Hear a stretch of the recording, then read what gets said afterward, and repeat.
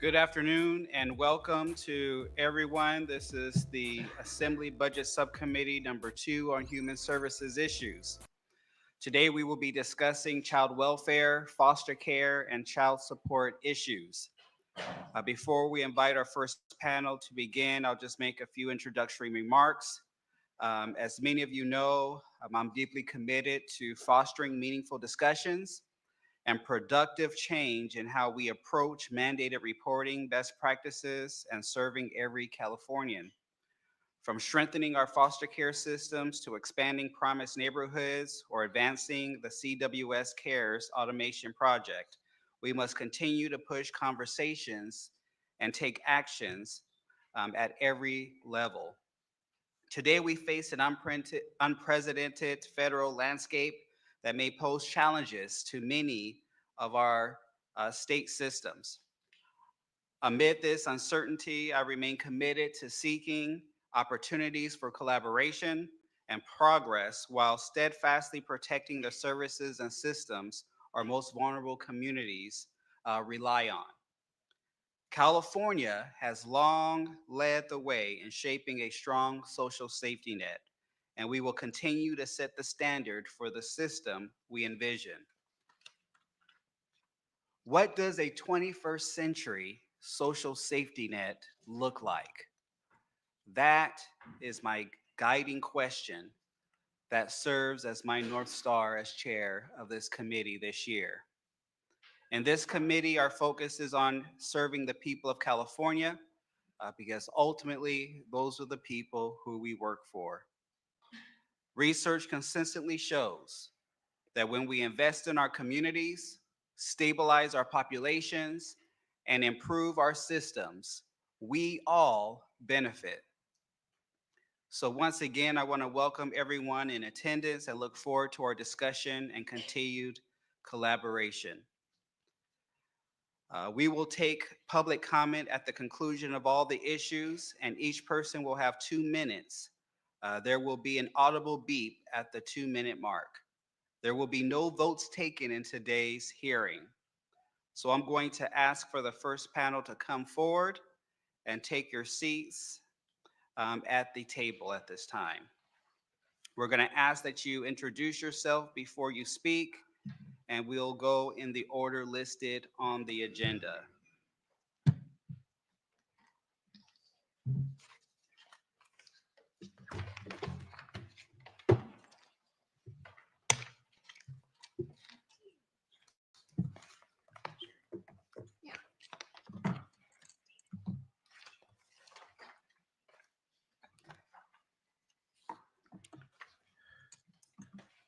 And Mr. De Leon, you may begin when you are ready. Thank you, Chair Jackson. My name is Roger De Leon Jr. And I also want to thank all the committee members for inviting me to share my experiences and perspectives today. Although I am one person with living expertise of the child welfare system, not just a part of that, but also victimized by the mandated reporting, I'm not here for myself. I'm here on behalf of the many voices that I've been able to help out throughout the years of service that I've done as a parent partner, as a minister in my community, as well as being a part of the task force. I want to also remind us all that there are many voices that, as I speak, I cannot bring every voice here, but knowing that in my speaking out, hear their voices as well. So I personally want to thank you for your leadership to help transform California's mandated reporting system. Just the fact that people are debating this topic and deeply exploring options and are trusting each other to do what is best for families is huge. Thank you for your platform. Thank you for the opportunity to be here to speak with you. And so, as I shared, I'm here for the many families that have come before me, but also hoping for the few that are coming behind me. And so within my experience, I have seen times when the system is used right, and that can help families.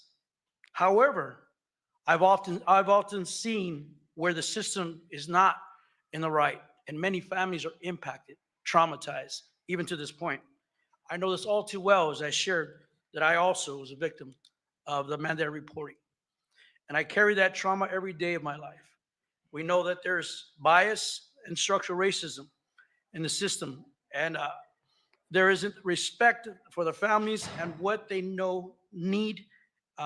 That's when families and children are hurt. So my first thing is, how best can the state support counties in establishing and maintaining this alternative response approach? I'm going to answer the question from a family's perspective. Just don't do it. I've been in the system for some time as a parent partner working behind the doors. And as I shared, I've seen many things. One of the things that I also saw was the system, unfortunately, hurting a lot of families. So the system, are trying to create solutions without the people who know what their solution is. The system doesn't have all the answers. The harm to children and families and the erosion of trust starts with the report. Why would you invest in a system when you can invest in a community? Why would you set up a shadow hotline that still takes reports, investigates reports, and captures people's names in the system? When you could put the investment into strengthening communities that can support children and families. Prevention is less costly financially to California and emotionally to families than intervention. We need to delink the Child Protective Services hotline and mandated reporting reform work. We are not saying the CPS hotline goes away. We know that we do need the CPS hotline. We are saying that mandated reporting reform, if done right and in the way of the task force has proposed it, its recommendations will safely decrease the number of unnecessary reports. Finally, does this reform capture the needed changes to ensure that we are not over-reporting cases, unduly causing trauma for families? This reform steps us in the right direction in many ways. That you again, Chair Jackson and committee members, for your thank you again for your leadership, specifically putting into statute a gold standard mandated reporting curriculum and corresponding training requirements and oversight is a significant action that will go a long way toward the addressing the racial bias that often that too often leads to over surveillance and over reporting of Black, African American, Native American, and Latino families. Being a professional trainer myself in the child welfare area, I've trained over 1,000 social workers in my career and many peers in the community, not to mention as a minister working with families in the community. And I realized one thing that comes to mind every single time, and I'm told that the system needs to do things differently. And this is an opportunity for us to take a step in a bold way in a direction to be able to do that. And we're looking once again to you, uh, Committee Jackson. That thing caught me off guard. I want to thank you for that, and just to let you know that trauma doesn't go away. We live with it every day of our lives. And I want to thank you and also leave with you that, we're in a step in the right direction. And if we can just continue looking forward in that way, working together, I believe that we can do something that we've been wanting to do for years, and that is create change. Thank you. Good afternoon. Thank you, Chair Jackson, committee members, and staff. My name is Dana Blackwell, Senior Director of California Strategic Consultation for Casey Family Programs. Thank you for the invitation to provide technical assistance on transforming mandated reporting in California. Casey's Family Programs is the nation's largest operating foundation focused on safely reducing the need for foster care in the United States. Our mission is to provide and improve and ultimately prevent the need for foster care. To this end, we are committed to using our resources to lift up data and evidence that will advance systems change to better serve children, youth, and families. Mandated reporting reform is taking root across the country. In fact, in December 2024, Casey convened 13 partner jurisdictions, including Colorado, New York, New Jersey, Texas, California, and others, to share their emerging learnings and best practices towards transforming mandated reporting. The harm to families and the call to examine practices that cause harm is being acknowledged and addressed across the country. We know that harm occurs when families who do not need CPS interventions are investigated or reported. Our leaders with lived experience like Roger continue to elevate this and encourage us to address the issue. Importantly, ensuring child safety is paramount in any system change effort. Created by the California Child Welfare Council in 2023, the mandated reporting to community supporting task force was the vehicle by which California examined what system change was required to reform our current mandated reporting system. As the co-chair of that task force alongside Roger, it was my honor to lead the work that led to a comprehensive set of recommendations that were unanimously approved by the council in September 2024. The task force recommendations were accompanied by a comprehensive report that was rooted in data and compelled by the stories of families impacted by the mandated reporting system. I want to center my comments on the numbers. Our current mandated reporting system has a nearly 90% failure rate.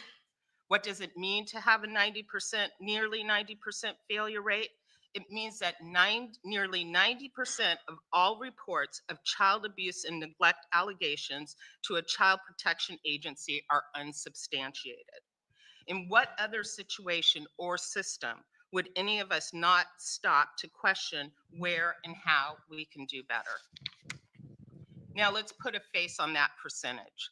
Of the 433,817 children and youth reported to Child Protective Services in California in 2023, 49,463 children and youth were determined to need the services of CPS to be safe. That means that 384,354 children and youth were exposed to the trauma of a report and possibly an investigation, with likely result of no additional supports or services being provided to youth and family. I want to be clear, unnecessary reporting is harmful to children, families, and community. It breaks trust, produces feelings of shame and anger, and pushes families away from the very help they need versus inviting them to move toward a community that has supports available for them. The harm and impact are even more severe for Black and Native families. 1 in 2 Black and Native American children are subjected to an investigation of child abuse before the age of 18. 1 in 2. Additionally, 45% of all children with an allegation of maltreatment are related to general neglect, an occurrence that can often be mitigated by community supports. We all want children and families to be able to access the tangible supports and ongoing services that they need, deserve, and want. But we need to consider what the harm of a report to CPS does to a child and caregiver, even if the intention is to assess what help is needed. As we stated in the task force report, for every $1,000 states spent per person in poverty, directly addressing financial stability, housing, and access to childcare and healthcare, there were tracked decreases. 43% decrease in reporting, 4% decrease in substantiations, 2.1 decrease in foster care placement, and 7.7% decrease in child fatalities. These data spotlight that reporting is not the only answer. We can do better than a nearly 90% failure rate. Training is a critical component to achieving precision in our mandated reporting system. Our current system of training lacks consistency in terms of content, frequency, and delivery. It is also true that not all mandated reporters are required to receive training of any kind. Establishing a standard training curriculum and training requirements that ensure that mandated reporting does not incentivize or encourage inappropriate referrals and separation from families is critical. Thank you for inviting us here today. Your commitment to children, families, and community, and Casey looks forward to being partners in this work and in future system transformation efforts. Thank you.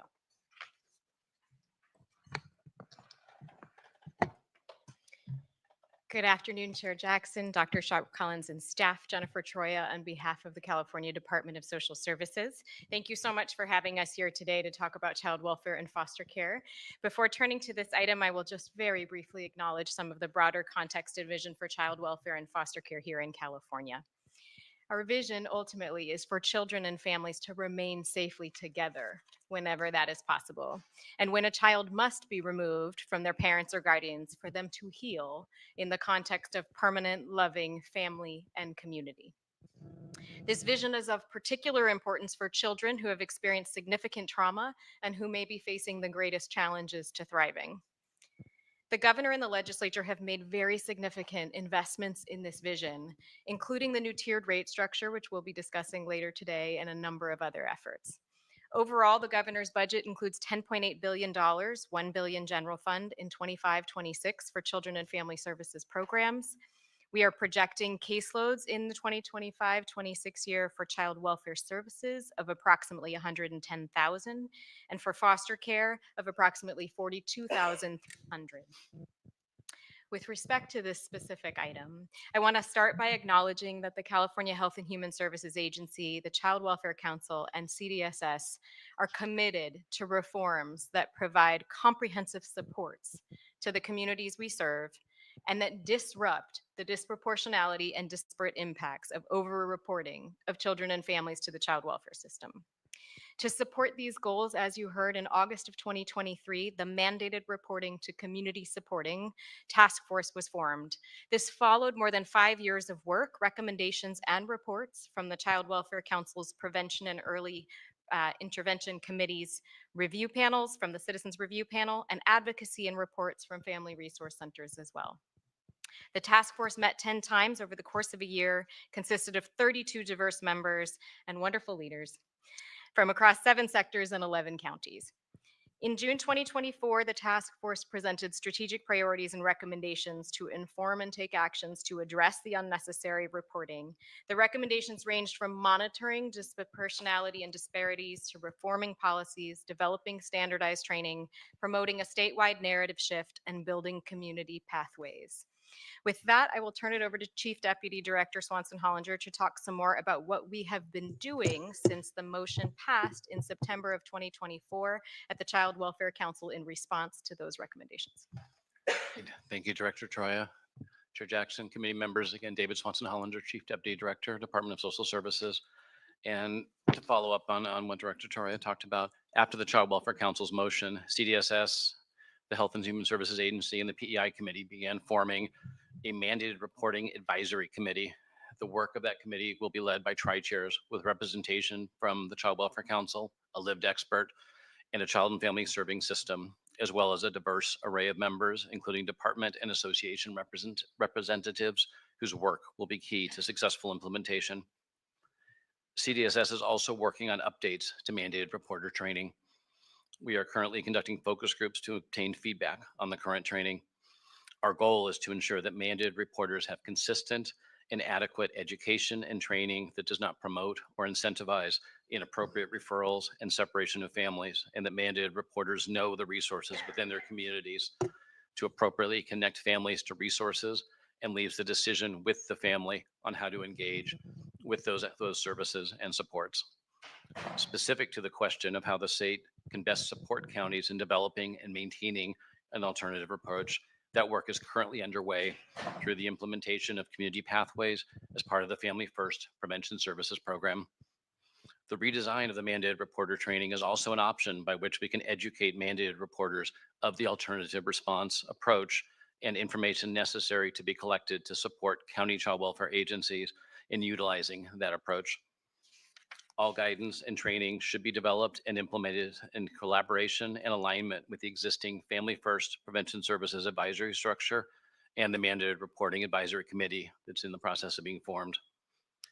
The state will also work with the Mandated Reporting Advisory Committee to assess the 49 categories of mandated reporters to determine if all categories are necessary to assure the safety of children and families. This is in alignment with the recommendations previously discussed from the mandated reporter to community supporting task force. We are committed to ensuring families are not over-reported and that there's a robust array of community supports in place to ensure that families can be served in their communities without the need for formal welfare involvement. As detailed, there's a lot of progress, a lot of work in progress to achieve these goals, and we are happy to provide additional technical assistance about additional reforms being proposed.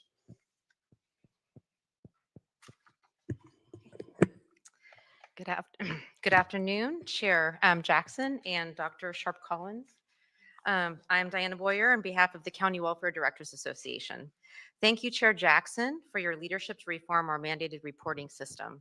We look forward to working with you, the legislature, administration, and stakeholders to implement the task force recommendations, which we supported as a member of the task force and the Child Welfare Council. CWDA and county child welfare agencies have long championed prevention work. We have seen a profound cultural shift in the child welfare system, from one emphasizing child protection to instead promoting abuse prevention. But this work has come in fits and starts, largely due to limited funding to build the kind of capacity needed to support families, a problem that exists to this day. Counties implemented what was known as a differential response approach in the early 2000s, only to have to severely curtail those efforts due to the Great Recession. We restarted our prevention work in 2018 by establishing a statewide prevention cabinet with CDSS to tackle the serious and persistent problem of disproportionality and disparities in the child welfare system. In 2001, we co-sponsored with Children Now a budget request for $100 million to implement the state's Family First Prevention Services program. And we were fortunate to have the legislature and administration support to expand that investment to $222.4 million in one-time funding. This was much needed seed money to begin to build capacity in prevention programming. Our state's collective efforts are yielding some success. In the year 2000, there were 108,000 children in the foster care system. As of October of 2024, there were 40,000 children in care.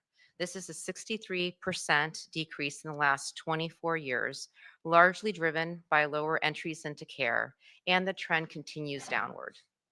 Because families of color and low-income families are more likely, as was noted, to be subject to an abuse investigation, we must continue to invest in efforts to reduce child poverty. Research shows that anti-poverty programs like CalWORKS and CalEITC are child abuse prevention programs.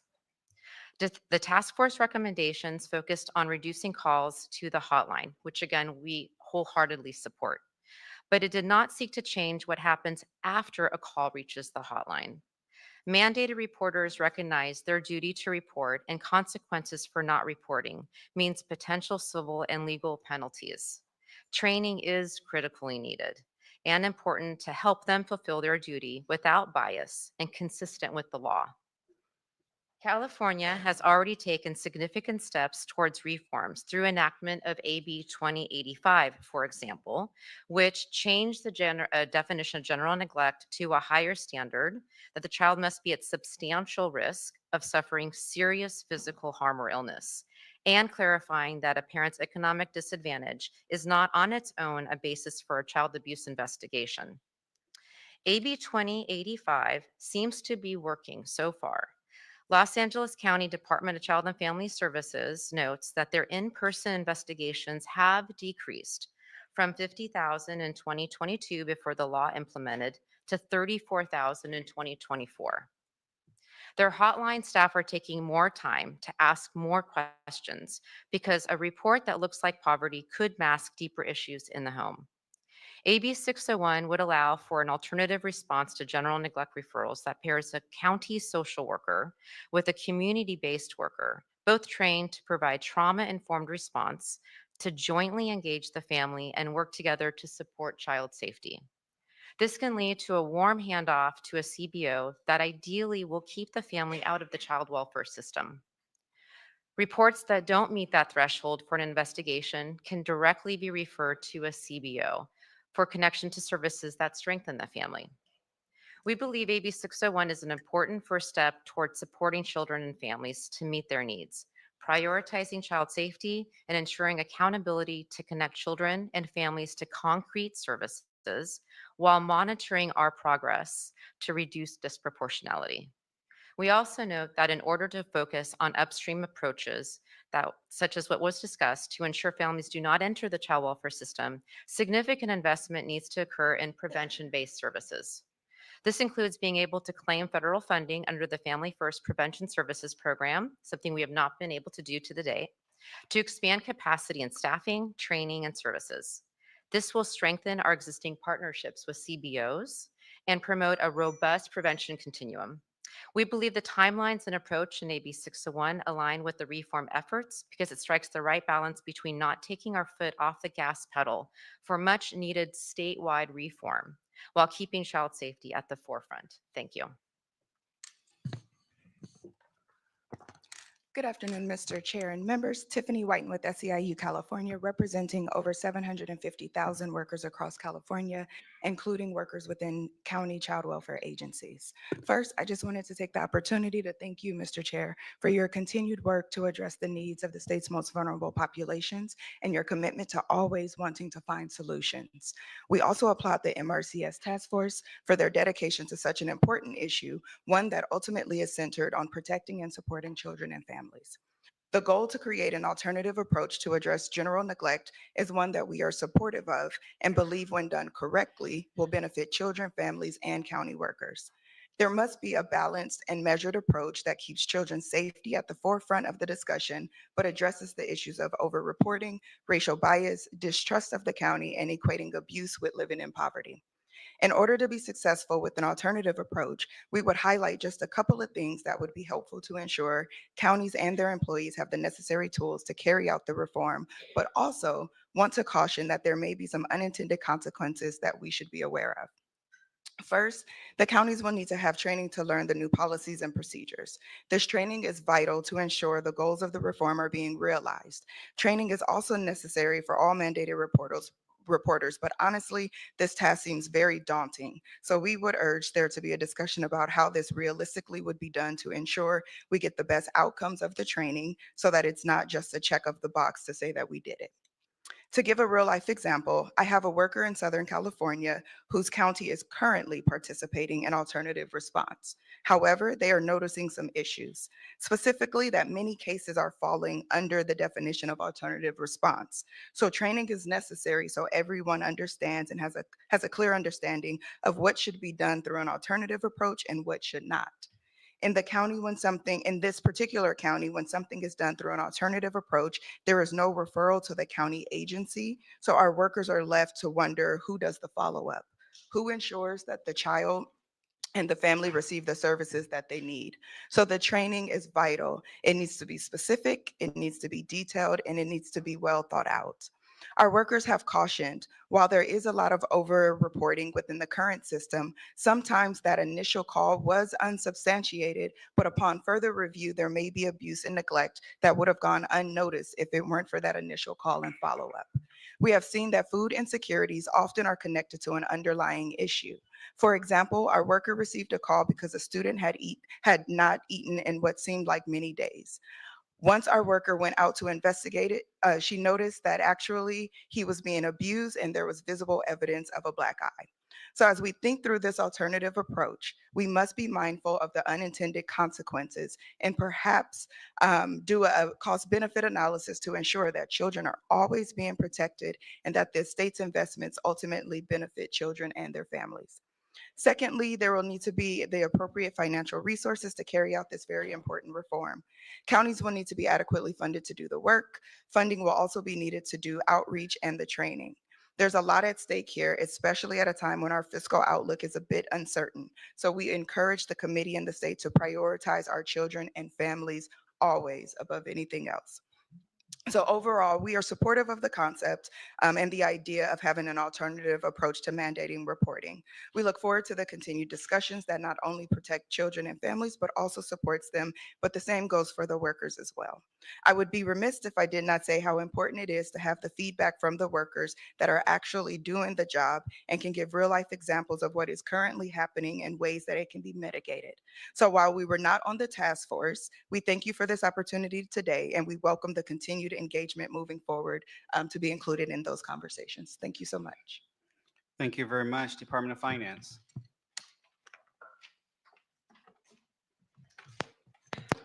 Chiacha, Department of Finance, just noting that this is not an administration proposal, so we do not have any comments at this time. Thank you. LAO? Thank you. Good afternoon, Chair Jackson and members. Angela Short with the Legislative Analyst Office. As noted in your agenda, last year our office published a report examining disproportionalities and disparities within the state's child welfare system. Within that report, one of the policy areas we focused on as a potential lever available to the legislature to address these disproportionalities was mandated reporting. In considering how the legislature and other state actors may wish to approach potential reforms related to mandated reporting, we suggested first the state could review policies and consider standardized trainings, particularly for the categories of the most frequent mandated reporters, such as teachers, law enforcement, and medical professionals. Related to training, we would also note that a number of counties, notably Humboldt County, Los Angeles County, San Diego County, either have implemented or are working to implement standardized decision-making tools for mandated reporters, which essentially would guide mandated reporters in a structured way to help them determine when a case rises to the statutory level of maltreatment versus when a case could be appropriate to divert to community supports. So we flagged that the legislature may be able to learn lessons from these early implementers of such tools and could consider, based on those findings, whether it could be appropriate to expand a similar initiative. Secondly, we also suggested the state could consider what mandated reporting reforms will be needed as the community pathway is implemented, as has been referenced by a number of other panelists today. This, of course, is the initiative that the state is opting to implement as part of the Family First Prevention Services Act, essentially allowing counties an option to refer eligible candidates to community-based services rather than through the formal child welfare system. Also has been noted by a number of panelists today. An important question around mandated reporting as well as the community pathway will be how to ensure that child safety continues to be prioritized and that cases truly meriting child welfare system level resources and responses are not unintentionally diverted. Accordingly, careful legislative language, including oversight and accountability mechanisms, will be needed in tandem with any such reforms. Finally, as it relates to the chair's specific proposal, we would just note we're happy to offer our technical assistance as needed. Thank you. Thank you very much. Any questions from members of the committee on this item? Seeing none, my first question is for the administration. My office has requested a scoring of this, particularly in regards to developing the training modules to be able to, do everything the current language is asking it to do. When should we expect that scoring? We are working on that estimate right now, and we'll send it for review through the administration likely next week, so you should have it very soon. Okay, thank you very much. Obviously, this is a very sensitive issue, literally because it is regarding some of our most sensitive populations. And the language that is currently in print really reflects a whole lot of listening. And from, to the best of my ability, to be able to try to find, I think, a balance that I believe the majority of folks would be able to support. But I wanted to have this panel to making sure that on record, advocates and all those involved have an opportunity to put their concerns on record, as well as their advice and recommendations on record as we go through this process. And certainly one of the things that I'm always concerned about, and just thinking about my own historical traumas that I carry with me, I always am trying to make sure that I'm balancing how do I prevent people, organizations, systems from hurting others the way I've been hurt, right? But at the same time, how do I make sure that I'm not allowing my traumas and biases to get in the way of progress that can actually be made, even though those same systems may actually can do some better good than what they've done with me. And I certainly understand some of the concerns. So I just want to first just ask our panelists a question. Number one, what part of the language do you like? And what part of the language are you concerned with? Who would like to go first?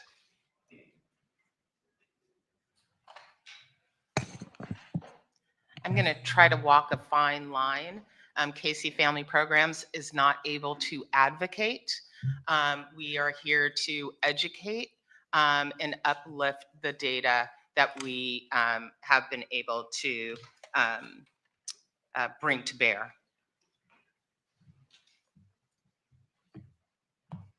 When you think about the investment in communities and the impact those investment have on the decrease of families that are brought to the attention of child welfare, including the decrease of child fatalities, you can see that investment in communities is has a great impact versus investment in expanding a system.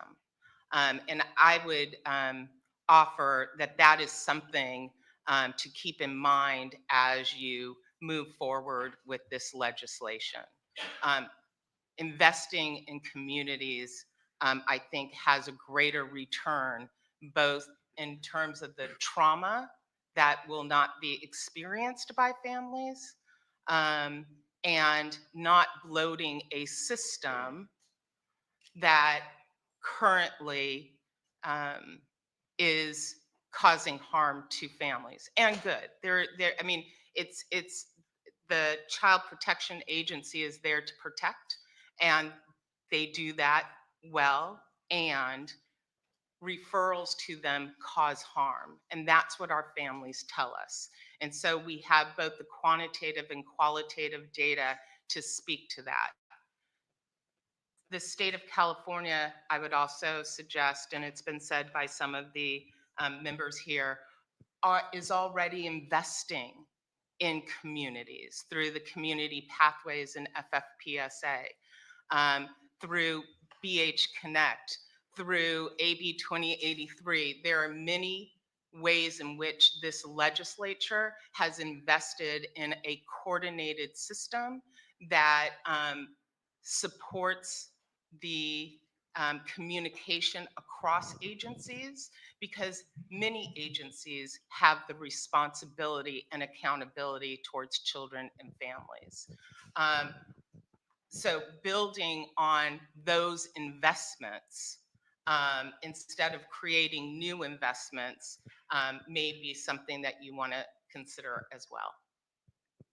You know, one of the things that I realized, and as I was debating this with my colleagues last year, is the number one, just given the sheer size of our state, that in many cases, there's some communities in my own district who have service deserts, Yes. meaning whether it's a child or a senior or anyone else, if they had a need, they would have to travel outside of their own community in order to fulfill that need, number one. So to create a system based upon those realities may be lacking. Secondly, even when there are community-based organizations, I used to run one before I got here. A good one, I might add. there is a lack of confidence that when a referral is made to a community-based organization, that they have the capacity and the expertise to be able to do it um, in a research-based, research-informed way, following best practices. How do we overcome those type of things? Because in many cases, it is the reality. Um, and then usually I'm told, well, then that means we're just going to have to pump a whole lot of money into community-based organizations to develop them up. And I'm still trying to keep some of these programs currently right now that are on life support that we'll be talking about in this agenda also. Man, we're talking about a couple of billion just for keeping what we do have. How do we overcome that? Any suggestions? So if I can respond to that. So first and foremost, respectfully, I see where child welfare is needed. I am not here to speak against it or abolish or anything like that. We know it's needed. The one thing that I've seen was the impact, that it's had, not just in my life years ago. Matter of fact, I did not get any resources. I was not giving anything. It was actually my church and my pastors that stepped in and really helped me and my wife get through it. Years later, I've seen some progress. There are things that has taken place. The one thing that I've seen also that does not get recognized is those faith-based community as well as community-based organizations that are not recognized by everyone else, but that the families trust. Right? So the one thing that's missing that I've seen throughout the years is, what do the families think? Families of the community who go to, whether it's, a park rec center without, the county involvement of that piece, just, or some organization that is out there that is doing the work. And they may not do it exactly the way that we look at things, right, through the system, as I've worked through the system and I understand that piece. But the outcomes to that, as of right now, I can even share for myself as a youth minister for the past 18 years working with juvenile probation. I don't have a system that's fully developed in a way that is traditional, but it has produced a different effect with the juveniles as well as their families. The approach is different. So what am I saying? What I'm saying is that we've been doing things for so long, looking at things so long, that we forgot to ask the families in the community, what is it that you feel that's needed? Because the work that I do, I don't get paid for, nor does my church organization get paid. We do it because it's a genuine love of our community. Have we gone down that road to look at who families go to for that support? If there's an organization or if there's a faith-based organization that's willing to step out, who is stepping out and doing that. As I shared with you, I'm also an assistant and so assistant minister. And so I've worked with families within my church who've come to me confidentially and shared with me that they're navigating the child welfare system. And because they knew that I worked for the child welfare system. I no longer do. I'm an independent contractor, but I still have the knowledge of understanding that. I still counsel them and have given them the ability to be able to navigate the system. We don't get paid for it. I do it because I'm an individual that has lived experience and I understand all too well that trauma. I may not understand the same thing that other families do, but I understand the trauma. I understand what it feels like to be lost, especially when the child welfare system is overwhelmed. I know that. We all know that, right? We all know that. The thing is that if we're pouring more money into the child welfare system with individuals who are overwhelmed, what are we doing to stop those families from coming in who don't need to. Now, I know we've seen some numbers and all that, but I've been in the community, sitting down face to face with families, and even with social workers as a trainer, where we've had conversations and they're overwhelmed. So no matter how much money we pour into it, the overwhelmingness is not going away. The families are still being traumatized, and they're not trusting. And this is why I say we have to look at things differently. Now, I throw have to as in my perspective, and I'm not forcing anyone. But if we don't look at things differently in our communities and really look at the families who are being impacted, when a county car pulls up, whether you have a social worker from the community and a social worker from an agency, trauma has begun. And what we see with those families is the reaction of that trauma. And a majority of the time, that's what gets reported, not the actual individual family. It's not to mention that if it's a continual calling. And so in order for us to really look at things differently, like I know some of the school districts are doing some things different that I've heard, where they're actually providing resources rather than calling in. They're doing things differently. I think it's time to start looking outward rather inward and seeing how we can meet the families where they're at and even allow them to tell us what is it that's missing.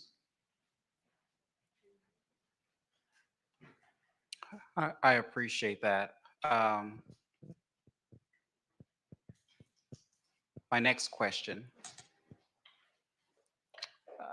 is if all we did this year was implement the training framework and requirement, is that a little step or a big step, in your opinion? That is a big step. That is a very big step. Any step that we take forward is a big step. Because we've been sitting here for many years, and I've heard this from others that have been here before me in this capacity of looking how we can transition and do things differently. And said the same thing, we're right back at the same place. When we have something that we're discussing right here, which the language I'm loving, it's a big step. And I'll tell you, the big step isn't just for our systems, it's for our families. Those of us with lived experience, we can't go backwards and change anything. That's not what I'm here for. I'm not here for me. I'm a man of faith. I've dealt with my situations. I'm here for the many families that are coming behind me, and even those who are being impacted today. Training is a big step forward in how we look at things to develop for the sake of the children that we're protecting, that we swore to protect, as well as their families that they need. Ms. Blackwell, little step or big step? Big step, Big step? big step. Currently, our training system is not consistent. Not all reporters are even trained or required to be trained. We don't have consistency in the understanding of what should be reported and what shouldn't be. It's a big step. It's a big step. SEIU, little step or big step?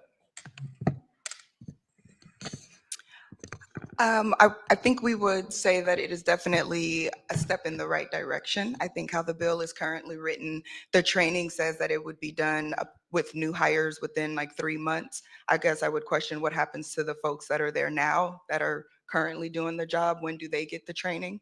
The bill currently states that the training would be done and placed online. Is that the best? I would question if that's the best approach to do the training.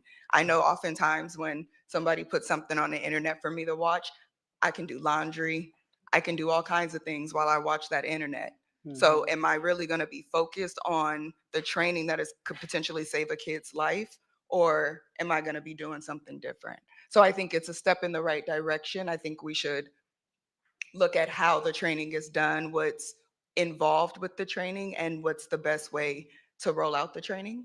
I think to your prior question about other concerns within the bill, related to CBOs, I think, we always have a concern of pouring money into CBOs and not getting the bang for our buck, if you will, for what we are putting into it. There is definitely a role for CBOs to be played. Our county workers have checks and balances and accountability. So we would just encourage that if we are going down the road and we're partnering with CBOs, that those CBOs also have checks and balances and accountability and standards, because they are dealing with our most vulnerable population within our state. And so are there that many CBOs across our state to do this? There might not be. There might be small counties where we don't have that ability. So I would just, again, question and ask for further discussion on what does that look like in Inyo? Like, what does that look like in a small county that may not have a CBO that has standards and checks and balances? What happens to the children in Inyo? So those would be the concerns that I would have, that we would have around the CBO portion of it. And those would just be the questions I think we would raise around the training. Yeah, I'm going to ask my office. I see my Michael here talking to everybody. But I want to make sure I'm only playing, relax. Number one, we do need to make sure that we clarify that training component, especially for those who are not new hires. Secondly, the intent of the internet-based training is not for it to be like a training that you go online to do, but the curriculum is available to download from the internet so that it can be Used in a. correct. Got it. Correct. Yes, I know that game too, girl. I'm just saying. And then we probably need to add language that talks about making sure that we have a train the trainer type component to it as well, now that I'm thinking about it, so that we can make sure that the training is done with the fidelity that is necessary. CDSS, little step, big step. And I mentioned this a bit in the comments. Our goal is definitely to move towards more consistent and adequate education, sufficient education that doesn't promote and incentivize inappropriate move into the child welfare system. So that is consistent with work that we're already starting to do within the department and moving forward. So we are looking for more consistency across training. CWDA. Yes, important step. Over the years of our changes in the mandated reporting law, all we have done really is to add entities that are required to report, rather than to give them the support they need to fulfill that important job in a way that does not harm families. So it is critically important to provide the training. We wholeheartedly support it. It is something that CWD is partnering with LA County on a bill we're co-sponsoring, AB 970, to implement and test what was shared earlier, which is both training combined with support for the mandated reporter to go through that decision, so that we are not getting that call at the hotline if it is not supposed to be coming to us. We can hold, I think, multiple things as true. We absolutely acknowledge the harm that has happened to children and families over the years as a child welfare system. We do good things, and there also has been harms. We have worked very hard and diligently to improve on our responses. It is critical to build, to the prior question, the community-based supports and services. It is also really critical that when those calls come to the hotline, because there always will be those calls to the hotline, because it's impossible to know every aspect of that individual's life. So it is important for us to not only train our staff and give them the skills to be much more trauma informed, at the same time working hand in hand with our community-based organizations to lift them up to this important role and task, and to ensure that we are supporting our CBOs and building out that continuum.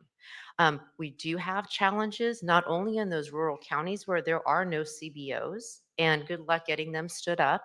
But we have not been able to fully maximize drawing down federal funding to build out the continuum.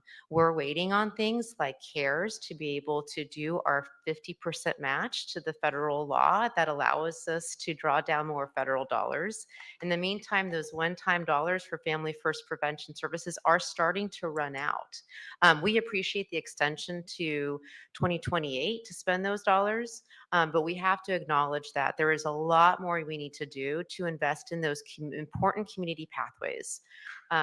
I would love for us to have fewer and fewer calls to the hotline. As a child welfare system, I'd love to just run myself out of a job.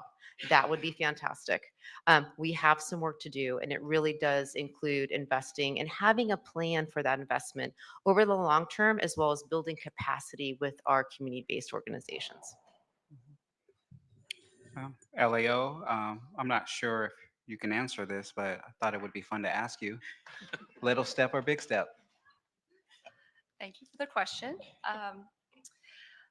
This is, mandated reporting and particularly training is an area that we highlighted within our previous work, which could be an important mechanism to help address the longstanding disparities that we see within our system.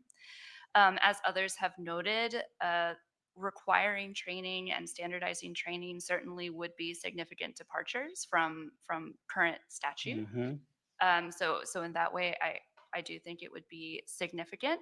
As others have noted, I think we would also emphasize, however, that of course effectiveness ultimately will depend on all of those implementation details.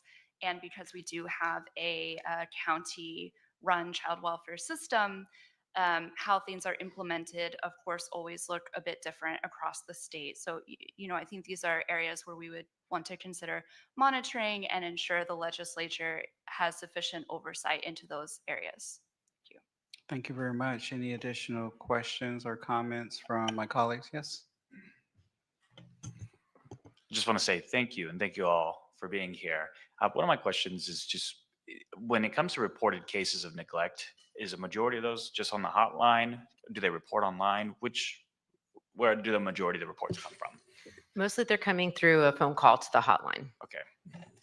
When it comes for the people on the reporting side, are there potentially education things that we can do for people who call in? This is something I'm familiar with, and I thank you that you bring up churches. I grew up in low-income housing. I was the product of a secret family, and so there were times often where some people would see that you have holes in your shoes, or you don't have clean clothes, or their ideals of neglect is different than having the lived experience and just being a child who grew up in, I didn't know any different. That are there potentially programs or things that we can look at for somebody reporting, this is what neglect looks like? Just trying to help, especially if 90% of the cases are actually deemed as neglect.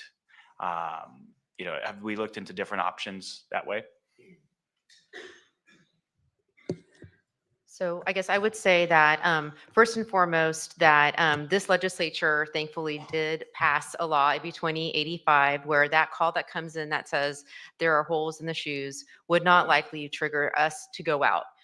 It needs to be a serious risk of injury for us to go out now, and poverty cannot be a determining factor. So that is where we really do need to rely on then, and we're about 30%, 30 counties, probably more than that, have some sort of a process now where when they get that call, they are referring it to an outside agency to do some follow-up. Or or giving that information to the mandated reporter to say, hey, why don't you pass along this information to the family, or even sending a letter to that family to say, hey, this is something we've heard. Here are some community resources that you might want to reach out to obtain some additional assistance. So there are a number of ways that our hotlines are engaging families to ensure that if it's not going to meet our investigation threshold, that we're still trying to connect them upstream so that we don't get that second call. And the data shows for some counties that are doing this that we are likely to not get a repeat call when we do that. So it does really work when we invest in these community services. Do we have any where somebody can, if they want to investigate further, they really want to make sure that they're doing their due diligence of what is identifying neglect. On the website, can they find an area that informs them of, what is legal, what's not legal, anything like that? DSS does have some mandated reporting training that's been available to mandated reporters, but as the task force found, it's not enough. And so we could do a better job of that. Thank you. I just had a comment, please excuse my voice. But I wanted to thank the chair for making this a priority. It is really appreciated, and I appreciate all of you guys coming in today and adding a little bit more to this particular topic as well. Hearing about training and also reform, that's something that is extremely important, but also, as you guys stated, keeping families together is another area that we need to continue to do better at. And community support is also critical. It is extremely critical as we continue to work to understand different people's cultures and different people's experiences. And that's too often what our policies sometimes forget. It's about the whole diversity side of things. And there's no one size fit all approach to how we do this work. And Roger, is that your name? Thank you. I wanted to highlight something from what you said that reminds me of something that I used to say to people when I was doing my trainings, when I was working for the county office of ed. You were saying that, people don't always come to you, come to our communities and ask these questions. And I've always told them, one thing you do when you go into a room, one, stop jumping to problem solve, be an ear. But I would always say, ask the question, what is it about you that you wish I knew? And just sit in it. You will learn and hear everything you need to know, because that's one way of gaining trust. And that's important to do this work, is to gain the trust of so many people. And if it's not just the individual, ask the community itself, what is it that you wish I knew? And that can help you understand as we continue to plan out and identify different tracking mechanisms and reporting mechanisms, because now we have understanding and clarity of what things are like, culture to culture, families to families. And that's important. So thank you for highlighting that, because it brought that back to me again of why I would tell people, ask a question and stop being quick to have a response for them. Listen to that and you will learn. And I can help inform the work that we're going to do. So thank you all so much. I want to thank this panel so much for this engaging conversation. I think the public deserved to make sure that we had it. We will all continue to engage in our process to find out what the final language will look like. But again, thank you very much. A lot more conversations to have, but certainly a conversation worth having. Thank you all very much. Thank you.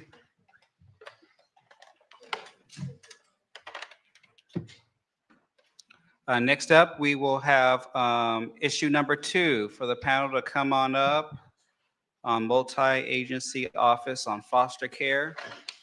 And while they come up, this is a proposal to establish the foster care multi-agency office within the California Health and Human Services Agency to improve foster care placement, stability, and access to comprehensive health care, including mental health services.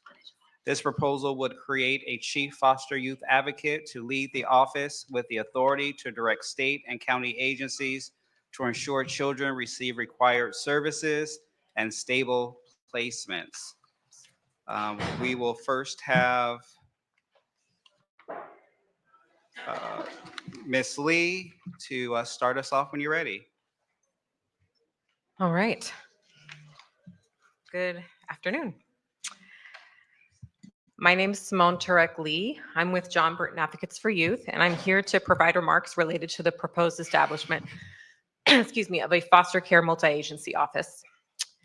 California has no shortage of state laws related to child welfare that ensure young people have access to resources to meet their basic needs and to thrive. It's clear what our state's vision is for children and youth who are brought into our foster care system. And we're continuing to see reform that's increasingly responsive to what youth are saying they need. However, with a county-based child welfare system in a state with 58 different counties, state guidance and coordination are critical if we want our state's laws to be implemented consistently, statewide, in line with their intent. This is particularly true when these laws necessitate collaboration across different public agencies, or and especially when the child welfare system is reliant upon an entirely separate system to achieve its goals. Extended foster care provides great context for this. When California extended foster care to age 21, it unknowingly opened Pandora's box to adult systems. We now have legal adults in foster care who are pursuing a post-secondary education, filing taxes, navigating the housing market, becoming parents at a higher rate than they were as minors. All of these activities require effort that goes beyond the child welfare system, some of it, frankly, outside the scope of child welfare, but nonetheless absolutely necessary. A foster care multi-agency office would ideally have the ability and authority to direct public agencies outside of the foster care system to play their role as it relates to the needs of foster youth and related mandates. One specific example I'll share to illustrate this is in the area of reproductive and sexual health. In 2017, several provisions of the California Foster Youth Sexual Health Education Act were included in SB 89.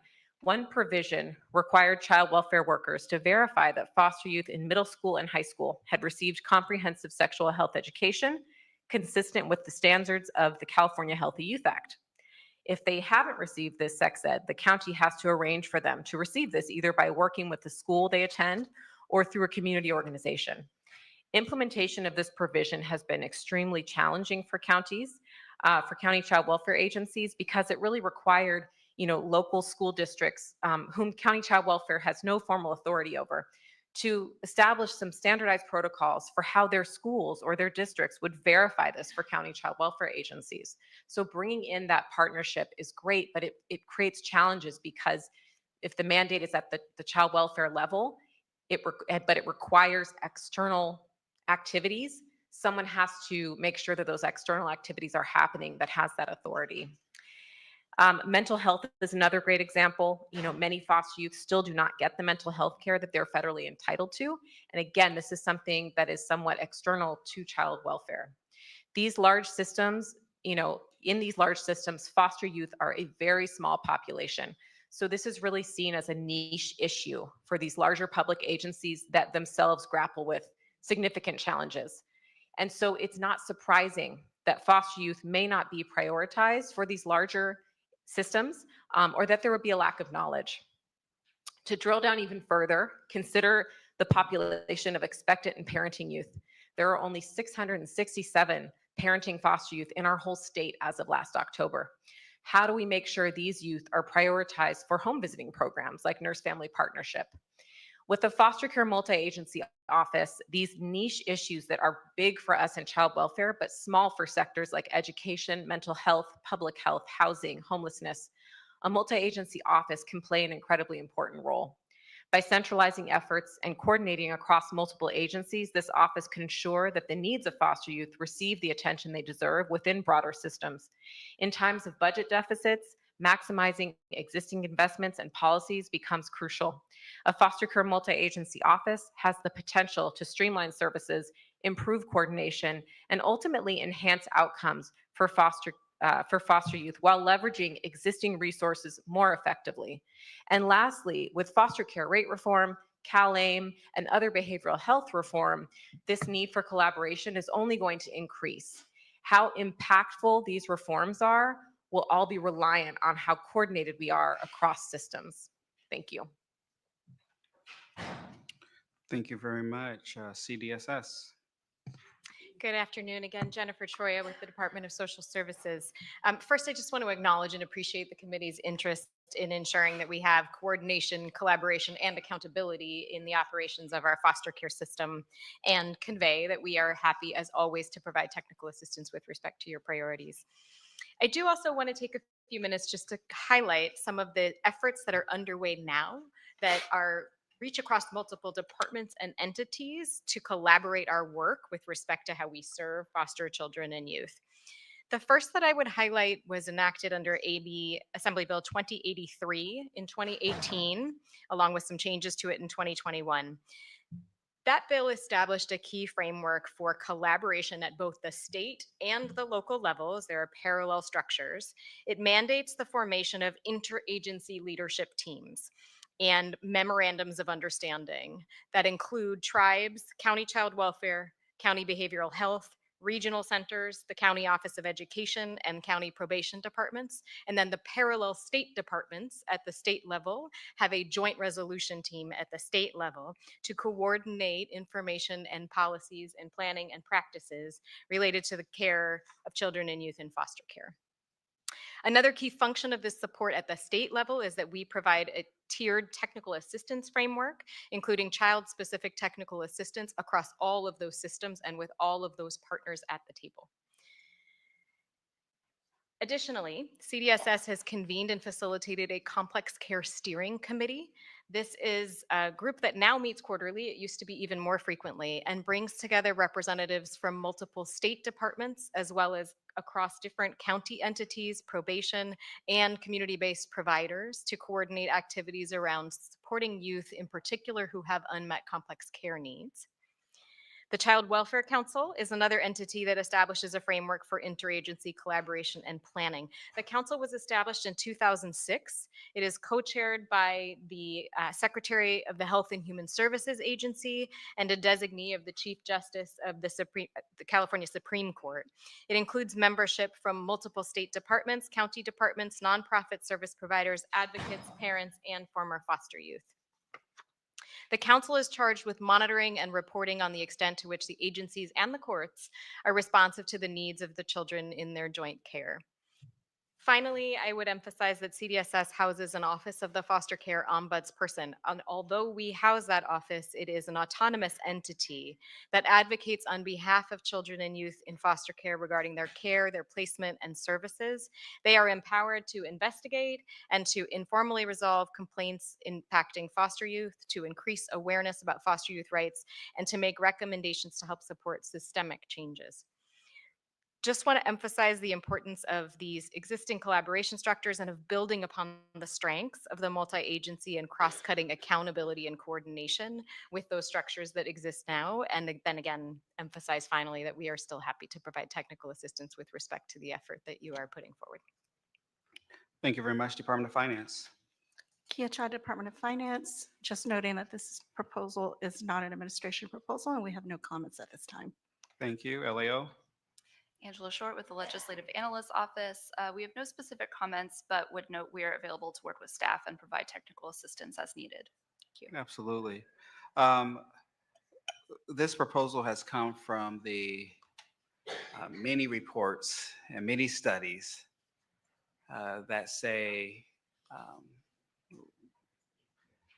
many things, but one of the central things that keeps being repeated is that there are multiple departments and agencies that serve the same person, but yet they do not talk to each other and coordinate to ensure that there are individualized and timely services to these young people. I've said it before and I'll say it again. California should be ashamed of how it is treating and taking care of these children. If many of our families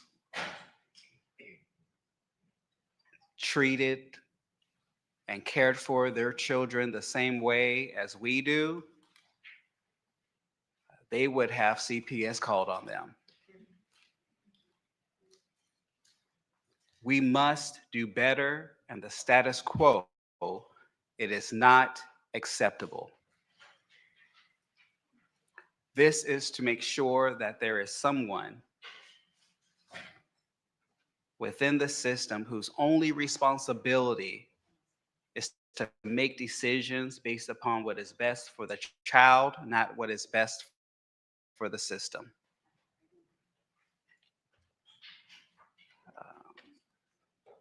And I'm very, very passionate about ensuring that we get there. I believe we had this language scored last year, and I believe we have an updated score on that, or we will be getting one. But I think the most important part is that we must continue to find ways to make sure that we dust off those reports and we put them into action. That is what we have to do. I was fortunate enough, Director, to work out this language with your predecessor, who has been a great partner, and um, you're not skipping a beat in terms of our level of communication and your passion for this issue and the many issues of your department. And so I look forward to working with you and continue to working with the advocates to continue to make progress on this. These young people do not have the high paid lobbyists like other subjects and other people do. They don't have government relations people. They don't have all the things that it takes to sometimes get our attention. But they do have this committee, and we intend to deliver. Any questions or comments from colleagues at this time? Yep. Thank you, Mr. Chair. I want to echo the statements made by Chair Jackson. I too feel very passionately about this issue, and I do think it's quite shameful the way where we've ended up in this situation. I'm heartened to hear and in full support of creating this accountability in this position. I guess, although I just, you know, the main questions I have are about sort of implementation of this position itself, because in my brief time in government, it seems that when we do want to create these positions, because we're trying to address this need, because our bureaucracy is not, as you said, there's no coordinating body mandating and forcing these kinds of interactions. I can already tell you what the next step is going to be, which is we're going to spend the next several years devolving into making sure we empower this position, that we have further oversight of this position to coordinate with the rest of the social service agencies and the counties. We're going to need to fund this position more so they coordinate. So my concern is absolutely that this position is needed, but I guess I just would ask some of the representatives here today how you see this position being able to effectively move the bureaucracy so that this is empowered to actually make and effectuate the change we want to see, rather than we're just going to create another position in government and ask them to coordinate, or is this position actually going to be empowered to do that? Because I just want to be cautious about making sort of performative statements and creating positions that they're not set up for success, because in theory they have this position that we care about, we want them to address these issues, but if we're not funding it properly, if we're not clarifying their authority, oftentimes, which is true, it will take years and years and years to see the results that I know this committee would like to see and what so many advocates would like to see. So I guess I just would like a little bit more clarity of, wanting to see if this position is actually empowered to have that authority, because as I understand it, creating the position is great. It's gonna force more conversations, but I think we're at the point where we need the position and the entire government administration to move, and creating a position or a department without the proper funding and the proper authority is not setting it up for success. Mhm.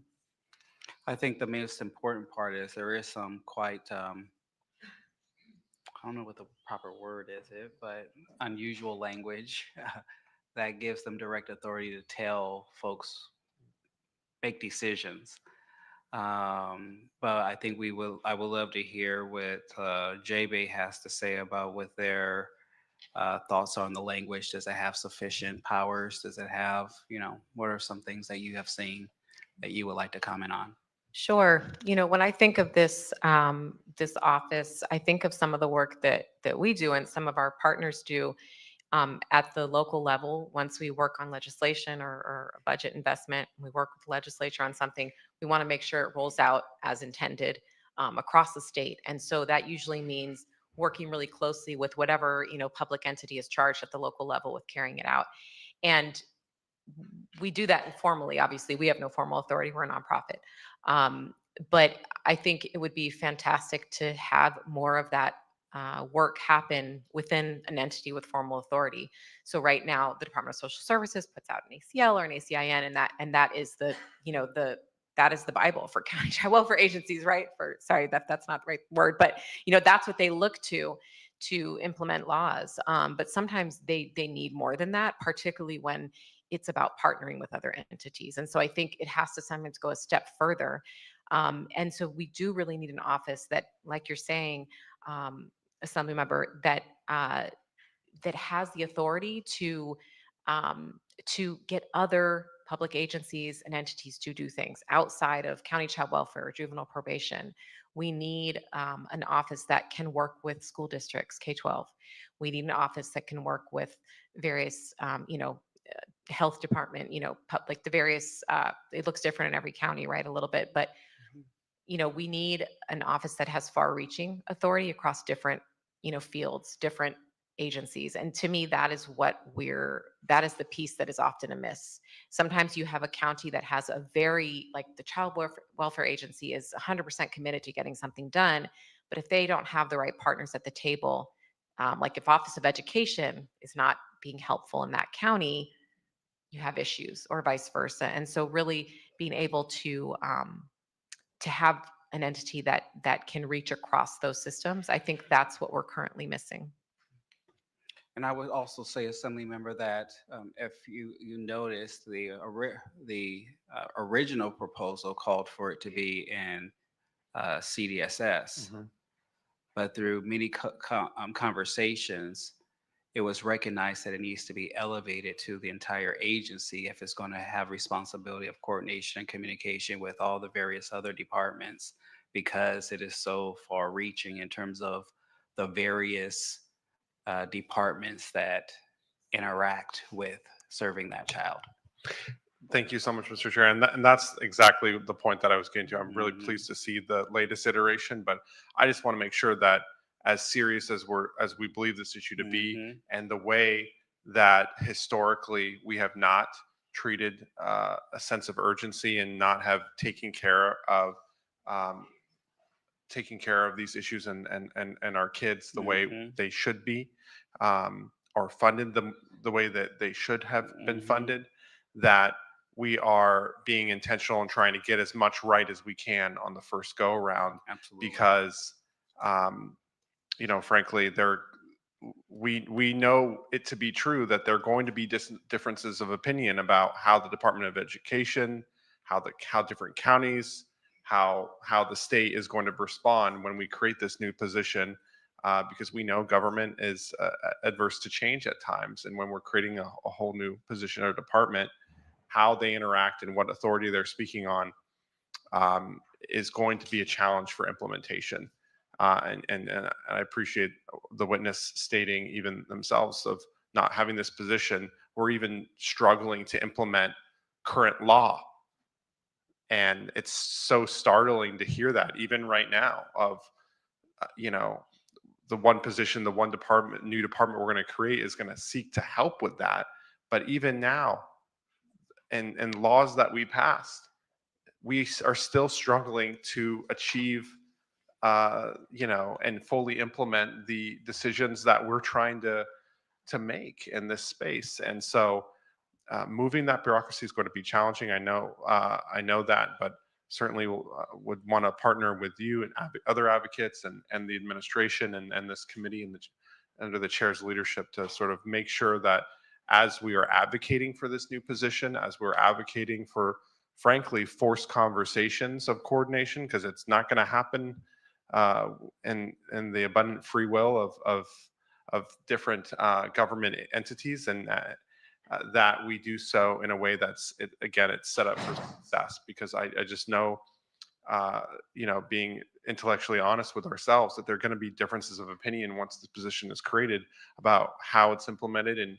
And I just want to make sure that we're not coming back to this committee a few years later if we get this through, and we're going to have to do cleanup language. We're going to have to invest more authority or more money because we know what will happen, which is there'll be resistance or there's less clarity on the authority outside of, we just want you to coordinate better and employ someone to coordinate. That's just not going to cut it. We need to have this position have real teeth so that when it's created, they're set up for success. Thank you so much for that, Assemblyman, and we'll make sure that we also send you the language as well, so we can make sure if you have any amendments you would like to make, we'll make sure that we have those included. Any additional? Yep. Thank you, Mr. Chair. So I come from the county level recently, and I've done some work with the Foster Care Oversight Committee, which is appointed by the local board. And one of the questions I want is what are some of the reporting coordination, or if there are any like state mandates towards the local level to report back to the states for, whether it's DSS working together, DBH, what have we seen out there? Because one of my fears is that we create duplicity on, what layers are out there. And so, but I also share the same sentiment that Assemblyman Aaron's shares as well, is that we could potentially create another position and it adds an additional layer, but it doesn't solve what we're looking for. Are there examples out there that actually show where coordination has worked either on the local level, and maybe sometimes it may seem that mandatory reporting to the state, we can actually take a look into that without always creating another layer? Because again, one of my fears as well is with the budget issues that we've seen, and with what we've heard a little bit, is that they haven't allocated any dollars, and there's not much to comment on that part. But my worries is, we hire to fire sometimes, especially when we see a little bit of a downturn in the economy. And I want to avoid that, especially if we're creating a position that needs teeth to take care of those who are most disadvantaged. Go ahead. I'll start and you can add. With respect to a few things, in terms of accountability, I would highlight the Children and Family Services review process. So this is a federally mandated system. We in California have also added to it with a California CFSR that has additional measures. And this is our main method of measuring performance within the child welfare system. There's a wide variety of data that is reported by each county related to each of the cases that they oversee. That data is publicly available on UC Berkeley's website, and also is used to report to both the federal government and for our purposes on both process and outcome measures for how are our children doing, what do we know about each of the cases, where do they live, how frequently do they move, what are the outcomes they're experiencing. So there's a very robust array of outcome measures that are currently reported between the counties and the state and the federal government.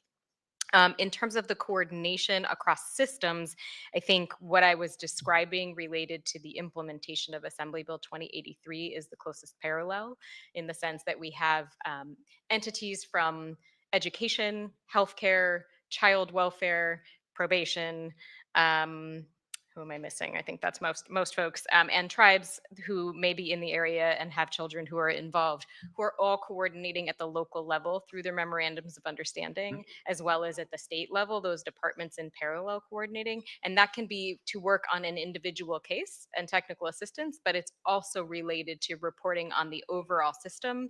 And there are a number of required reports related to gaps in the system. And then to the point that you raised, we have citizens oversight panels where certainly there's additional perspectives that are provided from the community. So there are, within the foster care system, there is a wide variety of ways that we are assessing outcomes and receiving reporting relating to how youth are doing. If you want to add, please feel free, but those were the ones that jumped to mind for me in response to your question. So in that, with this new position, what would it do to streamline and connect all of those agencies, especially if we already have a federal reporting, mandated reporting on the state level, and citizen oversight? I'm just trying to figure out where this solves or takes the next step for modernization? Is that what it is where I'm trying to figure out. And I need to review the language as well, even more. So that way, again, we can see, just looking to avoid layers of duplicity. I mean, I think to answer the question you just asked, and of course, this is right now an idea, a proposal, and it could mean probably a lot of different things in, months down the line. But I think the way that I've envisioned what the language that I've reviewed is not creating new data systems, but the reality is we have a lot of data, and like some of our laws, I think we could be doing better with the data we're reporting. We've even in the last decade, we have new data systems that now share across, like we have we look at homelessness data. We draw from the federal homelessness data system. We now have a state one. There was talk of bringing in other data, right, from other systems to that, so we can compare who is experiencing homelessness, what are the demographics of those individuals, what other systems do they touch. We also have data on how many foster youth are at post-secondary education. We know about course completion. We have a lot of data. I think the question is, how do we use that data? For example, a newer report that we have that we are supposed to get annually from the legislature, and I think we're on year 2 or 3 of this, is back related to reproductive and sexual health, just to kind of stem from my example, that reports on outcomes for young people across those areas. So we look at how are they doing, how are foster youth doing that have experienced pregnancy with prenatal care and STDs and all sorts of other really critical outcomes. We learned a lot from the first data report that CDSS put out. And from that report, we should take action, right? We need to look at where we're not doing well and figure out why.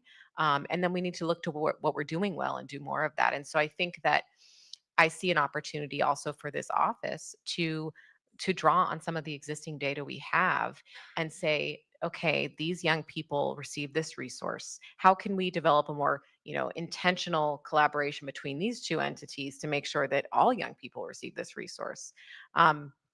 I would hope that this office would be able to look at the laws on the books and say, where there are implementation gaps due to challenges with collaboration and coordination, they could come in and play a role. And with any new laws coming down, because like we've kind of discussed, I think if we pass no more laws, we'd have our hands full with just maximizing what's currently there that we're not fully tapping into. But yet there will continue to be new laws every year. The department knows well, and the counties know well, every year there's new mandates rolling out that they then have to figure out. So I think there's a lot this office could do, even with just existing data and existing laws, to make young people's experience better. Thank you. It's just the part that seems somewhat confusing is that DSS or the Department of Behavioral Health, it's more, I would say that they understand a lot of, and I support the local level a lot because again, they know the general community fairly closely. It's just, I'm trying to understand in the sense of this would be streamlining it more to the state level to then help the individuals at the local level work closer together to implement those type of laws. And that's what I'm trying to figure out is, again, is this another layer on top of what DSS is already supposed to do, what DBH is supposed to do, what our county offices are supposed to do, and now we're creating a larger one at the state level to then go back and ask them to work together again? Well, I think what happens is DSS gives, frankly, right marching orders to, say, county child welfare. We need their counterparts in other agencies or other departments to give their marching orders to at the local level to all of those departments. And so I think that, every agency is going to send marching orders to their local counterparts based on the things that are in their camp. And I think that we have to do more to look at maybe not what's not in our camp, but where we're implicated. So again, I'll stick with my example here. We need response from school districts and schools on making sure that foster youth receive comprehensive sexual health education. They're missing it because they're missing school and There's a whole bunch of reasons, but we need not just county child welfare to have that on their radar. We need the districts. And so that obviously that's not going to come from Department of Social Services. That's maybe going to come from education, right? So just thinking about how I think at the state level, having those entities use whatever communication format they do to provide guidance to their local, counterparts for issues related to foster youth. I would also say, Assemblyman, that um, when you read the Assembly has a great blue ribbon report as well that was done a few years ago.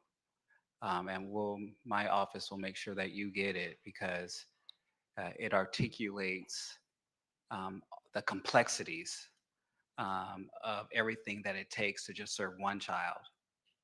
Department of Education, then you have the CDSS, and then you have healthcare services, and then you have behavioral health. You have all these different ones, and it all comes to the conclusion that we could do better if they talked better together. And what is the mechanism to be able to do that? I would also encourage all my colleagues, if you have a Netflix account, to watch the Trials of Gabriel Fernandez, that talks about what happens when systems fail children. And in many cases, what you will see when you conclude, when you watch it, is that too many times systems protect themselves instead of protecting the clients. I mean, this is not blanket. I don't want to get all these emails and stuff. Relax. but it's true. And so the goal here is to create a disruption to help to ensure that we do ensure more coordination, that we do have someone whose only responsibility is to look out for what is best for the child and not the system, with additional responsibility to come back and ask the legislature, what additional powers do you need to do your job effectively? What additional pieces of legislation that needs to be done? What additional monies do we need to allocate to making sure that we're doing right by the kids that are literally our kids as a state, right? And so I think that this is very complex, but I think at the same time, it's worth the complexity as we still try to get this right, right? And so we'll also make sure you get the language, and then if you have additional recommendations, of course, I think this is the appropriate time to do so. Any additional questions? Thank you. Yes. And just last one, especially on the top of making sure that the services are provided and where we're looking at Mhm.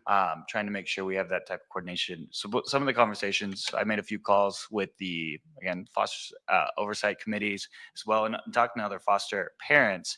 And one of their main difficulties that they've shared with me is that it's the, really specifically related to Medi-Cal, and then the access to doctors and treatment, and trying to make sure that the wait times are, and again, when they're seeing so many children as well, has really been heavy on them. Does this committee, what would be potentially one of the portions, and where could it help with some of the parents that are looking at finding either additional services to make sure that their kids can get access to doctors, trying to figure out where does it help a situation like that when they're trying to wait and utilize the services, medical services for their kids? I mean, I know the language references health specifically. I don't know that there is an answer to that question at this time, if it's fleshed out enough to know that this is exactly what it would do. But I know that in the language, health is a specific component that is mentioned. So I think that if that's something to flag, that's something to look at and see if there is an opportunity to do that.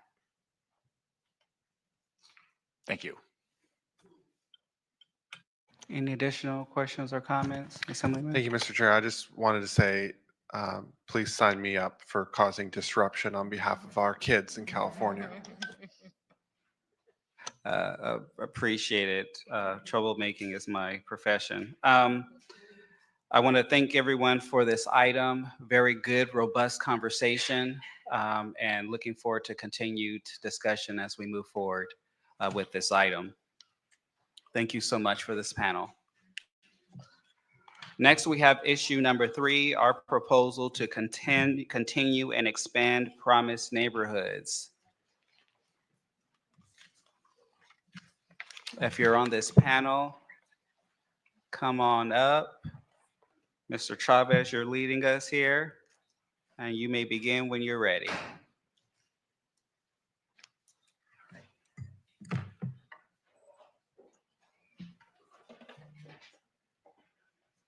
All right. Good afternoon, Chair Jackson and members of the committee. My name is Edgar Chavez, and I am the Executive Director of Hayward Promise Neighborhoods. I was here just 1 year ago testifying on an issue that is more urgent than ever. As a grandchild of farm workers and growing up as an immigrant child in a mixed status family in the 90s, I know what's at stake right now. Today, I also speak on behalf of more than a dozen California place-based initiatives from Del Norte County to San Isidro in the south, from Monterey's coast to Fresno's Valley. Thanks to the $13.5 million investment funded by Governor Newsom and the legislature administered by the California Department of Social Services, in 2 years, 4 state-supported Promise Neighborhoods have served over 73,000 children, 57,000 adults through comprehensive services in schools, childcare, and community settings. In just 2 years, we've seen dramatic improvements, including a decline in chronic absenteeism by up to 30 percentage points and a rise in high school graduation rates with a notable 5% increase in Chula Vista. Specific achievements in our communities underscore the breadth of our impact. In Hayward, there have been 184% increase in families accessing food and a significant reduction in food insecurity. In San Francisco's Mission District, 23 families now have affordable housing. And in Corning, nearly 2,000 therapy sessions have been held to bolster K-12 mental health. Our collective efforts align diverse stakeholders, including nonprofits, tribes, universities, to implement evidence-based practices. Studies such as by the Wilder Institute have shown that every dollar invested in programs like ours yield over $6 in societal benefits, from higher earnings to reduced crime and health costs. However, despite efforts to attract diverse funding sources, our networks face a severe funding crisis. The potential fiscal cliff we and other 3 Promise Neighborhoods face annually threaten 55 vital roles within the California Promise Neighborhoods Network, organizations and services to 130,000 of the most vulnerable children and families across California.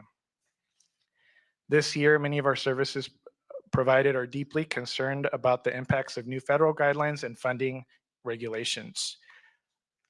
I did not come here to promote new programs. Instead, I urge us to continue investing in enhanced coordination, collaboration, and collective care strategies at the neighborhood level.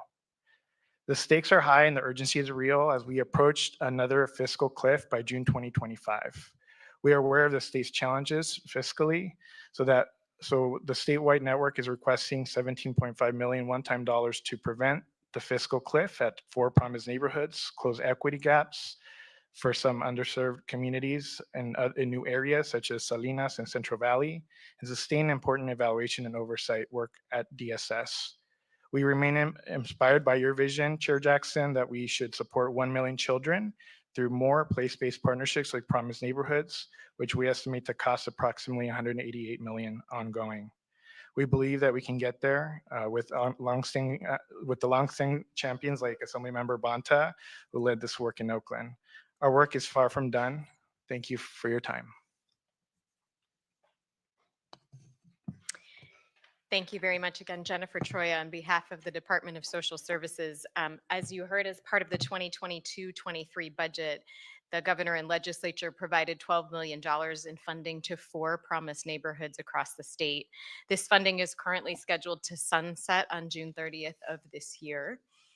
The promised neighborhoods, as you also heard from Mr. Chavez, provide place-based and multi-generational strategies to saturate target communities with early childhood education, K-12 academic support, college and career readiness, and family supportive services.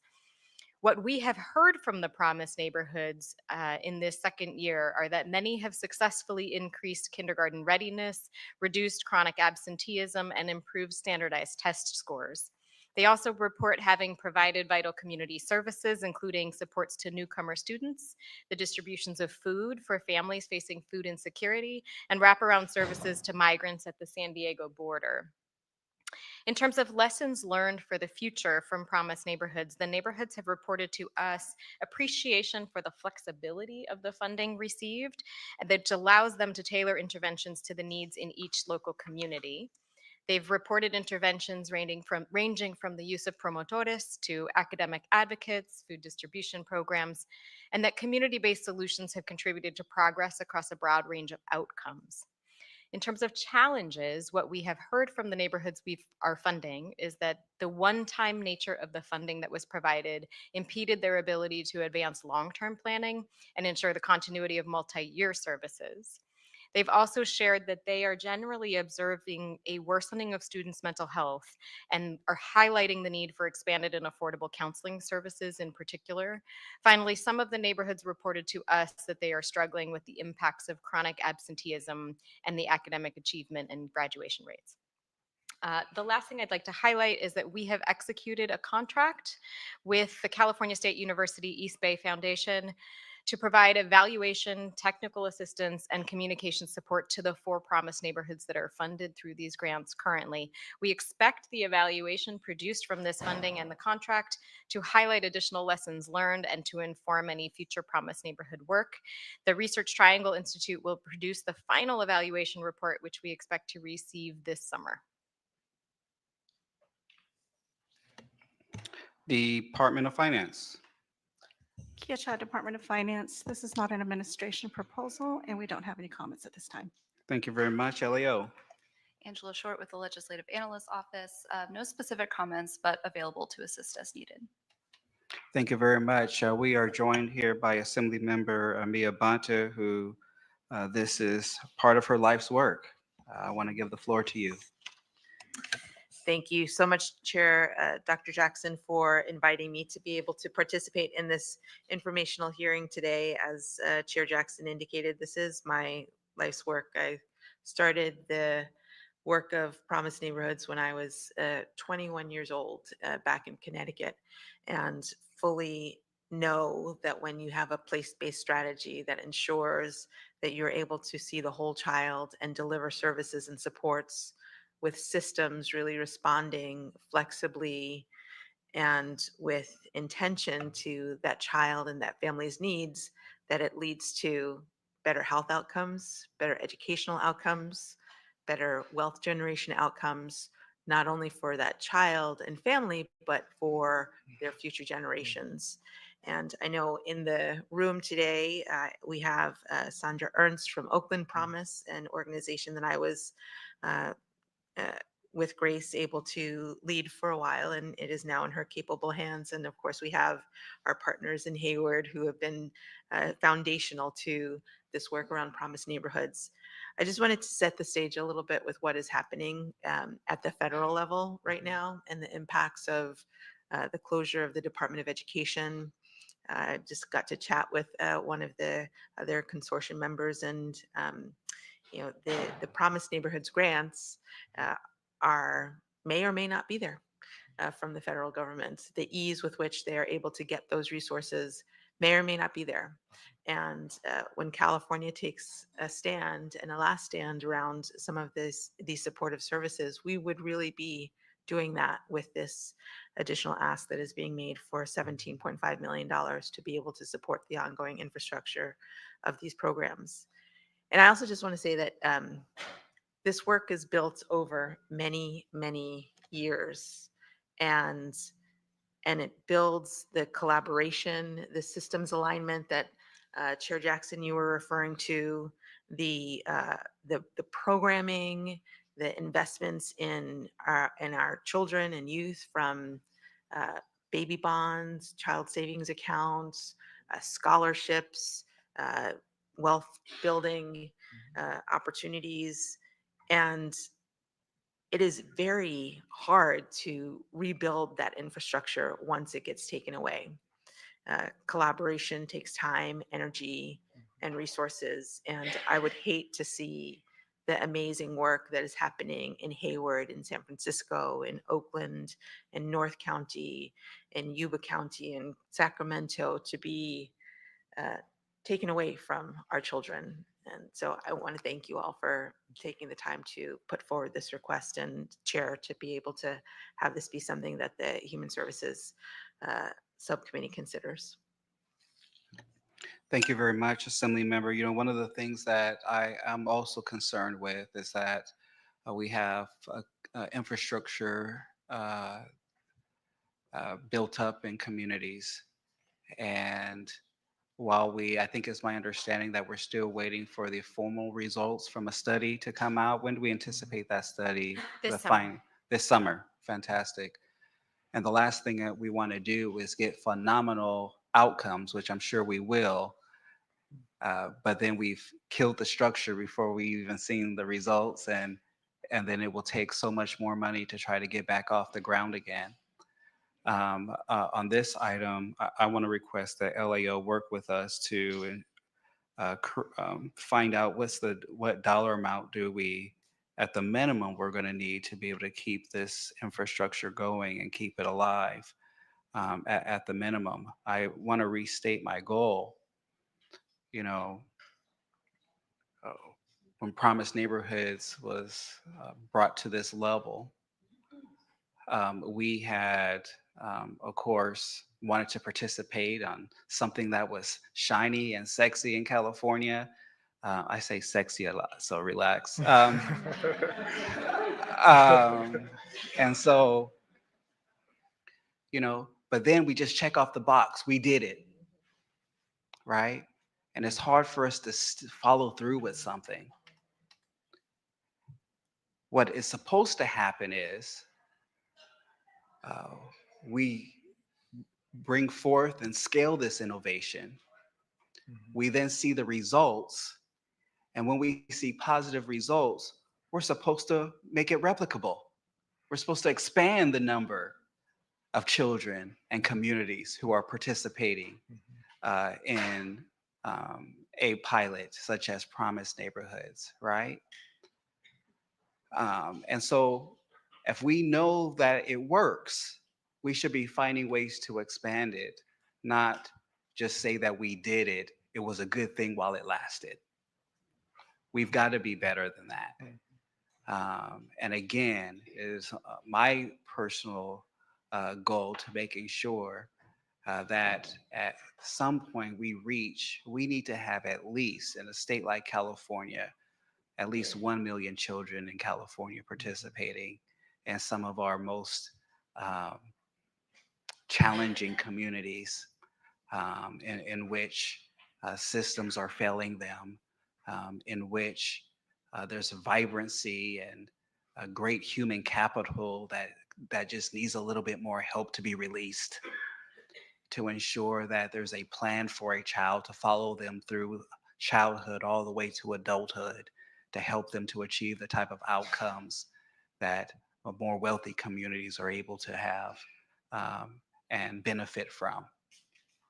I think my question is also, though, is what have been some some sustainability efforts that have been done to try to ensure, like times like these, when an administration is no longer proposing additional funds, what has been done to be able to create your own self-sufficiency?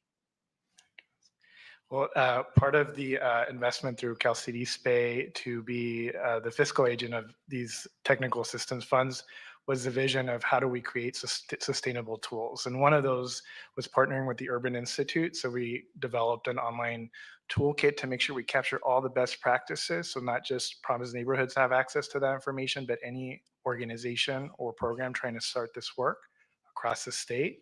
Of course, we have our evaluation work to really understand what is the data needed to make sense of collective support systems for children.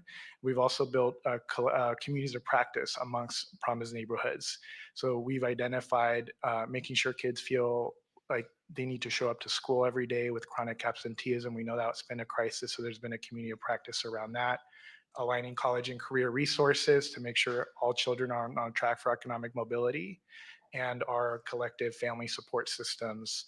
How are we developing referral systems, infrastructure in communities, and how are we codifying all those three areas? So part of it, our work is not just the implementation of work, it's what are the tools and systems and people, smart people across the country we need to bring to help us reinforce this. What happens if we do not find the funds to continue this effort? Is there any Promise neighborhood currently right now that will still be able to survive? We will have a fiscal cliff by June. Many of our partners will close their doors for collective resources by June. As Assemblymember Bonta mentioned, the Department of Ed, that is no longer a secure resource for our state for Promise Neighborhoods work. And we know that there are models out there across the country that have implemented Promise Neighborhood type infrastructure in their states. Maryland with the Enough Act, really identifying the need to look at every community where child poverty is highest and invest in those communities. And it just started with $20 million investment and private partnerships to expand from that. So there are models, a pathway for us to sustain this all across, but we need to keep the current neighborhoods running. Absolutely. Any additional questions or comments from my colleagues on this item? You're good? All right, seeing none, thank you so much for this item, and we will have additional proposals moving forward. Thank you. Thank you.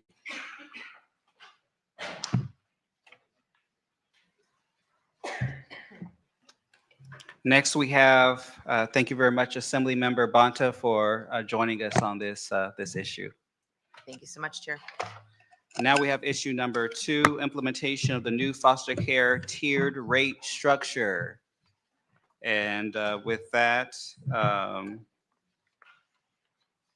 CDSS, you may begin when you are ready.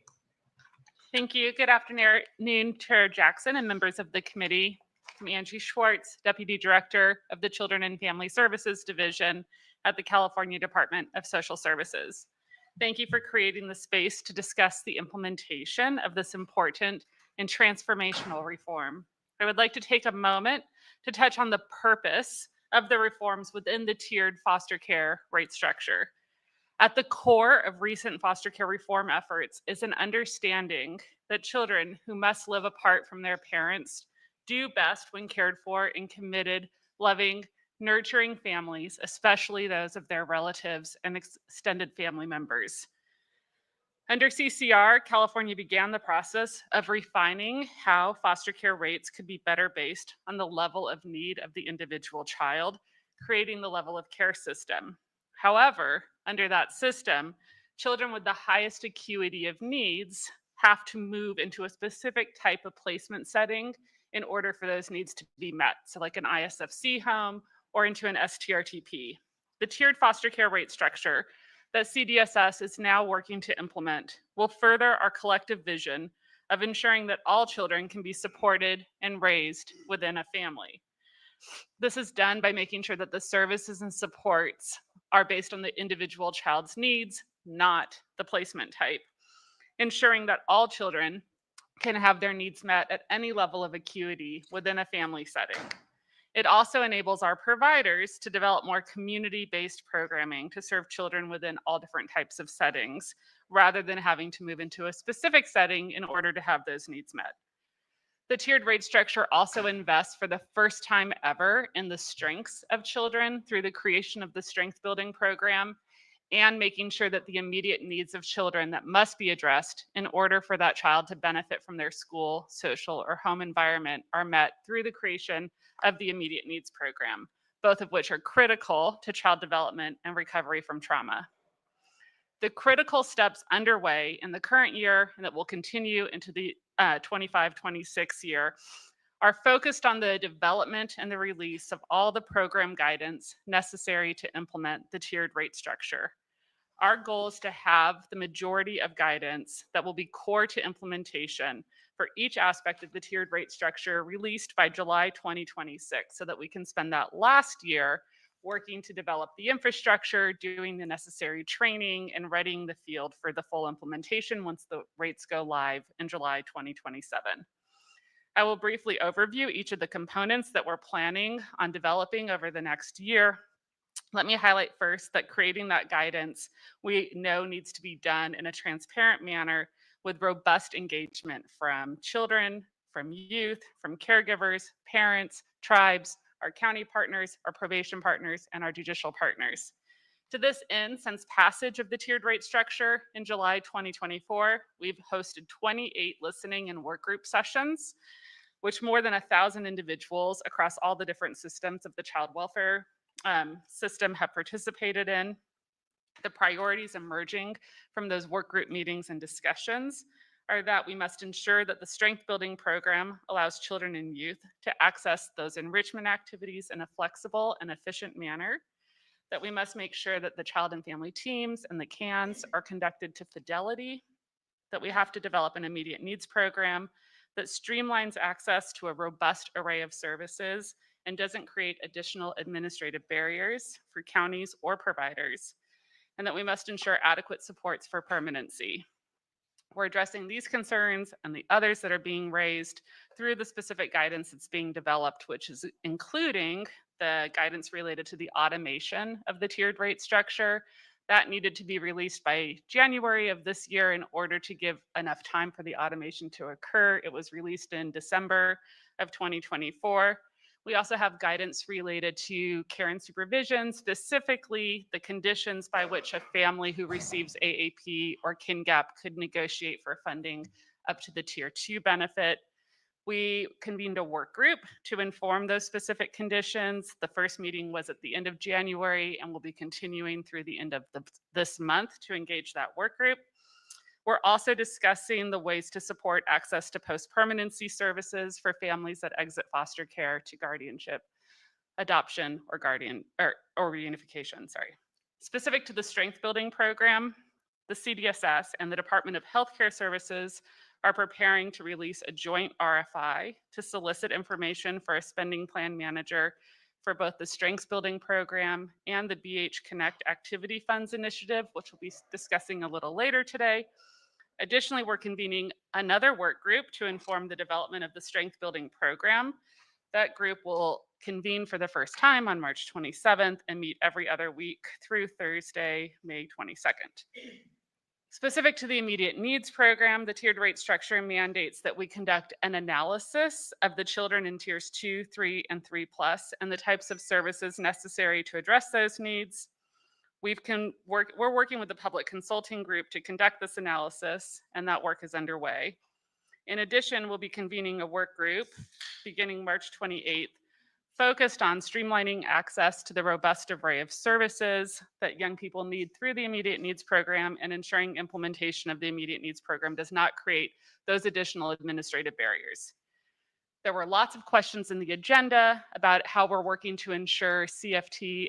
There were lots of questions in the agenda, I see nodding, but specifically to the, I'm trying to answer, specific to the CANs and the CFT fidelity and making sure that we'll have fidelity in those processes because they're very essential to the tiered rate structure. Since the tiered rate structure, the tier is designated by the child's CANs assessment.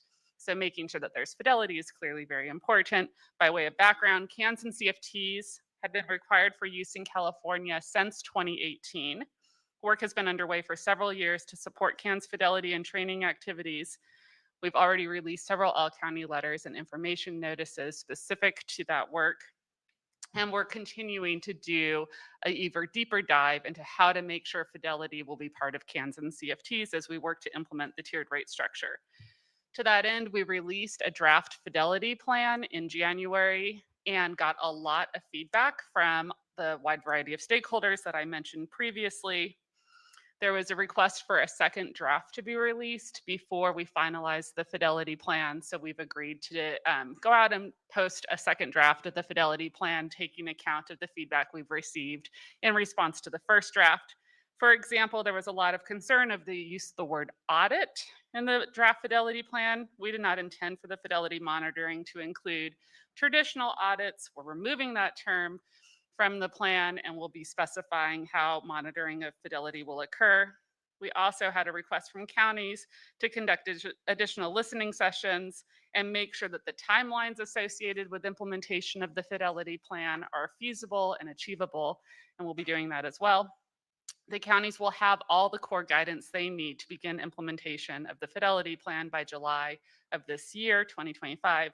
And that will give us that 2-year runway in order to make sure that all of the fidelity is in place, those tools are in place, and that we've achieved fidelity before the rates go live in 2027. In summary, we've heard from many youth and caregivers about how transformational these investments will be to ensuring youth in foster care are able to participate in all types of activities, activities that will build their communities, that will give them meaning and purpose, that focus on their potential instead of the deficit-based system that we're currently operating under, in order to ensure that all stakeholders have access to real-time information about progress towards implementation. We've created a website where all of the upcoming work group meetings and listening sessions are posted. Notes from the prior meetings are also available to be read by people that weren't able to attend. And it also hosts a bi-monthly newsletter that details all of our progress to date on implementing the tiered rate structure, as well as all of those upcoming engagement opportunities. Our goal is to continue this robust level of engagement already underway over the next 2 years in order to co-design and make sure that everything that we're trying to achieve through implementation of the tiered rate structure is successful. And I'm happy to answer additional questions. Great, thank you. I'm Kim Lewis representing SpiritNet, and we are celebrating our 50th year of providing services to children and youth in the child welfare system, and we serve them across 31 different counties. We're one of the largest foster care providers as an FFA. We serve approximately 2,500 children and youth in foster homes, residential programs, and transition age youth. And we have a short-term residential therapeutic program located in Turlock. And I really want to thank you for the opportunity to participate in the discussion on the new foster care rate structure. We are really deeply appreciative of the legislature and staff who worked tirelessly last year to strengthen the structure and for embedding various opportunities for oversight as the state shifts from the current planning phase to the implementation phase of the new system. And most importantly, for your work in preserving and protecting numerous programs that serve children and youth in the foster care system that were slated to be cut last year. The agenda outlines many questions that SpiritNet and other stakeholders share as implementation of the tiered rate structure continues. We need meaningful opportunities to have engagement on the outstanding questions listed in the agenda. And to me, a robust and successful engagement process would provide participants with advanced information on the topics and questions to be covered at each such meeting so attendees can come prepared, and in particular when youth are participating. We applaud the inclusion of youth with lived experience in the stakeholder consultation process, and we hope the department will stay true to the principles of authentic youth engagement. Well, I don't have time to talk about every area of concern. I just want to speak on a few of them. One current work stream is focused on determining under what conditions a child who is closing to permanency in AAP or KINGAP benefits may receive the Tier 2 care and supervision rate instead of the default Tier 1 rate.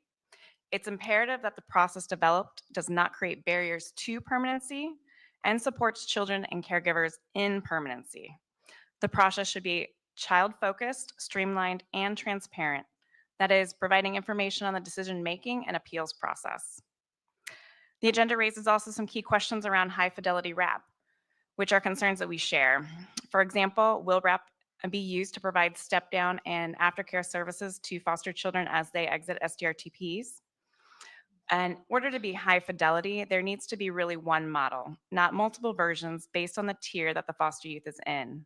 There are times when a youth needs more rapid intervention for a day or so because of life events, such as breaking up with a partner or failing a test or talking to a bio parent. So having more than one level does not make sense or support the youth where they are. County mental health plans have the authority to have different contracts with different RAP providers, which could mean in a world where there are different levels of RAP, a youth could be required to change RAP teams every time they change tiers. This does not support continuity of care for our young people. We are eager to see the analysis around the immediate needs component of the children in tier 2 and up, which is not due until next January 2026. We know that the department has mentioned that the dollars could be potentially matched with Medi-Cal dollars, and which we would anticipate the analysis would speak to, as well as to what resources are necessary to bring that match in. STRTPs are a critical therapeutic intervention for our foster youth who are needing high levels of care in a temporary residential setting with the goal of stabilizing and enabling foster children and youth in transition to home-based care and permanency. Research on the relationship between residential youth and foster care and caregivers and the outcomes for youth in residential care demonstrates the importance of both stability and quality of residential staff. The development of these relationships requires stability and the assurances of health and safety for both youth and staff. We are not convinced that the Tier 3 Plus rate fully provides for the increased supports, services, and skill sets needed for the program to support their complex and ever-changing needs while keeping youth and staff safe, regardless of whether the immediate needs dollars are matched with Medi-Cal dollars, which is really why the analysis is so critical into identifying barriers and gaps that can be addressed prior to final implementation. And there should be appropriate lead time so the contracts can be in place prior to the new rates rolling out on July of 2027. And in speaking of the adequacy of the rates, I did want to take a moment to talk about the increased insurance cost all providers serving children and youth in the foster care system are experiencing with NIAC's recent decision to pull out of insuring foster family agencies. We experienced a $500,000 increase in our premiums for less coverage with higher deductibles. This is putting an unsustainable strain on resources, and a long-term solution is needed. Since AB 2496 was signed, AspiraNet has only participated in one meeting with CDSS on the issue this past December. We recognize that the LA wildfires have appropriately taken precedence, and we hope that discussions can recommence shortly, as FFAs are a key provider of services under this new rate structure. Finally, while CWS Cares is also on your agenda, I just want to reiterate that it's really the linchpin of seeing that the system can actually be operative and take place for our caregivers. And just want to thank you for your time and commitment to our children and youth in the child welfare system. Good afternoon, Chair and members. Diana Boyer with CWDA. CWDA supports the vision and goals of the TRS, tiered rate structure. I'm just going to use TRS. It builds on prior CCR efforts to bring direct services and supports into family-based settings. TRS is also ambitious and complex and requires extensive planning leading up to the July 1st, 2027 implementation date. CWDA appreciates DSS's engagement through their listening sessions and their openness to working through county's questions and concerns. As noted on the agenda, the CANS tool will now be used to determine the level of funding to support foster children and non-minor dependents. Counties have embraced the CANS since 2018 to guide case planning and identify needed services and supports for those who we serve. Aside from CANS training and certification requirements, though, we've never really invested in the fidelity-related work that's needed to ensure that both the CANS and CFTs are implemented as envisioned. The TRS is an important step in this effort, and we do welcome a state investment in this area as proposed in the state budget.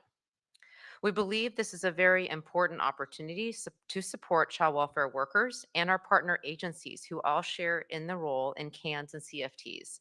This includes our mental health clinicians, CFT facilitators, foster youth, families, resource parents, provider agencies, and other service providers. It's important to ensure all voices in the CFT meetings are lifted up and heard and reflected in the CANS assessment, because when that does occur to fidelity, it will lead to improved outcomes of safety, permanency, and well-being.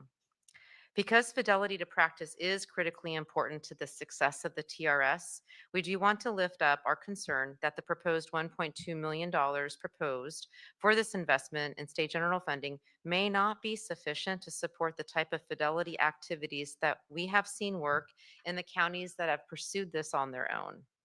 We have seen improvements with approaches like direct coaching to social workers and their supervisors, paired with support from the regional training academies, which are the entities overseen by DSS to deliver training to all of our new and existing child welfare staff. CWDA continues to engage with DSS on their proposal for CAN's fidelity monitoring of processes and outcomes.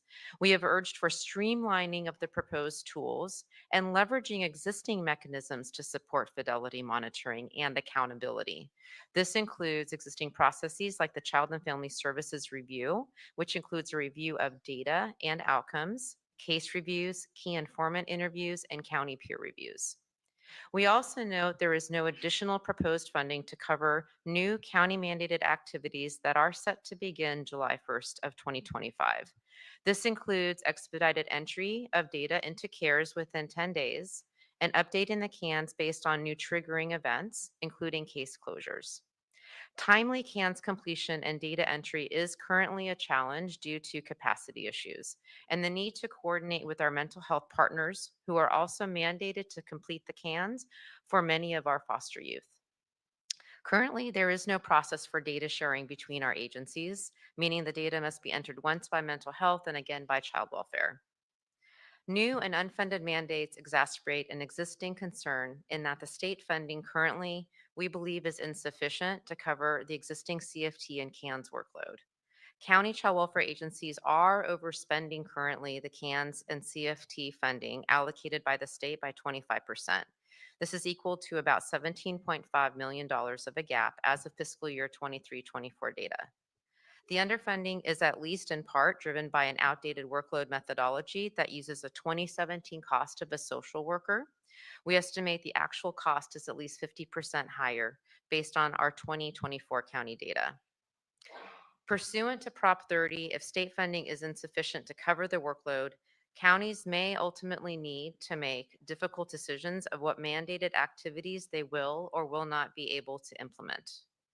These are difficult choices that counties prefer not to have to make for any new state policy or program in child welfare. But we also understand the reality of a very difficult state budget this year and for future years. So ultimately, we hope to be able to work with the administration and legislature to address this discrepancy in the funding to ultimately support the successful implementation of the TRS. Thank you. Department of Finance. Child Department of Finance, no additional comments, but happy to help answer any questions. LAO. Angela Short with the Legislative Analyst Office. We think there are a number of good questions raised in your agenda, some of which were also mentioned by stakeholders today. And of course, not all of which can be answered at this time, given that the tiered rate structure is a very extensive and complex, really entire kind of rebuilding of our foster care rate system that's going to take place over the next 2+ years. As noted in your agenda, the administration has shared an initial implementation plan in terms of breaking down implementation into 5 categories and has identified 3 broad phases of implementation between last fall and initial implementation in June 2027. We suggest that the legislature may wish to request from the administration an even more detailed roadmap, really specifying within each category and within each phase what are specific milestones that are intended to be achieved, what are the steps being taken, and what are opportunities for stakeholder feedback across each step. We think this information could facilitate the legislature's ability to better track where we are in the process as we work toward implementation over the next couple of years, and also help ensure the tracking of stakeholder feedback and that questions are appropriately answered across time. Also, as noted in your agenda, statute does require various reporting to the legislature throughout the next couple of years. And as noted by the department, DSS is also providing regular updates through a newsletter. So we think this information, this additional detailed information could be provided through the reporting and the regular communications that the administration will already be providing to the legislature. Separately, we did also just want to highlight a few other higher level questions that we have at this initial implementation phase. First, we are looking to more fully understand what exactly is being proposed in terms of the CANS training and model fidelity tools as referenced by the administration. We'll look forward to reviewing the updated draft language once that's available. Another question we would raise at this stage is, other than the CANs, are there other components of CCR, for example, child and family teams or the resource family approval process, that will be important to implementing the tiered rate structure and around which counties may also need assistance in terms of model fidelity or other assistance? And knowing those areas could help the legislature ensure there are appropriate resources and oversight of those areas as we work toward implementation over the next several years. Thank you. Available for any questions. Thank you very much. Obviously, this is a quite an undertaking. Obviously, there's a lot of moving pieces here. I think my first question just would be in regards to uh, I'm trying to make sure that um, we do more of a paradigm shift in terms of how do we ensure that the rates that we are going to be proposing is going to be robust enough to ensure that it does not further weaken the already fragile systems that we have. I would rather us be more robust than trying to do, for a lack of a better word, the bare minimum for these different tiers, right? I believe last time we had this hearing, there was a real big concern in terms of the rates specifically for STRPs as well. And that making sure that it's going to cover the full cost of what the STRPs are going to need to do, making sure that, you know, for the based upon the CANS assessment, making sure that those who are going to, when the assessment turns out that they're going to need some more robust services, which we should already assume is going to be necessary, will it cover the full cost of those services, to making sure and not put them at financial risk of them having to possibly close down, those type of things.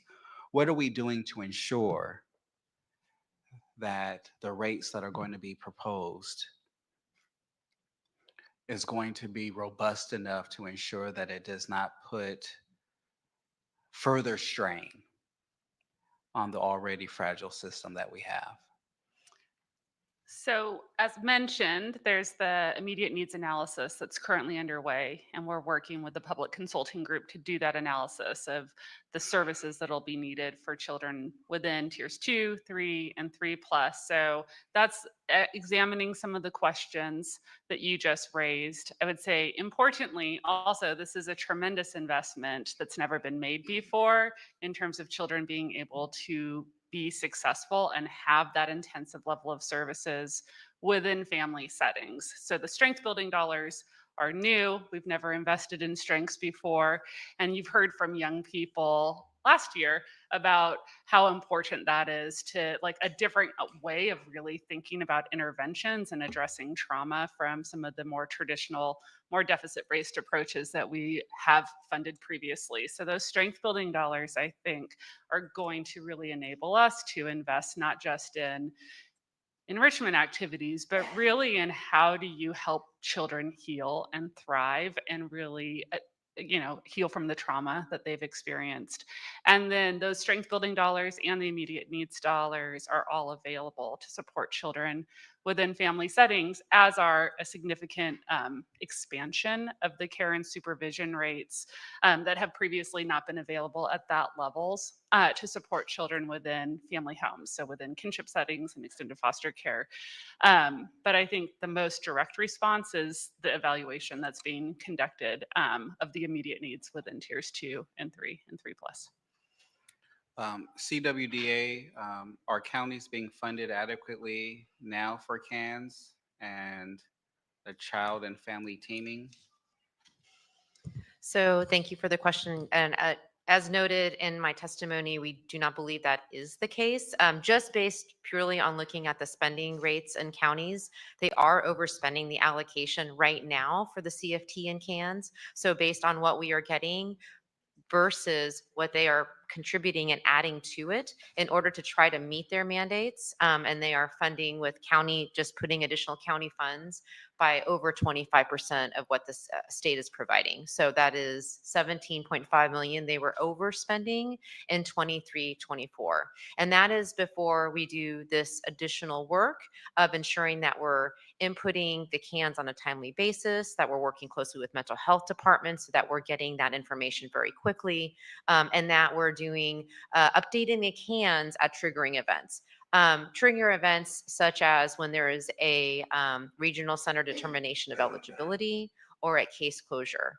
Not to say that we were not updating our case plans or adjusting our case plans in some way and conversing with youth and families, but that very act of updating that CANs and having to ensure that's entered in a timely basis is also a new activity. We understand the reason to start doing that in July 1st of 2025 is to start to build that muscle memory for counties so that we're ready to go starting July 1st of 27 with the tiered rate structure. But we just need to reconcile that we do have some gaps here that we need to fill because, again, we do want to see this successfully implemented. What is your budget ask for to make up for this discrepancy? So we would want to work with the administration and the legislature.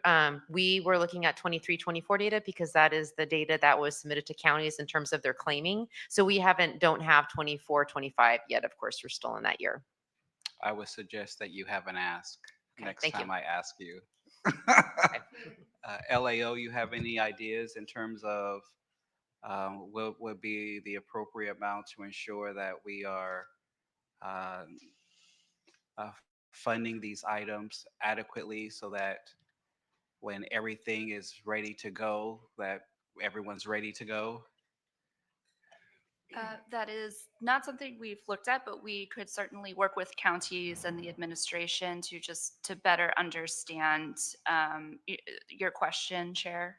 But Yeah, I we would don't love have for that you now. to help us find that what that number is, because if counties are already overspending the dollars that have been allocated to ensure that they fulfill their responsibilities, I want to know what that delta is to making sure that we can. I did that right? It's delta. Oh, dang. Okay. I can handle money. To making sure that we can, I just want to make sure that as we are making decisions on this budget, that we are capturing that and taking that into account. There's no doubt that when we ask counties to do things, sometimes we think we know the number and it turns out we don't get it right. But we want to make sure that we are setting everyone up for success. I think that is the most important thing that we want to be able to do for that. So LEL will ask you for that assistance to work with the administration, the counties, and my office to be able to make sure that we have that number moving forward through this budget process.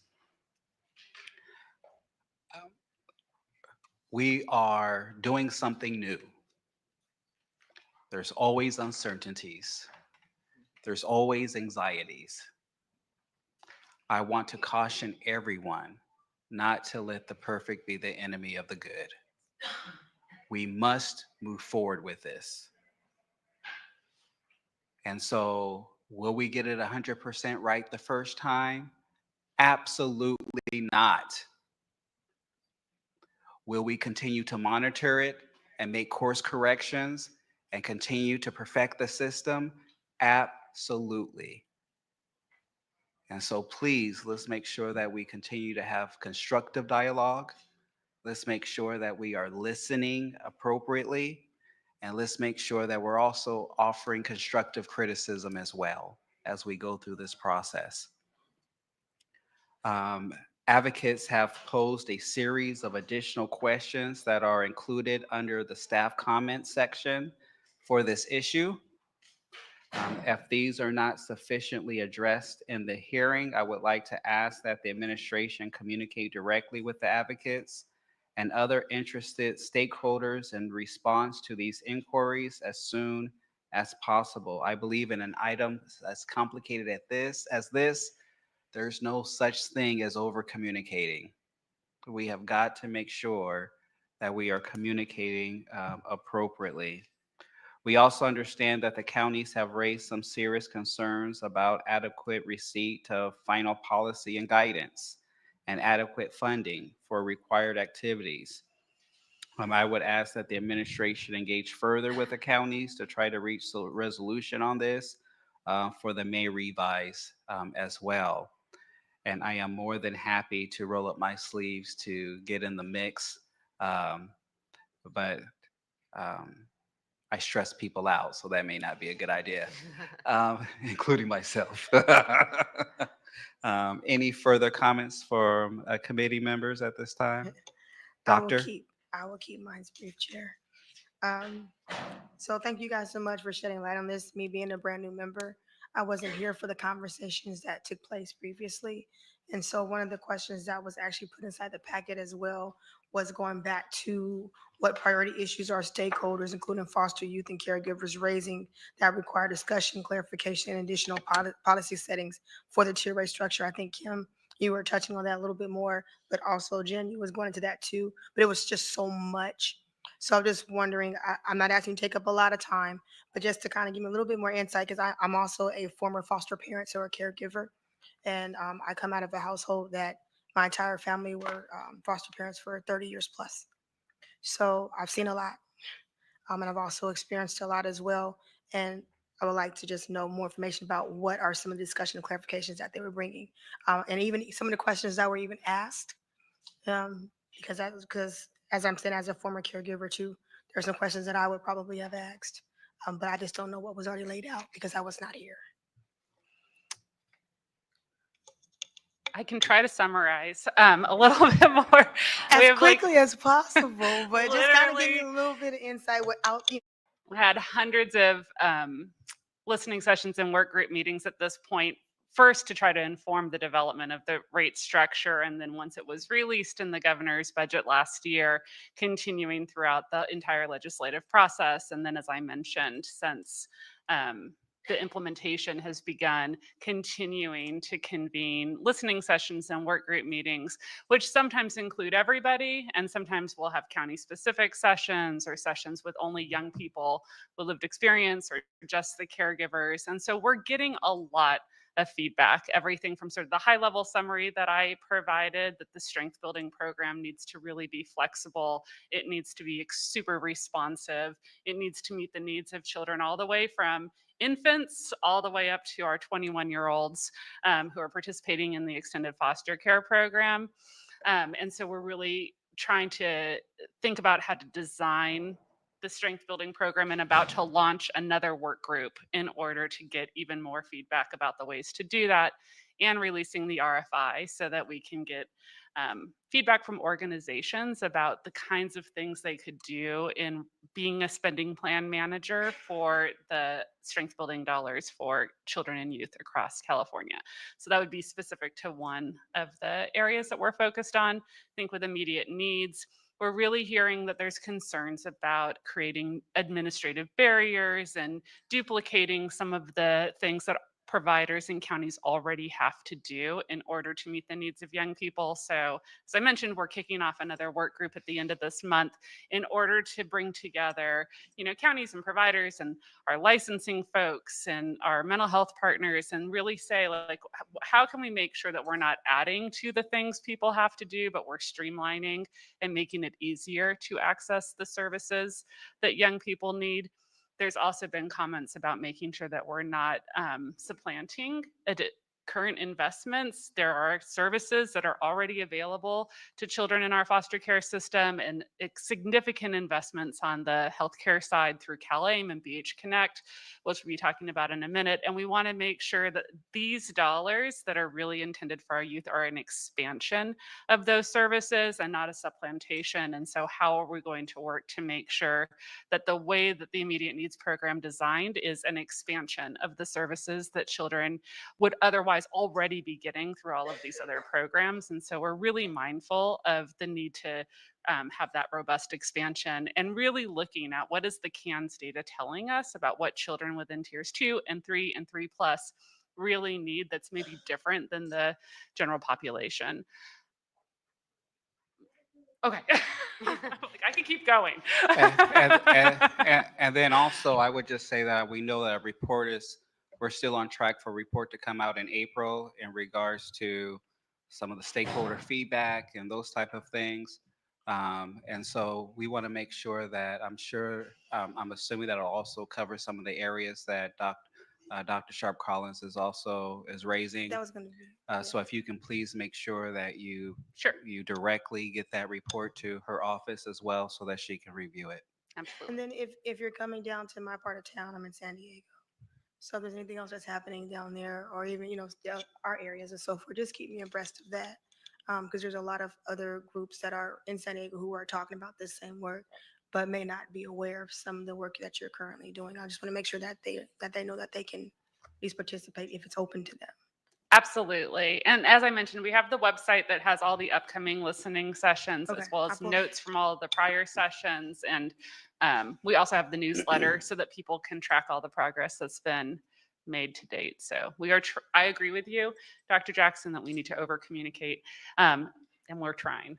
Absolutely. Do you plan on going down to San Diego for a listening session? Most of the listening sessions have been virtual, they're at this virtual. point, so that Okay. anyone from across the state can participate. Okay. I was going to put San Diego on my calendar. I'm ready to set it. mean, Please put it on your calendar, but if there's a way, I know I'm asking probably too much, but if there's a way for me to know the number of participants from San Diego County, I would really appreciate that. Okay, sure. All right. Any additional questions or comments?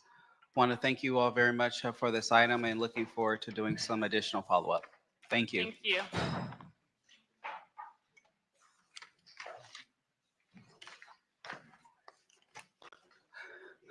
We're at the halfway mark, baby.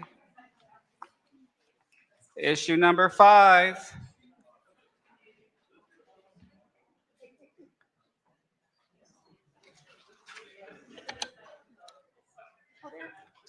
Brian, you're usually down here with us.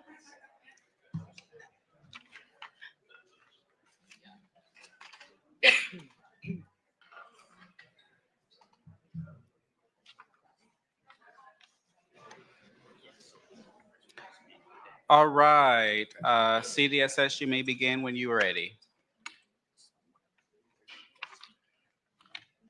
Okay, I'm sorry. We're getting the technology understanding of whether we push a button or someone else does.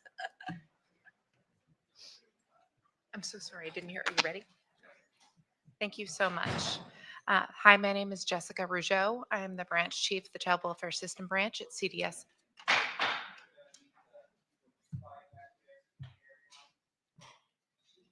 Good afternoon, and thank you so much. My name is Jessica Rougeau. I'm the branch chief of the Child Welfare System branch within the Children and Family Services Division at CDSS. And we serve as the project sponsor for the CWS CARES build, as well as the oversight over CWS CMS, our current child welfare information system.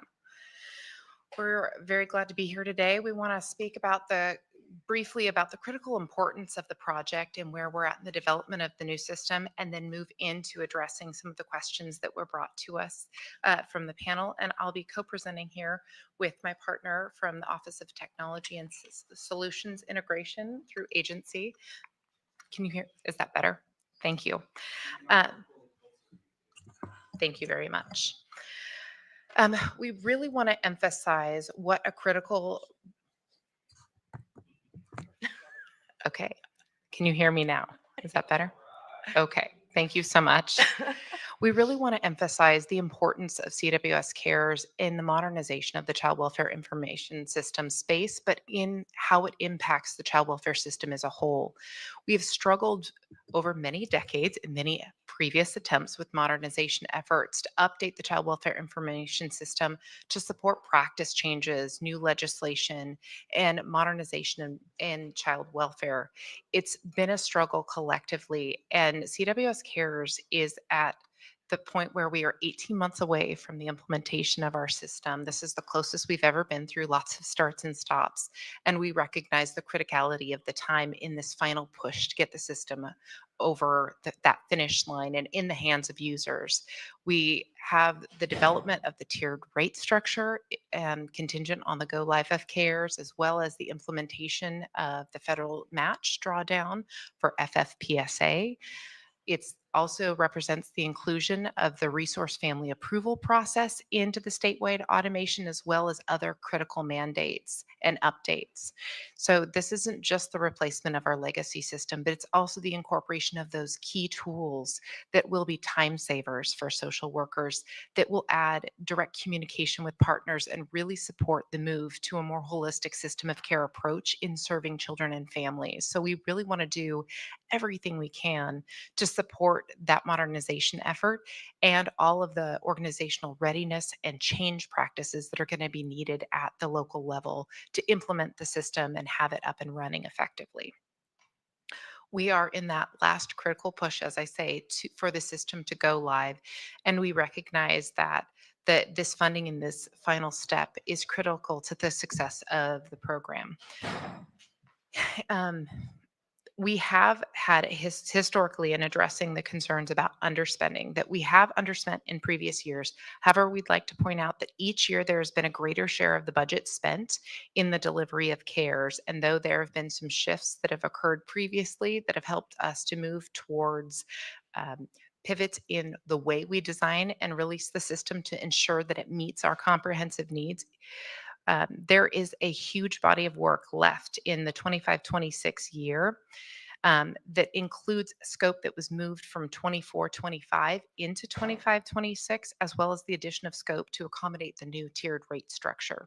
So there was some shifting in the schedule to accommodate that and bring it all together. This is going to result in much higher expenditures from previous fiscal years to accomplish this work. It includes the development and testing of the remaining system functionality and interfaces, 2 large end user scenario testing periods, completion of training materials to prepare for statewide training that will begin in August of 26 for approximately 30,000 users across the county's child welfare and probation agencies, tribes, and state users. The project will also be completing data conversion testing activities with the counties, as well as for some of the county external systems that are in use today to supplement our current information system. To complete this large body of work for the remaining system functionality and interfaces, the project has had to increase its capacity in both development and testing so as not to delay statewide implementation as planned for October of 2026. We also expect to use the full amount requested in the current BCP in the proposed governor's budget. The savings are being leveraged to fund increased costs in 25-26 in comparison to what was projected when SBR 6 was initially approved. As mentioned, the required work has shifted between fiscal years, but will remain within the total overall project budget. Hello, Cynthia Talker with the Office of Technology and Solutions Integration.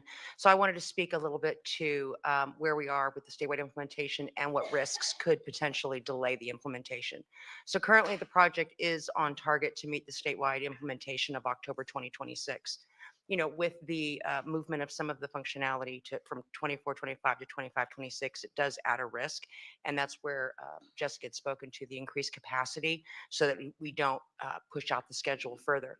However, there are a few things that could still occur.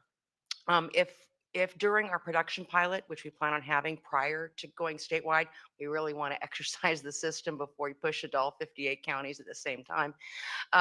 If we were to, pardon me, if we were to identify complex issues that could not be fixed within a couple of weeks, it would have an impact to the statewide implementation.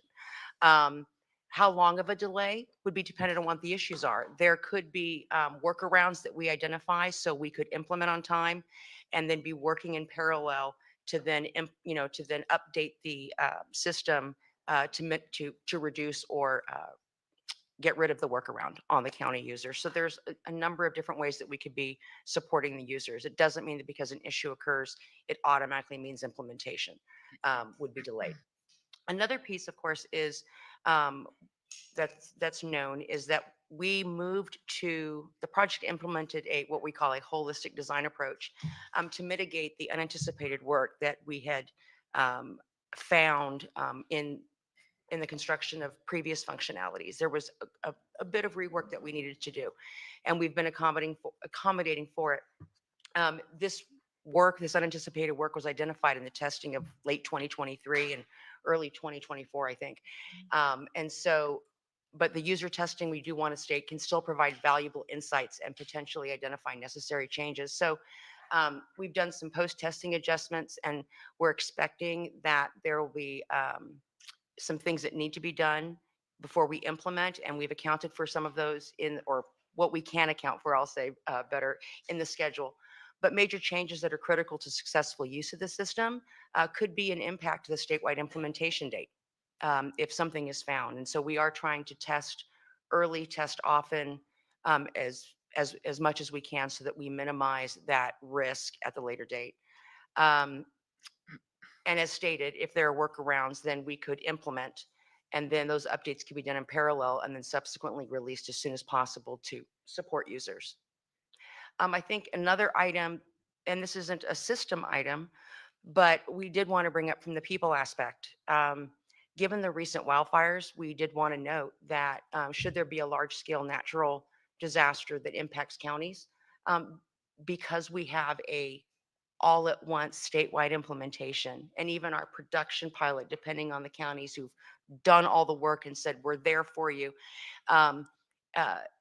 it could cause a consideration for delay in the statewide implementation, which is something that, of course, is outside of control, but we just saw what had occurred.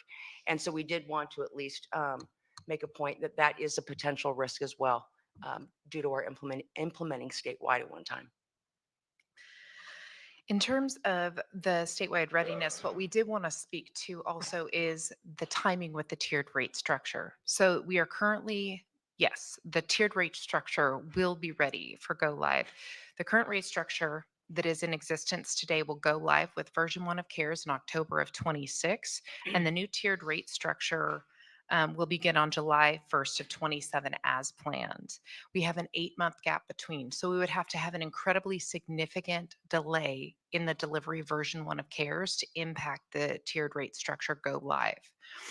Currently, CARES is actively creating the business requirements as we speak now through September of 25, and then the development of the tiered rate structure functionality will be occurring October 25 through February of 26, trailing some of the development activities that were previously spoken to by my colleague, Deputy Director Schwartz, when referring to all of the co-development, including the feedback and all of the listening sessions and considerations in the development of all the requirements with the tiered rate structure.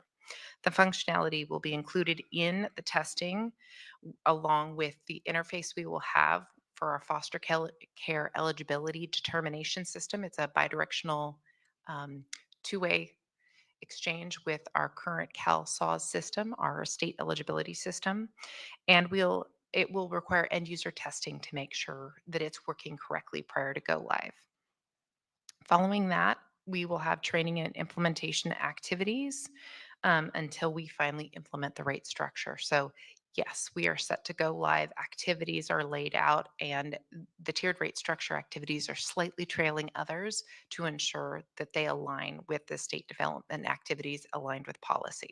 But yes, we are on track for that. Pardon me. And then just to close out on the questions, we did want to acknowledge that, yes, the administration did receive the LAO's analysis, and we're currently evaluating the LAO's recommendation by projecting some potential impacts resulting from an increased set aside or an increased set aside amount, pardon me. And we do look forward to working with the LAO to, on this issue. And at the time, we do not have a current alternative proposal with, to the recommendation. Does that conclude your? Yes, it Okay. does. Department of Finance. Keachah Department of Finance, no additional comments, but available to answer any questions. Thank you very much. LAO. Brian Metzger, LAO. Our office recently released its analysis of the CWS CARES project, and as part of that analysis, we had recommendations that were largely focused on making best use of the funding that's proposed in the governor's budget for this project. Some of those recommendations included using prior year savings to offset budget year costs, therefore reducing the initial appropriation for the project in 25-26. Also, to the point about the historic underspending of the appropriation, we recommended that the initial appropriation be reduced by 10%, which is less than the between 14 and 24% that they've historically underspent their appropriation, and place that behind provisional budget bill language that requires them to show progress in order to access that additional funding. And then making any additional funding subject to provisional budget bill language that was first adopted by the legislature in 23-24 that requires them to show progress towards milestones, towards user adoption and readiness activities, as well as end user system testing. And so again, happy to continue those conversations with the project and the administration on our recommendations and to answer any questions here.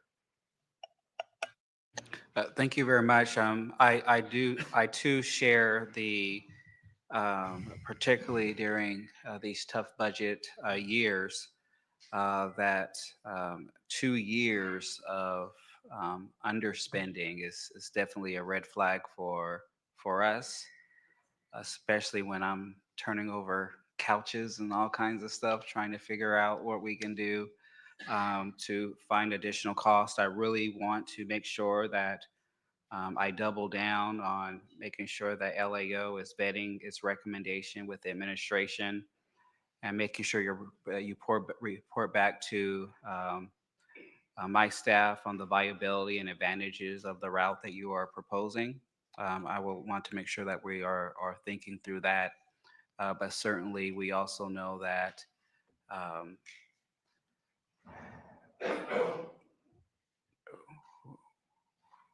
we definitely want to make sure that we are not overspending and that we are making sure that we are staying within our budgets as well. Or do you anticipate any additional overages on this project? No, at this time, with some of the savings that's been mentioned or et cetera, and even with the movements, we have not increased the total project cost. That was part of SPR 6. So we are still within that. But I also want to reiterate how integral CWS CARES is to all the reforms we're trying to make too.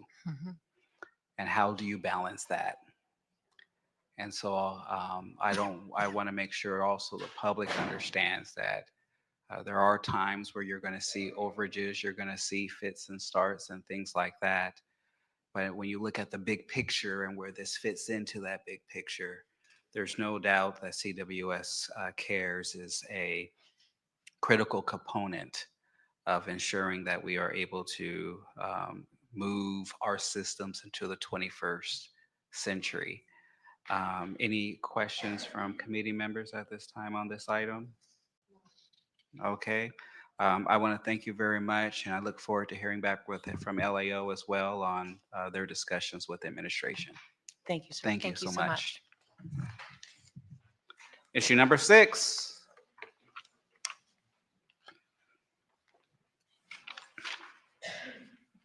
Oh my God.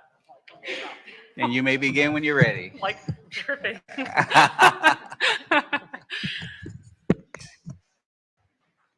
It's almost a disaster. Hello again, Chair Jackson and members of the committee. Angie Schwartz, Deputy Director of the Children and Family Services Division at CDSS. Thank you for the questions on the BH Connect initiative. I'll start with the implementation update on DSS-operated BH Connect activities. Starting with the child and family team meetings for the family maintenance cases. That guidance was released on January 31st, and the county fiscal letter providing claiming instructions for counties has also been released. The allocation CFL is under review and should be released in the near future, so that work is underway.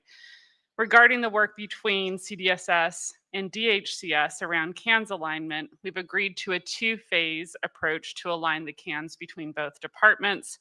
For phase one, we're drafting a joint ACL BHIN, which contains guidance aligning the training requirements, CANS completion timeline requirements, and the qualification requirements of individuals who will be completing the CANS. The anticipated release of the phase one letter is Q2 of 2025. And then the phase two guidance will include alignment of the actual CANS tool and the automation solutions. Implementation of that phase is expected in Q4 of 2026 with the CWS CARES goes live, as you were just discussing. In terms of the youth activity funds, we are partnering with DHCS to align the BH Connect activity funds and the foster care tiered rate structure strength building dollars. The anticipated timing of guidance for the BH Connect activity funds is July of this year. As noted in the earlier panel, we're partnering with DHCS to release a joint request for information to collect feedback on the types of fiscal management support available in the marketplace to support the use of both the activity funds as well as the strength building funds under the tiered rate structure. That RFI is expected to be released in the coming weeks. Specific to the joint home visits, CDSS and DHCS are engaging with stakeholders to inform the program design of this activity. Anticipated release of that guidance is July of 2025.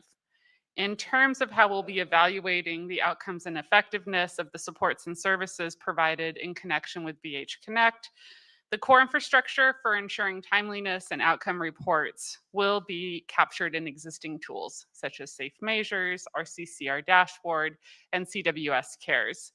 Additionally, specific to the CANS alignment, the data distributions for the different latent classes that are part of what you can glean from the CANS data and the decision support models are available at the county level by request, and a dashboard with this data is being developed.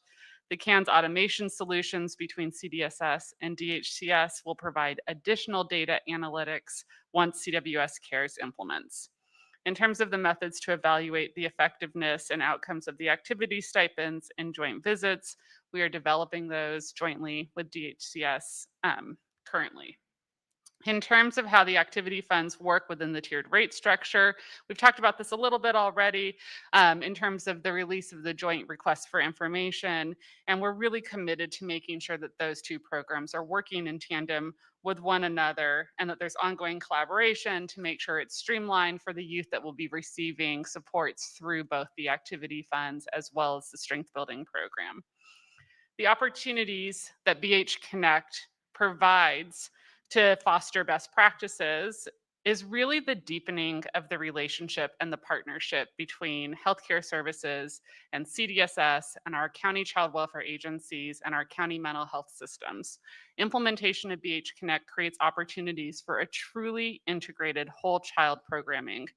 Specifically, that's through enhanced teaming at an earlier point in time to allow for more robust supports and care coordination and joint assessments in order to prevent deeper involvement within our child welfare system. Happy to answer additional questions. Diana Boyer, CWDA, thank you again. BH Connect and CalAIM both bring opportunities to support child welfare involved youth and families very broadly. This includes services to children and non-minor dependents in the foster care system, children and families at risk of foster care entry, those who have exited foster care because of permanency, or those who are aging out of the extended foster care program. We have begun discussions with DSS staff to identify how our child welfare programs can lean into these new opportunities.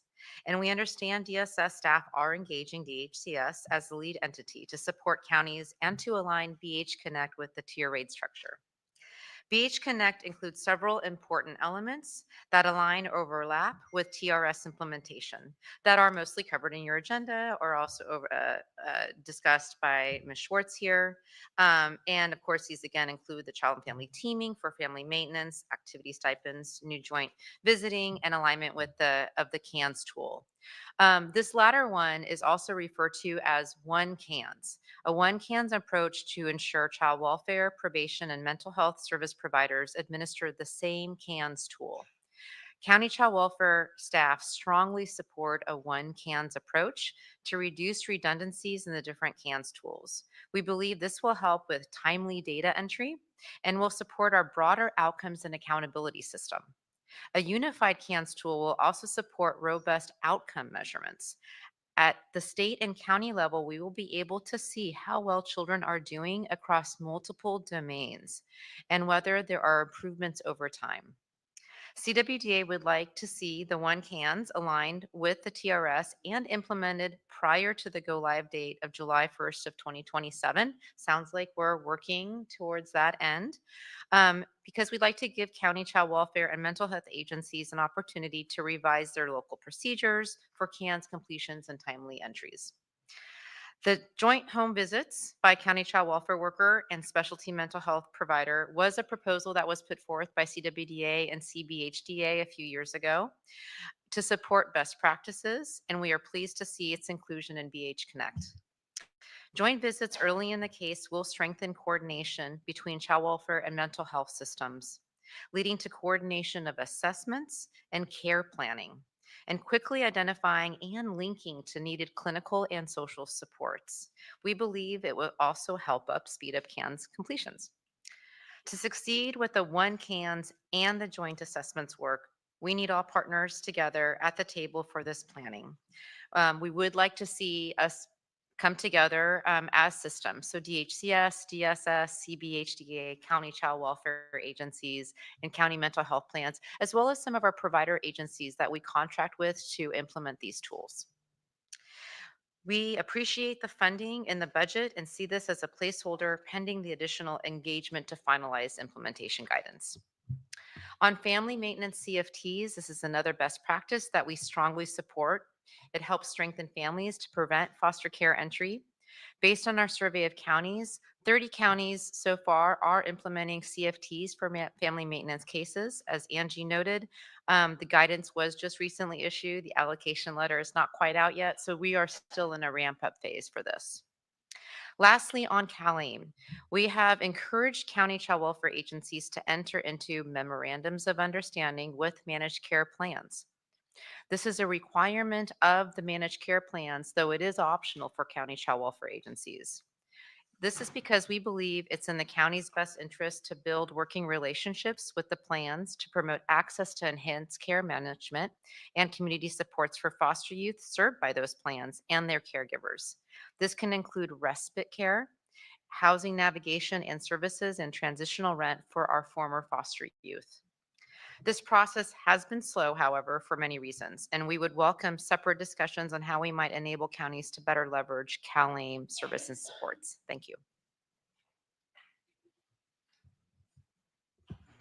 Thank you very much, Department of Finance. Keosha Department of Finance, no additional comments, but available to answer questions. LAO. Angela Short with the Legislative Analyst Office. Based on our initial analysis of the governor's budget proposals related to BH Connect components specific for child welfare, we did have a number of questions which are reflected in your agenda.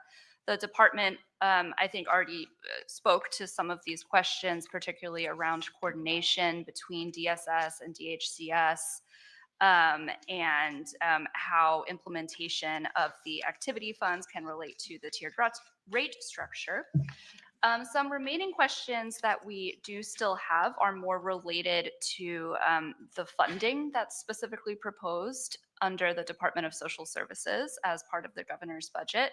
Specifically, we would note that the governor's budget seems to assume funding for activity stipends, joint home visits, and child and family teams for family maintenance cases started January 1st, 2025.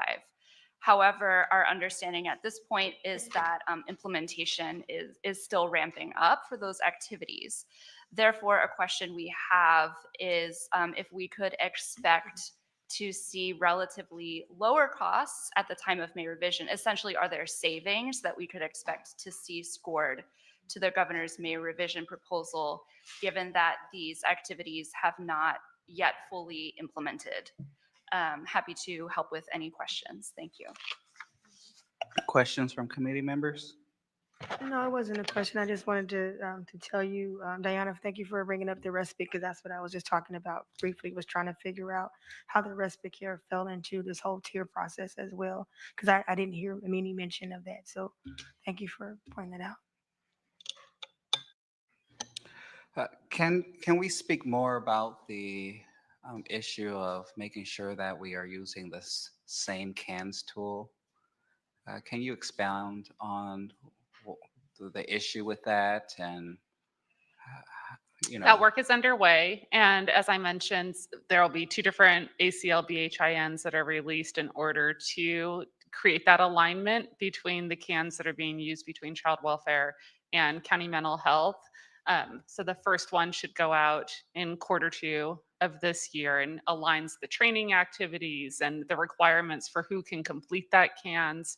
The second one deals with sort of which specific cans and the automation of those things, which is some of what Ms. Boyer was speaking to, but we expect that to happen before the tiered rate structure implements we expect it to happen in Q4 of 2026. So that'll be timely for the one cans to be used as part of the tiered rate structure. Awesome, appreciate it. You have anything you wanted to add on that? You good? Hopefully, it's the earlier part of Q4 of 2026. One of the things that we always try to do with this subcommittee is ensure that we have appropriate legislative oversight in what we're trying to do, and making sure that we codify as many things as possible so that we can do what we're supposed to do in terms of appropriate oversight. So I really want to ask LAO to provide an initial draft of some trailer bill language that really seeks to codify the intent, the timelines and activities and outcome reporting to the legislature for activities implemented through DSS as a part of the BH Connect. How can we did some similar things with the similar things in trailer bill language last year in terms of trying to really codify some of the making sure that it's not just an administrative priority and timeline, but we also make sure that there's also a legislative timeline, legislative intent when it comes to BH Connect as well. There's no doubt that even past this current administration, there's going to be some additional work to be done. And so we need some continuity. And so I asked LAO to work with, help us with drafting some trailer bill language, asking you to provide the draft to my staff first. And then after our feedback, be able to assist with vetting the language with the administration to see if they would be amenable to it as well. Again, number one is that, am I clear enough on that? My translator is here too, so after the meeting, she'll turn it into English for you. Oh, yes, we understand the request and we'll work with your staff on that. Thank you.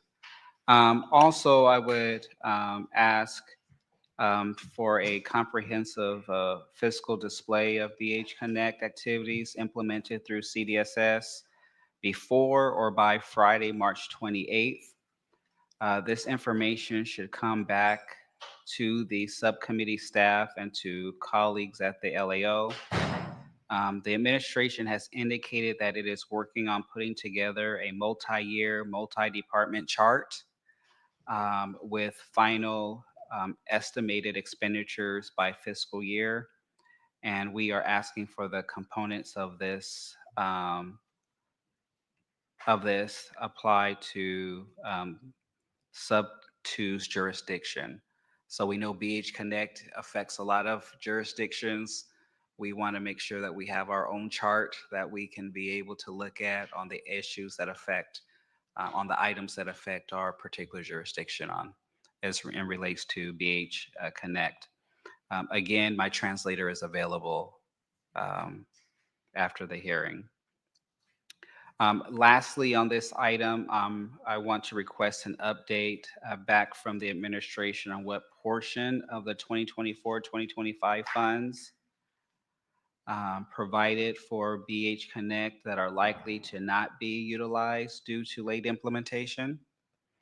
And I request to have this information back to subcommittee staff before or by Friday, March 28th as well.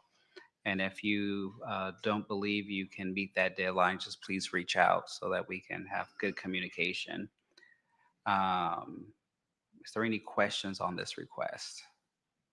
Keosha Department of Finance. I did want to respond to the request for the fiscal display as well as the current year information. Mhm. So as far as the comprehensive fiscal display, we do note that DSS is just one component of like a broader effort. Oh, absolutely. The administration is currently working on updating like all the BH Connect funding to reflect the amounts that have been approved. We're anticipating to get this to you guys by May revision. Well, we want to have it a little bit earlier so that we can make sure that we can dissect it appropriately. What we're asking for particularly is, of course, we know that it's all reflective of all the different components. We're just asking for the part for sub two when it comes to this. And so May revise is a little bit too late for us. And so I would like to make sure that we are working with you and we can talk about it offline to make sure that we can see if we can have a more reasonable timeline. Sure, appreciate that. And then as far as the current year spending information, we're in the process of reviewing this and we'll try to provide the information as soon as we can. Okay, thank you very much. All right, thank you all very much for this issue.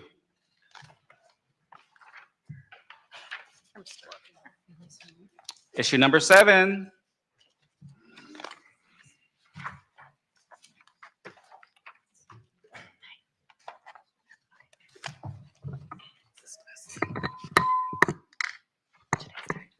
You may begin when you're ready. Good afternoon. My name is Hannah Zamati, Deputy Director for the Housing and Homelessness Division at CDSS. I will start my testimony by providing background on the Bringing Families Home program, or BFH, and then transition to answering your questions by describing the outcomes that BFH has helped families achieve, the estimated timeline of BFH programs exhausting available funding, and finally, the impact of the end of BFH on families. BFH serves families that are involved in the child welfare system who are also experiencing or at risk of homelessness. BFH provides these families with housing-related wraparound supportive services and financial assistance, including rental assistance, housing navigation, security deposits, etc. The program has proven effective in its 2 key goals. One, reducing the number of families in the child welfare system that are experiencing or at risk of homelessness, and 2, increasing the number of families that are reunifying. BFH has grown tremendously over the last few years in response to the historic one-time funding received in Budget Acts 2021 and 2022. The number of grantees more than tripled, growing from 22 counties and 1 tribe the year prior to the one-time funds to 53 counties and 25 tribes in the fiscal year 23-24. The number of families served also more than tripled during this time period, ending with 4,929 families served in fiscal year 23-24, which represents more than half of the total number of families served since the program's inception in 2016. Not only has BFH rapidly grown to meet the housing needs of child welfare involved families across the state, but it has also achieved significant outcomes. Last year, an independent evaluation of BFH led by UC Berkeley, California Policy Lab and the USC Children's Data Network found that more than half of BFH families who exited the program left to permanent housing. By comparison, 35% of participants receiving services through the local homeless response systems in California exit to permanent housing. Further, the evaluation found that family reunifications increased by 20 percentage points for families who had children in foster care at the time of BFH enrollment compared to the control group. Chapin Hall at the University of Chicago also published a study last year focused on BFH in San Francisco and found that children were diverted from foster care and most families found stable housing within 4 months, resulting in cost savings for state and county welfare systems. The study also found improved family and caregiver well-being, particularly in terms of housing stability, family functioning, and substance use disorders. Given that ongoing funding is not budgeted for BFH, CDSS estimates that a significant number of BFH county grantees will exhaust their one-time allocations and fully close operations in the next 6 to 12 months. 7 BFH county programs have already closed, and we estimate that an additional 21 programs will close by July. Note that most tribes are earlier in the process of establishing their programs and as such have not yet exhausted funds. Given the status of program spending and wind down across the state, program levels continue to decline, which we have started to see this fiscal year. Grantees have shared that in anticipation of exhausting their allocations of one-time funds, they're stretching out remaining dollars as much as possible before shutting down programs. Closing down operations will entail terminating contracts with service providers, redirecting or laying off staff, and rolling back established systems of coordination and referrals. And at this step, counties will also have to exit any remaining participants, even if they have not been placed in permanent housing.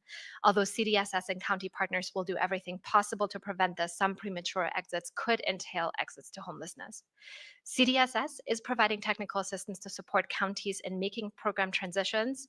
These program transitions while reducing negative impacts as much as possible. However, there is significant variance in counties' capacity to accommodate the ending of the one-time funding, with smaller counties and tribes having fewer resources to make up for the end of BFH. Moving on to the question about the impact of BFH programs closing on families who are literally homeless and child welfare involved, we recognize that the scale of the homelessness crisis in the local community, the constraints of the housing market, and the outcomes that BFH has achieved and anticipate that there will be significant gaps in the housing and homeless services targeted to child welfare involved families. The evaluation I referenced earlier had found that BFH reaches families that are especially vulnerable, even compared to other child welfare involved families. BFH families had more extensive child welfare involvement before they entered BFH, averaging 15 months of an open child welfare case over their lifetime compared to 5 months for children with child welfare involvement over the same time period, but not served by BFH. And it also indicated that BFH families were less likely to be connected to the broader homelessness response system prior to enrolling in BFH, which indicates again that BFH is reaching the most vulnerable. So the end of BFH could result in more families engaged in child welfare system falling into or continuing to experience homelessness, and reductions in successful family reunification outcomes for families experiencing or at risk of homelessness. I will close my remarks by addressing the question about the amount of funding needed. We look to fiscal year 23-24 as BFH having really scaled up, and counties having developed the capacity to deliver services to eligible families in need of the supports. And that year, county expenditures based on claims were $56.7 million. These expenditures do not account for the tribal spending or state operations associated with program oversight or implementation. Thank you for the opportunity to present today. Diana Boyer with the County Welfare Directors. Well, you can, I don't know. Which order we want to go in?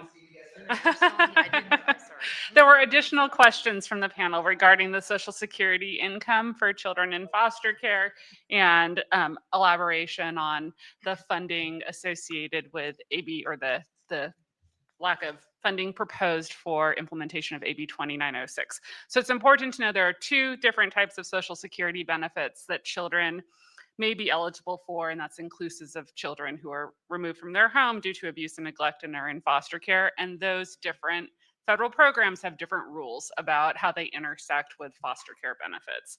So the first is SSI benefits, which is under Title 16 of the Social Security Act and based on the child's own disability and income and need. And the other is Social Security benefits, often referred to as survivors benefits or SSDI. That's Title II of the Social Security Act. That's based on the retirement, disability, or death of an insured parent, meaning a parent who had paid into Social Security. AB 1512, which was vetoed, would have disallowed the state from using either type of benefit in order to cover the cost of providing for foster care. And that would have been a cost to the state because in order to do that, we would have to forego federal foster care benefits because federal law does not allow you to have both SSI and federal foster care benefits. They get offset by one another.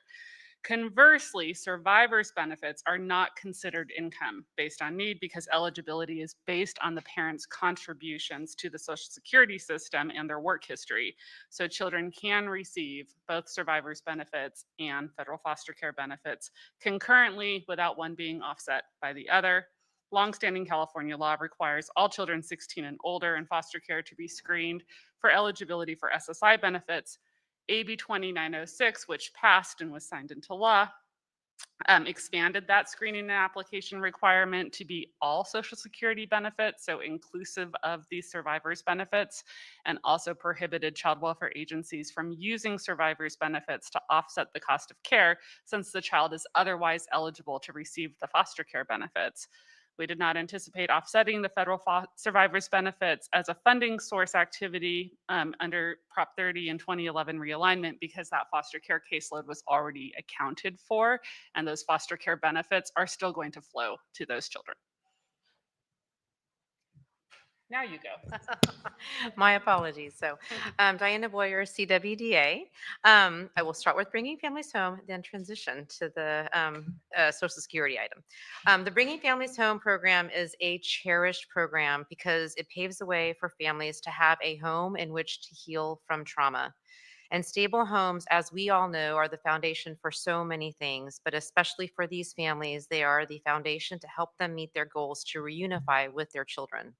CWDA's co-sponsored the legislation in 2016 that established the program as a pilot program. We greatly appreciated the administration and legislature's expansion of the program in 2021. In the 9 years of implementation, experience and program evaluations have clearly demonstrated the benefits of the program, as outlined by DSS, including the important fact, according to another study, that foster children whose families benefited from the program were 68% more likely to reunify with their families at the 6-month mark than non-BFH served families. Counties concur strongly with the many other benefits also identified in your agenda. The BFH program is a critical tool in our ongoing work in our counties and social workers for reducing the disproportionality and disparities in the child welfare system. And this is because the language is fairly broad. It is an important prevention tool that can assist families at risk of entry into foster care in our family maintenance programs. It also combats homelessness and helps put families on a path to economic stability. For example, one father in Los Angeles County shared how the BFH program helped him after he fell into homelessness due to an eviction. With the help of his caseworker, who was provided by the Bringing Families Home program through a locally contracted agency, the caregiver gave him the guidance he needed to improve his life. BFH allowed him to reunify with his 11-year-old son. He had multiple felonies expunged, and he was able to be hired full-time after 6 years of unemployment. Los Angeles County is not listed in your agenda as one of the counties that are near to expending their funding because they are not. In our conversations with the county, they have had, though, to curtail their spending both this year and next year to allow them to continue to serve families, but they do expect their funding to run out June of 2026. So right now, LA County is serving 510 families, which represent 1,100 children, but they do have 670 families on a waiting list representing 1,400 children. We know additional counties have slowed implementation in order to stretch their funding out and are prioritizing services to higher need families. We're coordinating with DSS to align our information in terms of the county's current expenditure status and their spend down plans. Counties are trying to preserve as much as possible the program staff that they have, the contractual agreements with their direct service providers, and the overarching program infrastructure that, if dismantled, would be incredibly difficult to rebuild. If unwound, it would undermine the trust that counties have built with our local service providers and partnerships with coordinated care entry systems. Unwinding BFH will harm children and families who are being served through our reunification programs. If we're unable to address the housing instability or homelessness for our parents, children will suffer from prolonged stays in the foster care system. Their parents will have greater difficulty meeting their case plan requirements pursuant to court orders. This will exacerbate the trauma impact on our foster youth. At this time, there is no state funding allocated for this critical and evidence-based program beyond June 30th of 2027. We were asked by the legislature also what the annual projected cost would be to maintain bringing families home. Based on our preliminary data, CWD estimates that counties would need 81 million general fund annually with multi-year spending authority. This level of funding would maintain the existing infrastructure and service delivery levels across county human service agencies. And this figure is based on looking at county spending data focused on the investment from that large investment, 21-22 State Budget Act, over its spending window. We are very cognizant, though, of the difficult budget situation and appreciate that an $81 million appropriation is unlikely at this time. However, we believe there can be pathways to making this an ongoing program at a reduced appropriation initially, given that some counties have operating funds for the next year or two. While the BFH infrastructure is still largely in place at the county level, CWDA would urgently encourage the administration, the legislature, to invest in preserving this critical funding for BFH. With respect to AB 2906, Be careful, you made too long of a pause. That was dangerous. you almost went right in there. We're about to move on, girl. You better be careful with your pauses. I will be much faster on this one. Okay, so as was already stated, I won't repeat too much. The law does prohibit SSA funds from being used to cover the care and supervision costs of foster care placements. This is a practice known as abatement. The SSA funds will instead be saved for the youth's future use. Again, this is a policy that we do not take issue with, and the merits are very worthy. Because most counties abated SSA funds prior to the law change, and I will also say it has been abated prior to even realignment of 2011, they will now need to cover the care and supervision costs another way. As a result, there will be an increase in the share of foster care that is covered by county and realignment funds, as well as federal 4E and state funds. We appreciate, and it's now helpful to understand, that both federal Title II and Title 4E can continue to be drawn down together. So that is clarified, and we appreciate that. Some foster children are not Title 4E eligible, so just to note that the state and county costs will be higher in those instances. Our interpretation of the needed backfill is based on Prop 30 requirements. When there is a new state law resulting in new or higher costs to counties, state funding would normally be provided to cover those costs. But we would be happy to continue to engage in further discussions with the administration, and we do support the subcommittee staff's recommendation in the agenda. Thank you. Department of Finance. KHR Department of Finance, no additional comments, but available to answer questions. LAO. Angela Short with the LAO. There's a question in your agenda asking about our thoughts regarding Proposition 30 considerations underlying the Social Security benefits issue. So I'll speak to that. Related to Proposition 30, that legislation specifies any legislation that has an overall effect of increasing the costs already borne by a local agency for programs or levels of service shall apply to local agencies only to the extent that the state provides annual funding for the cost increase. So with that in mind, we think there are really three high-level considerations related to youth Social Security benefits and how that interacts potentially with Proposition 30. First, there's the question of new administrative costs. So these would be new responsibilities that county agencies are mandated to take on as a result of policy changes.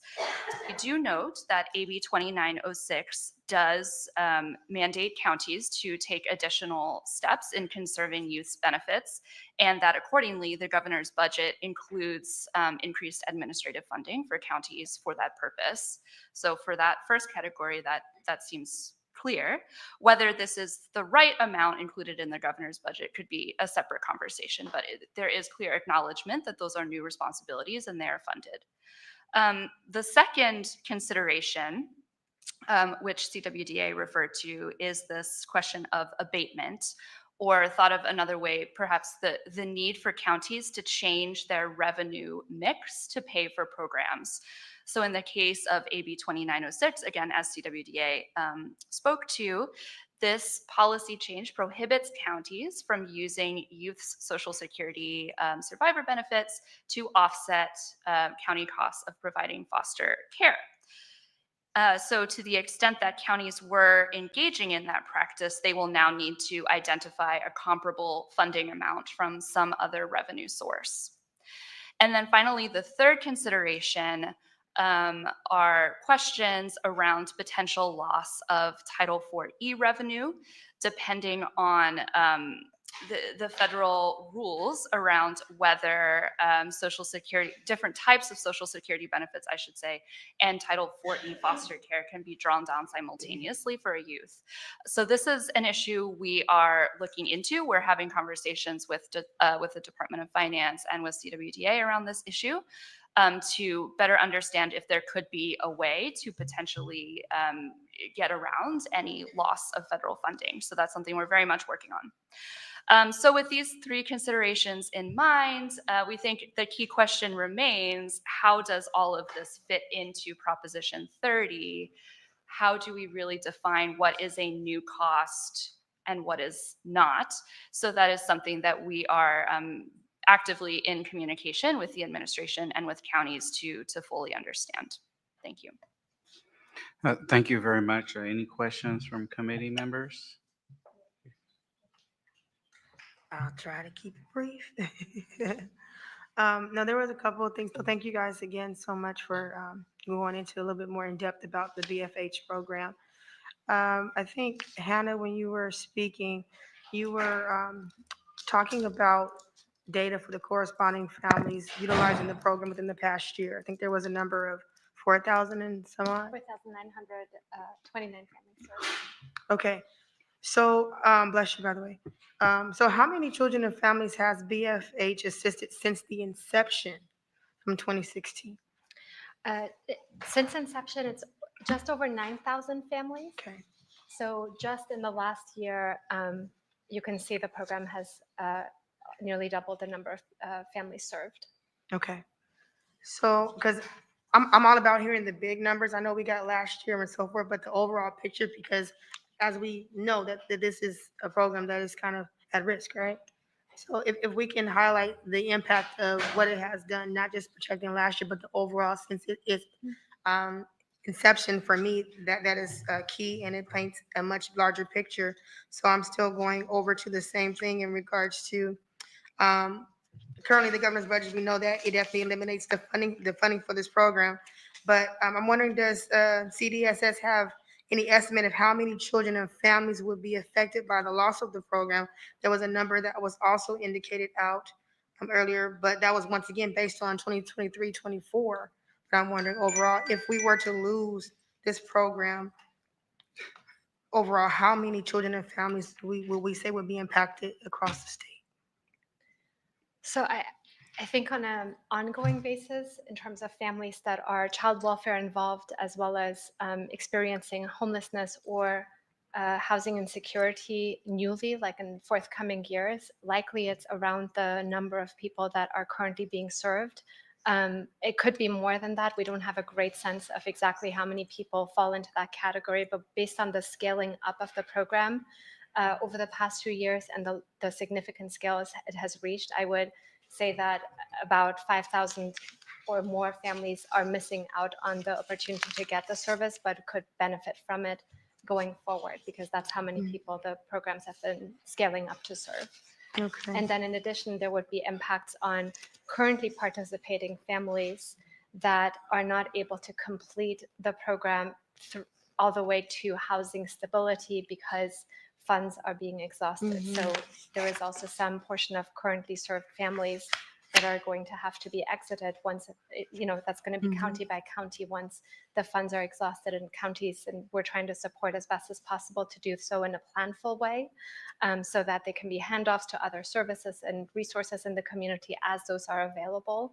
But again, they're going to be, especially for smaller communities, limited other options to hand off. Okay, thank you. My last one is just, I just wanted to hear a little bit more about, because it was brought up, I think Diana, you brought it up, by sharing a story about a family member, when, someone that was and he was able to be reunified with his children. So can CDSS first explain the family unification some services that you currently provide, but then second, can you explain how BFH assisted the family with reuniting? I know you said that he was able to get some guidance, but guidance is just a basic word for me. So I'm just wondering what type of other supports did he receive to ensure that he was able to go through the reunification process? Yes, so I mean, generally speaking, for families in our family reunification program, we are engaging with the family at the child welfare worker level to meet their case plan goals. So this can include anything, whatever it takes to ensure that we can return that child safely to that family and strengthen that family. It may include services, for example, to address any mental health issues, any substance use issues. There may be domestic violence. Those are sort of the top three that we often see. I will note that the child welfare program is not a program that is able to use federal Title IV dollars to provide direct services. Our child welfare programs leverage other systems and supports. We have a very small portion of money, which is Title IV-B, a different fund source, that often counties expend very quickly for services. So we do rely on other systems. And so this is why when we proposed as a pilot in 2016, bringing families home, we could see that the housing crisis was starting to get in the way of families being able to complete their case plans. And so for our county social workers, it is a tool in their toolbox to help the family. They come into this work to want to help families, not to separate families. And so this was a tool to be able to say, you have a home, and now let us focus on your healing as a family together to reunify you.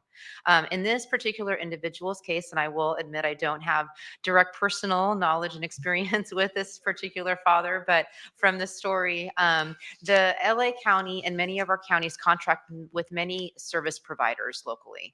And those providers do a number of things. And so they will do housing navigation, they will assist with landlord-tenant issues, they will do some direct casework themselves with the family. So outside of that child welfare worker, they feel sometimes a little bit safer to kind of explore kind of other things that they want to do to continue that work. Many of our counties, and LA is one county, is partnering with their CalWorks side and their HSP housing support program as well. And so we're starting to see really the fruits of the legislature and administration support around these initiatives, which include, for example, we're continuing cash assistance for families who were in CalWorks and for whatever reason come to our attention. We're not taking that money away from them when they're reunifying. We're keeping that money in their pocket, plus the CalWorks services layered on top of whatever child welfare services we can provide. So with the Bringing Families Home program, it has been able to contract with entities that where we don't have that experience, like we can't clear evictions, right? We can't do that. And so helping to expend certain things, go through the legal processes, that is not something that is really our forte, but many families come with that need and we're able to refer them out. So it's a really nice complement and a nice partnership between the county staff as well as our local providers that are experts in the housing world.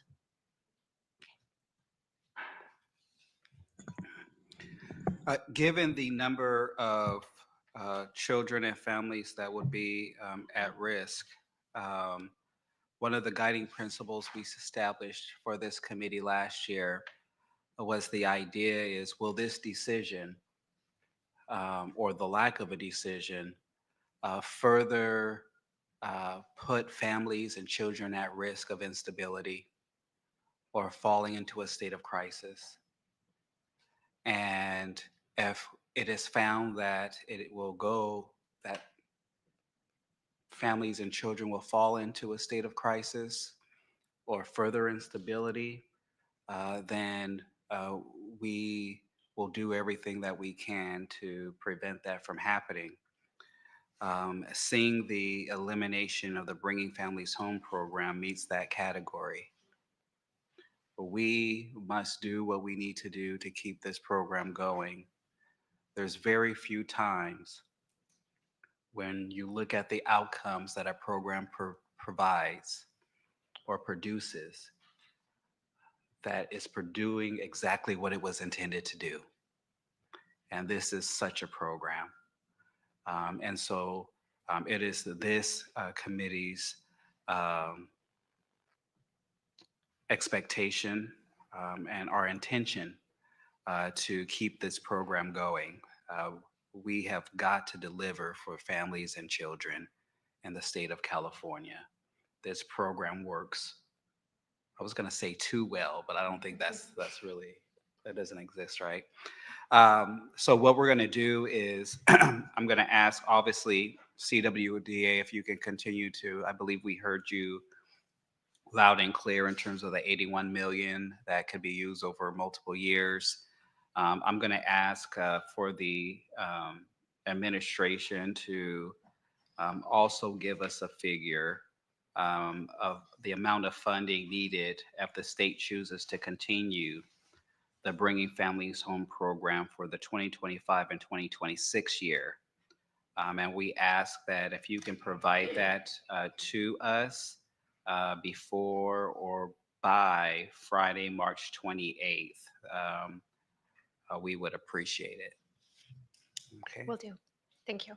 Thank you very much. And LAO, please, if you have any suggestions, please send them our way as well. Thank you very much for this item. Thank you.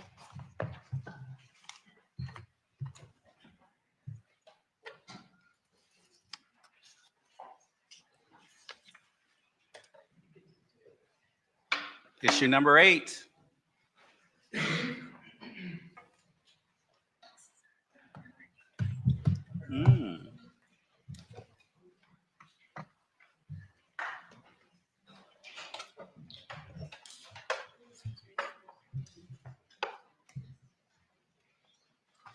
I hear there's a new director in the house. You may begin when you're ready. Thank you, Chair Jackson, a member, Dr. Sharp Collins and the staff. Kristen Erickson Donady, Director for the California Department of Child Support Services. With me is Nan Chen, Chief Financial Officer. To address the questions from the agenda, first about the impacts of LCSA reductions from the adopted 2024 budget. So as seen in those supporting materials, the budget reductions came after several years of increases meant to get LCSAs to funding parity according to the approved funding methodology for local child support agencies. These increases, the earlier increase and then subsequent decrease, made it very difficult for our local child support agencies to plan and address their staffing needs, both to cover ongoing attrition and expansion for those LCSAs who had increased funding. We see this impact in the reduction to the overall staffing that's listed in the agenda. So we're about 90 individuals down at the local child support agency in terms of that staffing. We also hear that local child support agencies struggle to hire staff given a tight labor market and salary pressures at the classifications that are needed for those introductory positions for caseworkers. While we do not yet see significant impacts to our program and that delivery of services, we know that LCSAs who are struggling to hire and retain staff must turn those staff to doing the compliance matters for the establishment and modification, rather than turning their attention to the more time and labor intensive work that could be locating those hard to find parents or obtaining collections in those most difficult of cases. So we do anticipate we'll see some impact at that time. Any further delays in meeting the established funding requirements for our local child support agencies would be likely to lead to erosion of compliance-related work, as well as have negative impacts on customer experience and our collection outcomes. In terms of the identified funding that LCSAs would require, based on our current local child support agency employee costs and caseload, understanding that this changes every year, we would need approximately 125 million total funds, or a little over 41 million general fund, in order to fully fund to that methodology. This methodology includes a level of effort analysis done at the time when that was approved, which does not include the right-sized order requirements that are going into place for the establishment of orders as of January 2026. The shift away from usage of any form of presumed income for parents for whom we do not know their income requires the local child support agencies to conduct research into each individual's earning capacity and may increase the level of effort to establish orders. It remains to be seen whether right-sizing those orders from the outset will result in downstream benefits in terms of collection on these right-sized orders, and whether better addressing a parent's earning capacity makes it more likely that that parent is able to fully pay their child support obligation without further intervention from those local agencies. Additionally, the review and analysis required to address the uncollectible debt effort, which was passed a few years ago, as well as that to analyze and document parents' income for purposes of enforcement via driver's license suspension, are both new and additional work not accounted for in the funding methodology at this time. To accommodate and support our local child support agencies, we at DCSS are continuously searching for ways to more efficiently and effectively handle our work and streamline these processes, including leaning into Tableau dashboards, identification of cases, and trying to identify that next right step for our local child support agencies to take. In terms of the impacts for the control section reductions, we've had to try to identify savings to balance there while managing the downstream impacts to our local child support agencies that are delivering the service directly. We do hold multiple contracts that are for the benefit of the local child support agencies. One in particular that we've had to cut, identified, and had a way to secure wage and employment verification that we've had to cut based on those control section reductions. We also, as part of our administrative budget at the state level, cover the contracts for the Judicial Council of California, which covers our child support commissioners and family law facilitator staff. There's not really a very good way to save any money on that. It's another state office, and that would reduce the services available to the public greatly. Let's see what else. I think that answers my questions there. Nan, anything to add? No, couldn't have done a better job myself. Thank you.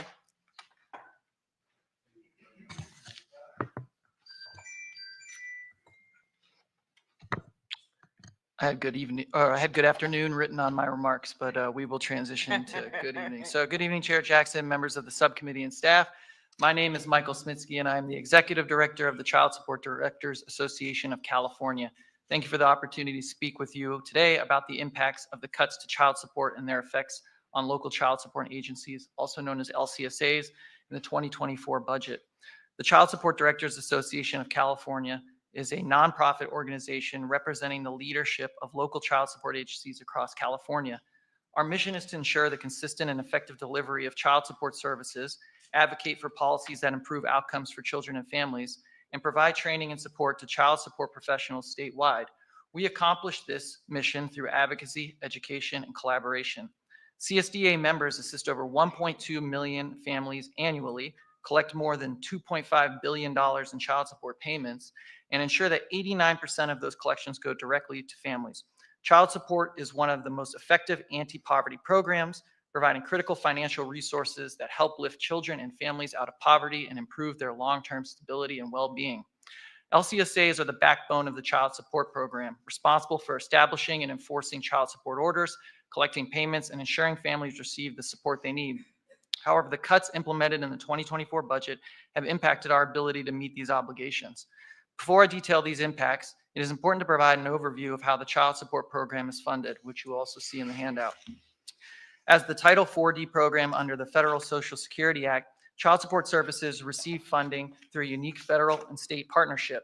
For every dollar the state invests in the program, the federal government matches it with $2 additional. This 2-to-1 federal match represents a significant return on investment for California taxpayers and underscores the importance of maintaining adequate state funding levels. When the state allocations are reduced, the loss is compounded by a 2/3 reduction in federal funding. For example, the $6 million cut meant an $18 million hit to the program statewide, creating a ripple effect that amplifies the financial strain on LCSAs. In recent years, this legislature recognized the need for budget reform in the child support program, adopting measures to align workload to allocation and address inefficiencies. Additional programmatic reforms were designed to improve outcomes for parents, recognizing that many paying parents are also low income. However, the allocation cuts have hampered these efforts, creating challenges for LCSAs statewide. Specifically, the cuts have led to increased caseload per caseworker, reversing some progress made in prior years. Caseworkers are stretched thin, limiting their ability to provide personalized support and reducing the effectiveness of enforcement efforts. Impacts to the implementation of key reforms, such as management tools. These innovations are critical to achieving the efficiencies envisioned in past budgets, but without adequate funding, the rollout is slowed. The consequences of these cuts extend far beyond our agencies. They directly impact the children and families we serve. For many, child support payments represent a lifeline, covering essentials like housing, food, and education. When our ability to deliver on this promise is compromised, it is the most vulnerable who bear the burden. We urge this committee to prioritize restoring funding to LCSAs and reaffirm the commitment to workload reforms already set in motion. By doing so, you will ensure that California's child support program remains a national leader in delivering vital support to children and families. Thank you for your time and attention to this critical issue. I'm happy to answer any questions you may have. Thank you very much. Great. Good evening. My name is Rebecca Gonzalez, representing the Truth and Justice in Child Support Coalition. We're a statewide group of organizations that seek equitable reform to our state's child support system to reduce child poverty. One of the coalition's priority is ending the government interception of child support payments to reimburse itself for CalWORKs benefits paid to the custodial parent, known as TANF recovery. Instead, California should join Illinois, which is the first state to have enacted full pass-through for both current and formerly assisted TANF families, meaning all child support payments collected by the state go to the family. As we've heard today, California is making great progress in this area. Starting May 1st, 2024, for families who were previously on CalWORKs, the state is no longer intercepting child support payments to pay down state-owed debt. As a result, more than $80 million is going to low-income families. We applaud DCSS's hard work to implement this important reform. But there is still more to do to unwind and remedy this harmful federal policy. While there is broad support to implement full pass-through to currently assisted families, we are in danger of losing our way as we enter a period of leaner budget years. I want to share the actual cost of this misguided policy and why we cannot take our foot off the gas. Federal TANF recovery is the result of anti-welfare and racist stereotypes about Black and brown families. It causes the state to extract more than $150 million a year from families who are currently receiving CalWORKs. These are among the poorest families served by the child support system, and they are disproportionately families of color. Studies show this failed policy deprives children of valuable resources, pushes parents out of the formal economy and reduces their employment opportunities, causes housing instability, and strains co-parenting relationships. Because almost all impacted parents are extremely low income, the TANF recovery policy is ineffective and has resulted in more than $6 billion in government-owed child support debt, including $4 billion in interest. Unsurprisingly, a study by the Urban Institute found that more than 95% of this government-owed child support debt is uncollectible. Enacting full pass-through for currently assisted families is morally the right thing to do. By intercepting child support payments, the state is engaged in something that is actively causing harm and financial stress to low-income families and children. It is also fiscally correct because not investing in families will cost the state more in future in terms of supportive services and interventions. Underscoring the importance of this change, a pilot project in San Francisco that eliminated non-custodial parents' government-owed debt showed us, one, parents make more consistent and timely payments, children receive more financial support, parents' employment barriers are reduced, parents' housing status and credit scores improve, and co-parents and parenting relationships improve. Want to share a story from a coalition member, Ronell Hampton, founder of Growing Greatness Now. When Ronell was growing up, his father wrote a $600 check every month to pay his child support, but only $50 of that amount made it to the family. Ronell talks about his family could have used the extra money. Quote, when I think of that 550 additional into my household growing up, that would have helped out so much and increased our overall quality of life, end quote. He recalls days with the electricity turned off, selling candy and pumping gas to make ends meet, and missing out on sports activities, tutoring, and school outings. This policy also created a division in his family because they weren't aware that his dad was contributing the full $600. This story illustrates why we need to keep the commitment and momentum on implementing full pass-through. So number one, we support DCSS and DSS to continue preparations for full pass-through for currently assisted CalWorks families. DCSS will be reporting back to the legislature in January 2026, and we urge the legislature and administration to work together and include full pass-through in the 26-27 budget.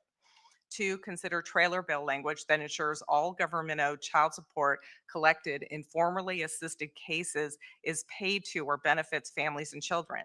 As DCSS implements pass-through for these families, some money cannot be distributed because the custodial parent can't be located or is deceased. We urge the legislature to partner with DCSS to identify how these funds can be distributed.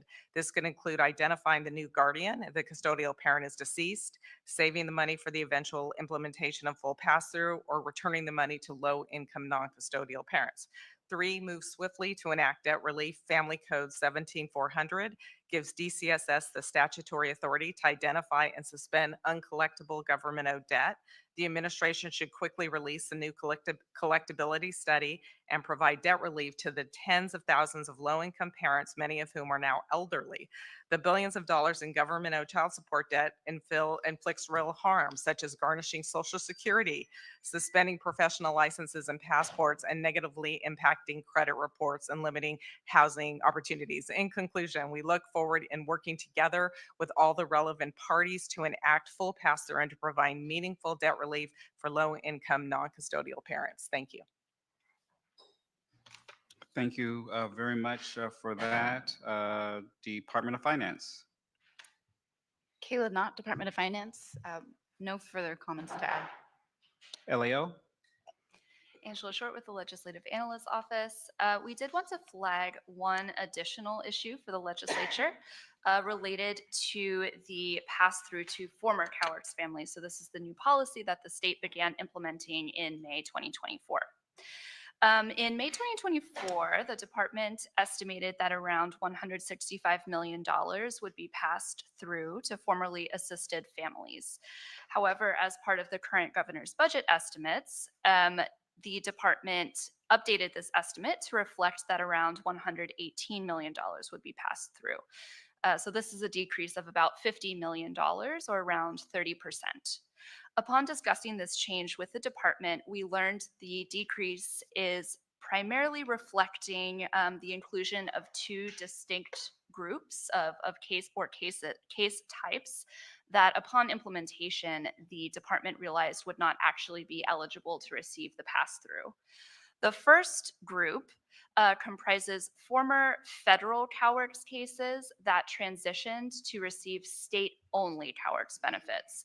So these cases, from a federal perspective, are formerly assisted in that they're no longer receiving federal assistance, but they are still enrolled in our state COWERS program. So for this reason, under our state policy, they are not considered formerly assisted, but they had been included in the initial estimate. The second group includes cases where the person due to receive payment has deceased. These are cases that were also just referenced by Ms. Gonzalez. Because the Department of Child Support Services does not have a relationship with the probate court, it's not administratively feasible for them to pass through any collected arrears payments to a next of kin or someone else. Therefore, these payments are still being recouped by the government. We're working with the administration, both the Department of Child Support Services as well as the Department of Social Services, to make sure we fully understand this issue, but did just want to flag this for the legislature's attention. Thank you. Any questions from committee members? And for this item, the reason we added this item to the agenda, the cuts made to local child support agencies really did create unintended consequences when it comes to continuing the amazing reforms we have asked you to perform. Therefore, it is in the intent of this committee to rectify that this year. And we're going to do all that we can to try to rectify that so you can continue on doing the work that you need. Okay? So thank you very much for your time for this issue. Thank you.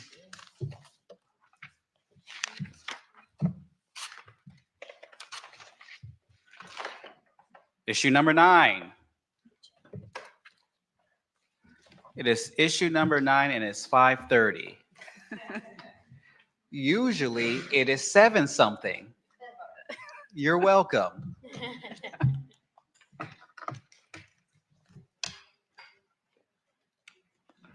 Director, you may begin when you're ready.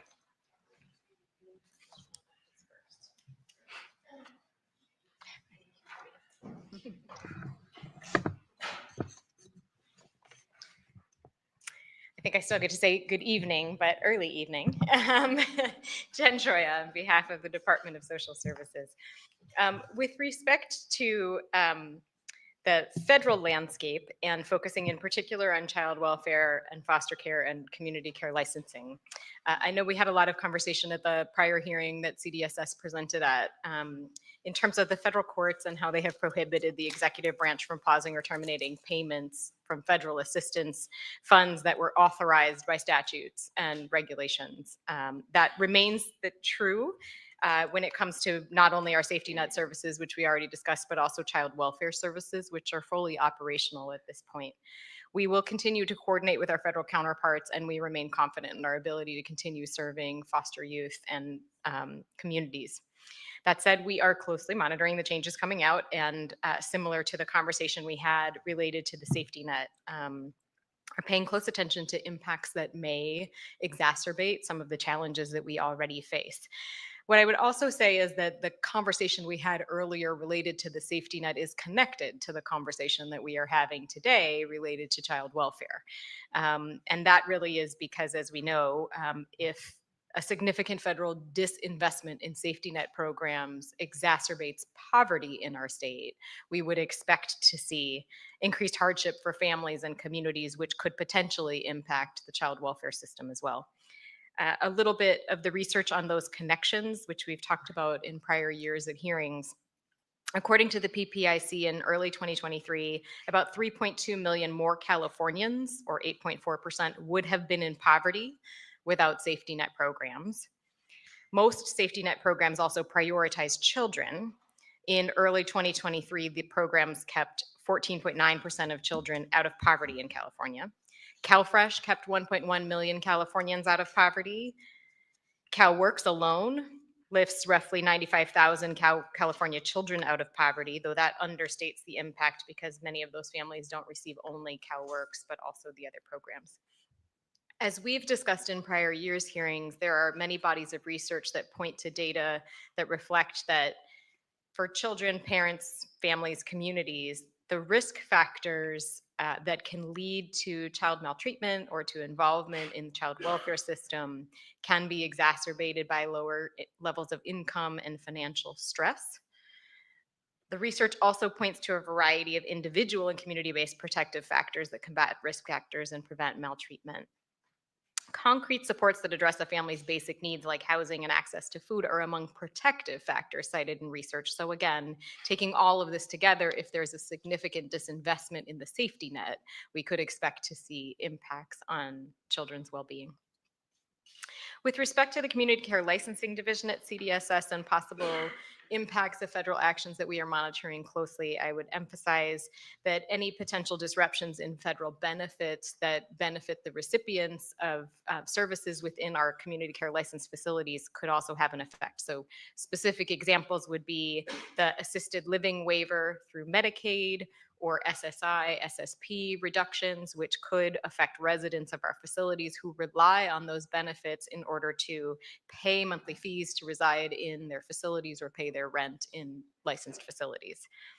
In addition, we could see impacts on the workforce if staff or caregivers face new verification hurdles or potentially other staffing shortages or administrative burdens.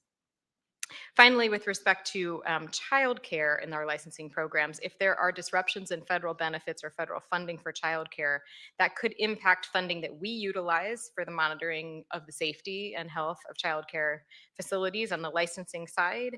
And some of our California licensing requirements and related funding are also based on federal standards or resources, which could be impacted as well. We will continue to closely monitor any of these changes or disruptions and to communicate closely with you about any impacts that we expect on children and youth and families in the foster care system, as well as those in our licensed facilities. Thank you. Good evening. Thank you again for having us on this issue.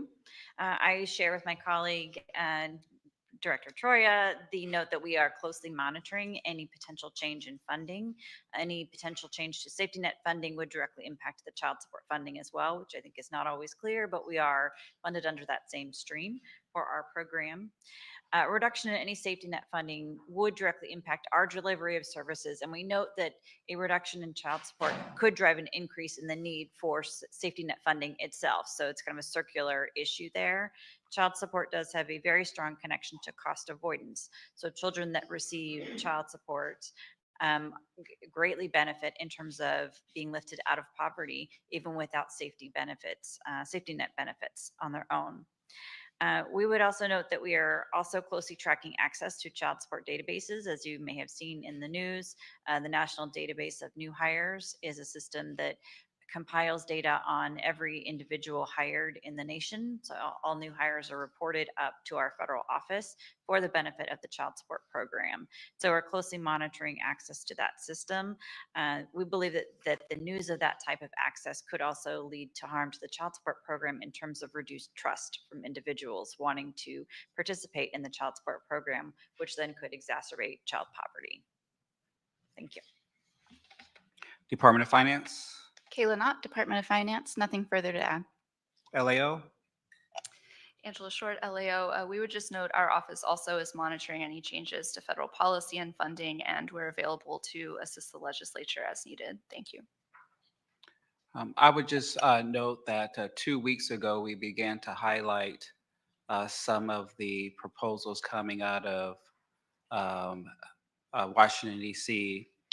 By Republicans. And before it was just an idea, but now we have receipts. And those receipts says that they are going to continue to march forward despite the number of seniors that will be hurt, the number of children that will be hurt. They have continued to march forward to begin what we see as a huge redistribution of wealth that is hurting everyday people, our most vulnerable people, that goes against everything that a society should be measured on. And that is the measurement of how we treat our seniors, whose shoulders we stand on, and our future, which are our children. we are fully abandoning our responsibility to those two groups. And it's our hope that now that the House of Representatives have fully voted on it, now our hope that it dies in the U.S. Senate. But if it doesn't, if people don't continue to raise their voices, I want to reiterate, if these cuts happen, California cannot fill those gaps. We will even have trouble keeping our schools open by that time. We'll have trouble making sure that people get the basic necessities such as food, shelter, and medical care. And so it pales in comparison with all the disasters that we currently are dealing with. But we can get our arms around a lot of those. But our arms are not long enough to get around what we are seeing coming from the federal government. And so it is our hope that colleagues, both in Congress and here in the state legislature, raise their voices about this. This is not the time to be silent. And we are seeing too much silence coming from particularly Republican representatives who are silent on the disaster that's going to happen to their own constituents. So every hearing, we are going to keep talking about this because we will not be complicit in the devastation that we see coming our way. Any other comments at this time? Thank you very much for this panel. Issue number 10.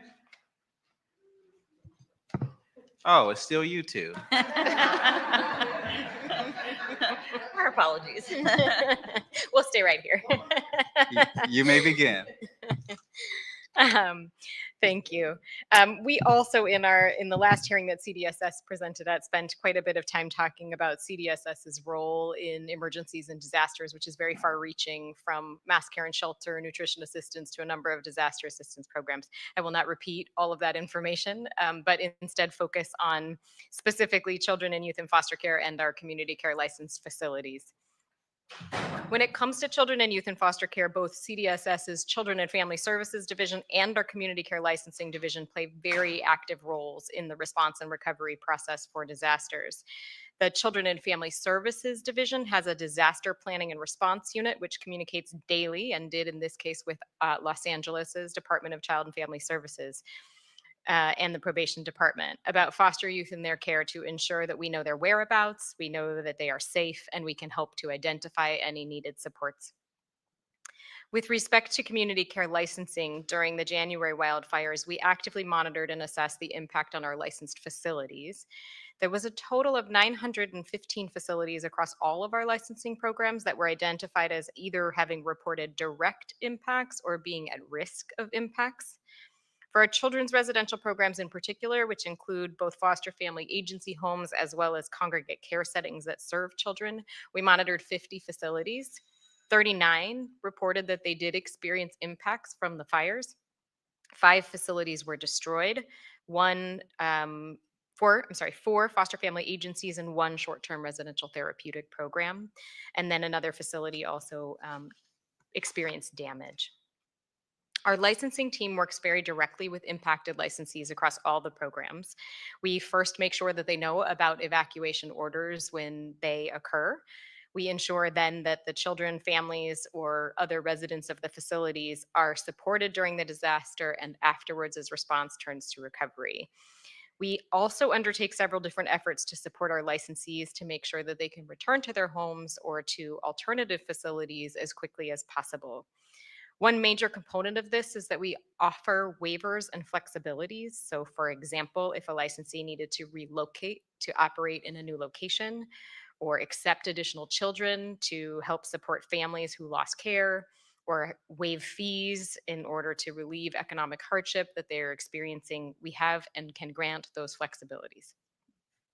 In sum, both our Children and Family Services Division and our Community Care Licensing Division have very active roles and work closely with impacted counties and did absolutely in LA in disaster response and recovery to ensure that we meet the needs of foster children, youth, and their families. We'll leave it there. Thank you. First and foremost, our local child support agency in Los Angeles had staff that worked directly at the disaster recovery centers, offering and providing services in person to the public. And they also fielded calls and made calls and all types of communication to individuals they believed might have been impacted, offering services as needed to modify orders, and those were placed as priority modifications. So we're trying to get those completed as quickly as possible where an individual has asked for that modification. I like to think of child support and the addressing a child support order as like when you're on an airplane and they say if you're traveling with a child and the oxygen masks drop that you need to secure your own mask first. So I think that the small number of individuals we're seeing making contact at this point are those individuals getting their own oxygen mask on and serving their own needs, and then they will turn to the child support order as a secondary matter. So we want to make sure that we're providing the services for identification of the impacted individuals to our local child support agencies. While most of the potentially impacted individuals do reside in Los Angeles County and are managed by the Los Angeles County Child Support Office, they also have cases throughout the state. So we want to make sure that we're communicating with each and every one of our local child support agencies about how to address and support these individuals, not just today, but in the future. That recovery process is years long. So we want to make sure that we're not forgetting that impact and what happened to those individuals and how we can support them in 1 year, 2 year, 3 years, et cetera.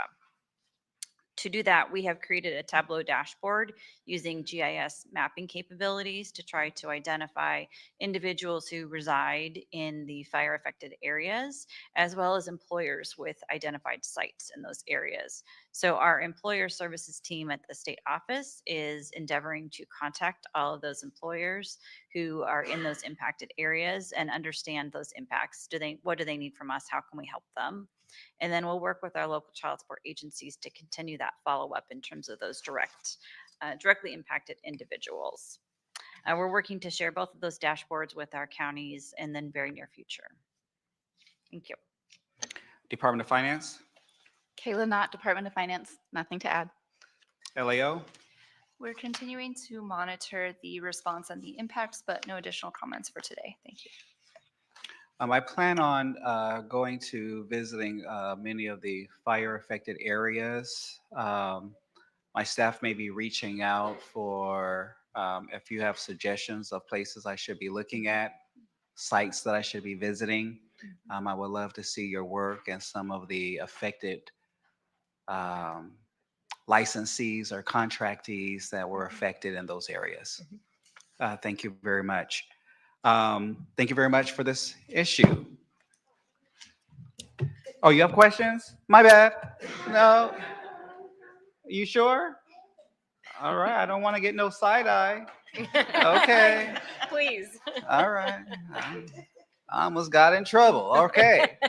All right. Thank you so very much. We will now move to public comment. We will move to public comment for all issues covered in the hearing, including issues in the non-presentation part of the agenda. Once again, we are limited to 2 minutes. Please state your name and affiliation. Hi, I'm Susanna Niffen. I'm here with Children Now and just wanted to speak a little bit to the disaster issue that was just brought up. As you can tell, this tends to be a small just a number. minute. Sorry, we need people quiet, please. If you would like to have a conversation, please step outside. It tends to be a small number of foster youth who are impacted, but for those who are, it's incredibly devastating. They've already been through a lot of trauma and disruption in their lives. This is just one more thing, especially for our non-minor dependents who are on their own and trying to manage these things. What I find really just unfathomable, honestly, is that we do nothing as a state to support them when these things happen. As Director Choya said, and as the counties have talked about, they do find ways to cobble things together and try to get support. Philanthropy tries to come in, but there isn't sort of a statewide network that really helps these young people. The DPRU, the unit that Director Choya mentioned, does an amazing job planning and getting ready, but they have no actual physical resources they can give or financial resources to provide to these young people. As the folks who are responsible, as you remind us all the time, these are our kids. We are financially responsible for them at the worst moments in their lives.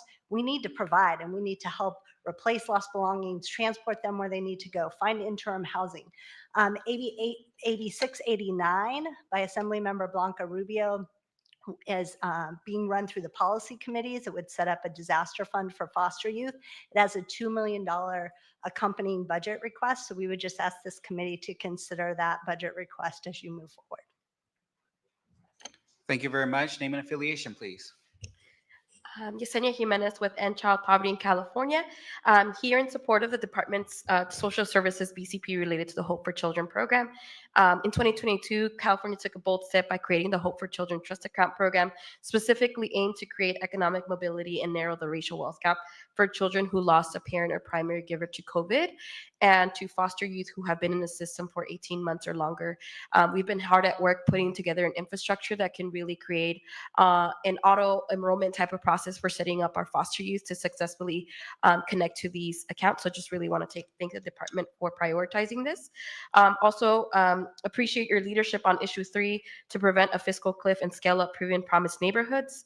Also in support of issue 11, DSSBC, oh, sorry, I already said that one, sorry. Issue 1, support standard training as identified by SEIU. Issue 7, again, alarmed by the funding cliff for BFH and urge action to sustain the program. And lastly, on issue 8, just applaud the work on the pass-through and urge full pass-through for current CalWorks families, including debt and interest. Thank you so much, Chair. Thank you very much. Name and affiliation, please. Horva Bhattacharjee with the California Alliance of Child and Family Services, representing 165 different nonprofit agencies that provide critical services in foster care, behavioral health, and more. Regarding issue number 1, the Alliance wants to be committed as a stakeholder and efforts on the proposal on mandated reporting.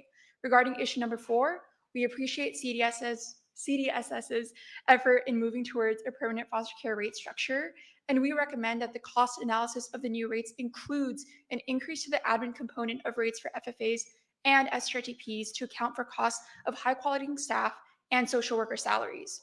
There must also be processes to ensure the timely completion of the decans, including addressing staffing issues that delay scoring, as CWDA mentioned, so that there are no delays for youth when receiving support. Timely responses to requests of reassessment of the cans should also be included to ensure that a youth is in their appropriate tier and does not have a gap in their funding and care. Additionally, due to the insurance crisis that FFAs are in, the admin rate in the TRS should include the new higher insurance costs. Liability costs have skyrocketed by 139% for FFAs in a survey conducted by the Alliance in collaboration with CDSS. A budget request of $47 million, championed by Assemblymember Ramos, to help sustain FFAs has been proposed, with $36 million dedicated to offsetting these costs. We urge legislators in this committee to support this ask to prevent more closures of FFAs. Lastly, we would like to align our comments with CWDA on the issue 7 in support of the Bringing Families Home program. This is truly a transformational program that has tremendous outcomes. Thank you. Thank you very much. Name and affiliation, please. Good evening, Kristen Power with the Alliance for Children's Rights. We appreciate the legislature's investment in and commitment to children and youth in foster care and your continued engagement in the foster care tiered rate structure. We support the comments made earlier by Ms. Lewis and urge the legislature to continue active engagement and oversight of the implementation process to ensure transparency in both the development process as well as the rate structure, as well as the rollout of the CWS CARES system as suggested by the LAO. With respect to the CANS assessment, we urge all parties to ensure collaboration between CDSS and DHCS to minimize overassessment of children and youth. Thank you. Thank you very much. Name and affiliation, please. Hello, Shane Henson, Intercity Law Center. Chairman Jackson, members of Subcommittee 2. My name is Shane Henson, public policy advocate and legal aid attorney with ICLC Intercity Law Center. We are a nonprofit located in Skid Row, Los Angeles, dedicated to providing free legal services to homeless and at-risk homeless folks throughout LA County. Today, I wanted to comment on issue 7, to highlight the importance of the Bringing Families Home program. Established in 2016, the BFH program assists families who are dealing with twin crises, the specter of homelessness and the separation of their families. BFH provides numerous services to participating families, including rental assistance, housing navigation, legal services, and more. Today, we heard countless stats about the BFH program's efficacy. But what does it look like in practice? I wanted to highlight how BFH transformed the life of just one of our clients at ICLC. Miss Hathaway, which is not the client's real name, is a single mother who, after bouts of homelessness, lost custody of her daughter in 2023. Through hard work, she found a job, housing, and regained custody of her daughter, Amelia, another pseudonym. However, her work as a caregiver required her to be away from her home for long periods, and she was forced to seek new employment to care for her daughter. Unfortunately, Ms. Hathaway fell behind on rent while she was looking for that new job and was given a notice to pay the rent or quit her unit. ICLC's Bringing Families Home team sprung into action and successfully negotiated a rescission of the notice and used BFH funds to obtain rental assistance for the arrears, settling the issue. However, the landlord was undeterred. They then attempted to circumvent the eviction process by filing a frivolous restraining order against the client, seeking a move-out order to force the client out of her home. Intercity Law Center's BFH team represented Ms. Hathaway at a restraining order hearing, and the case was dismissed. This gave Ms. Hathaway time to find another job and to move her family into a new home. This is just one of thousands of success stories where clients are able to use BFH resources to keep their families together and safely housed.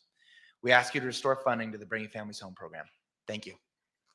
Thank you very much. Name and affiliation, please. Good evening, Chairman Jackson and Assemblymember Sharp Collins. Galen Dobbins on behalf of the California Coalition for Rural Housing. Thank you, appreciate that. We'd like to largely align our comments with the previous speaker, and thank you for your attention on this program, which in your words, Chairman, works too good, or too well, and ask that you continue supporting it and all the good work it does. Thank you. Thank you very much. Name and affiliation, please. Good evening, Sharon Report with Corporation for Supportive Housing. We are aligning our comments also with Mr. Hansen's comments. We are one of the organizations that fought for the Bringing Families Home program to be created in the first place. It's doing exactly what we intended it to do. 30 to 50% of all families involved in the child welfare system are experiencing homelessness.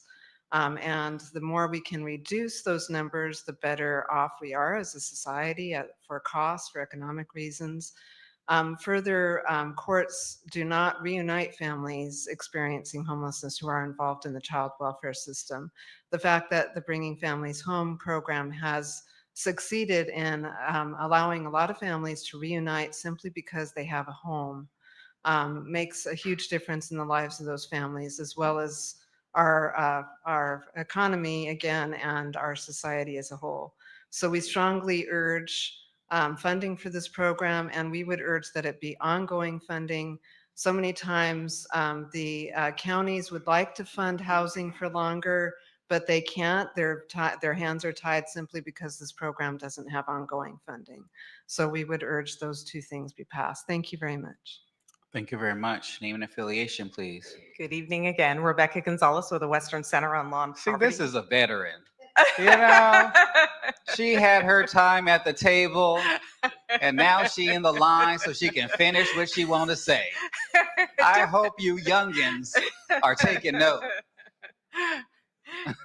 Anyway, I would like to support anti-poverty investments that were discussed today. We support issue number 1, to work to move from mandated reporting to community supporting. Issue number 3, we ask for support for the promised neighborhoods.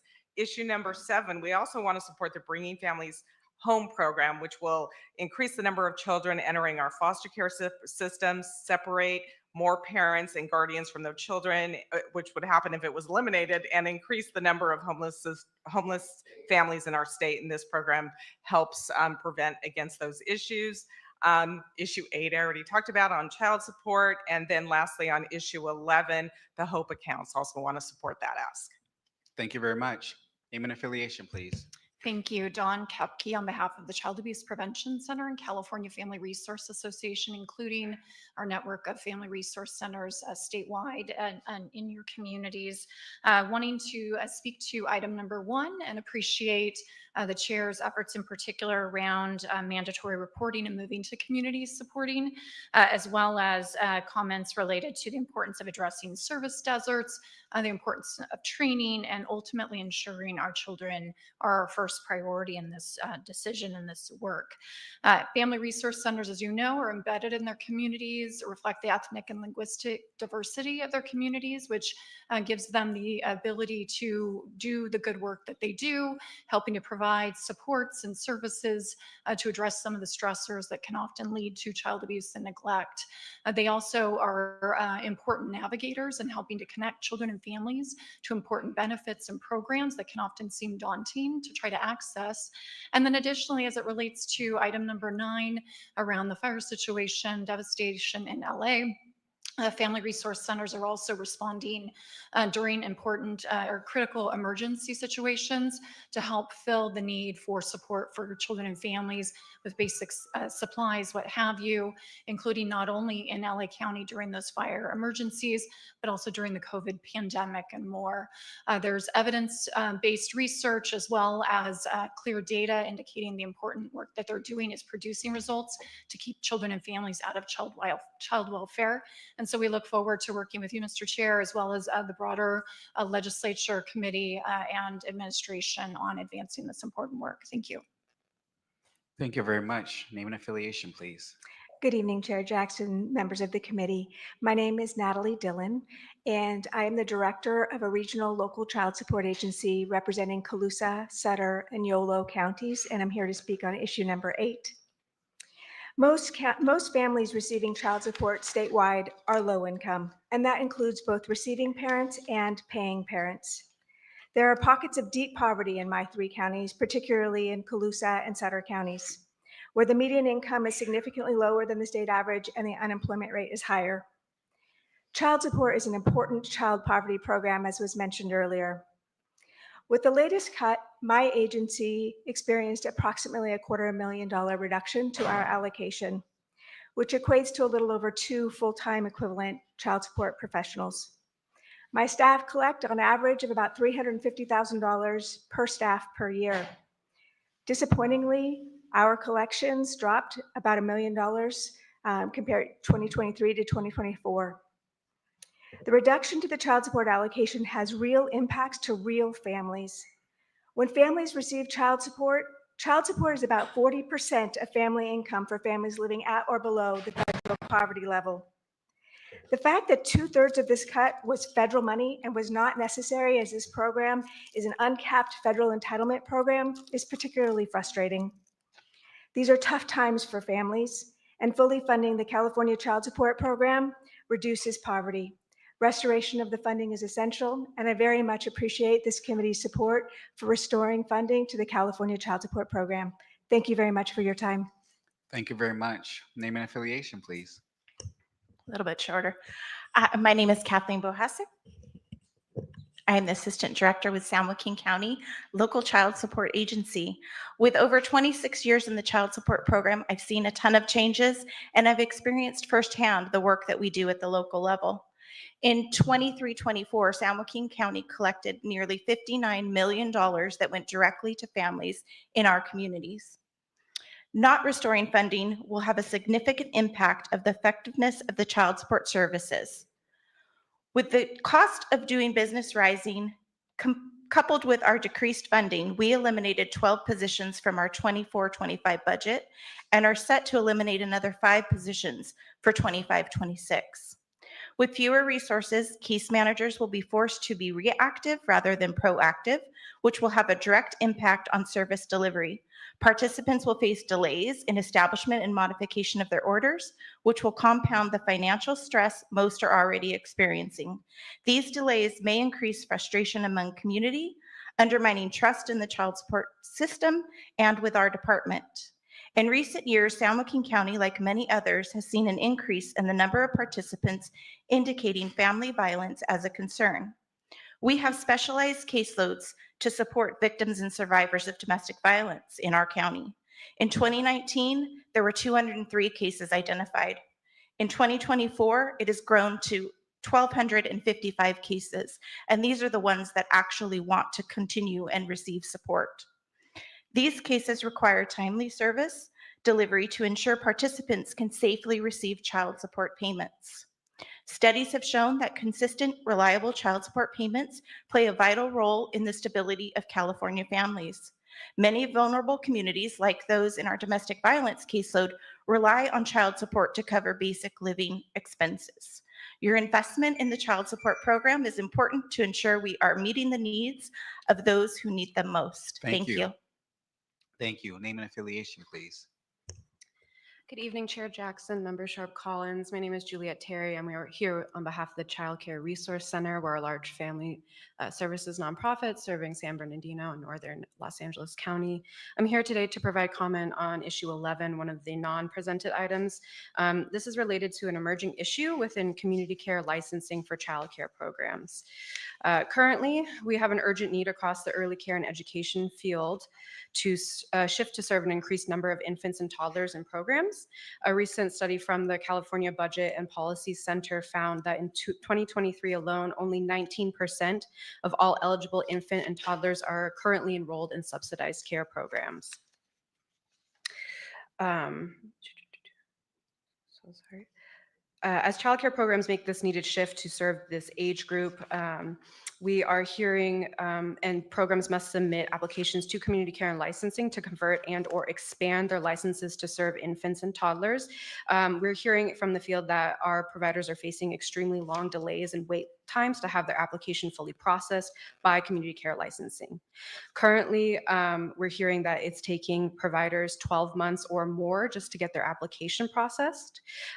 Child Care Resource Center and our partners are in the process of collecting more data on this issue, which we would be happy to share out once we do have it. These delays, however, are creating a really horrible bottleneck and huge barrier for programs to meet the needs of families in their community, and it's also preventing the current level of subsidized childcare slots from being fully utilized.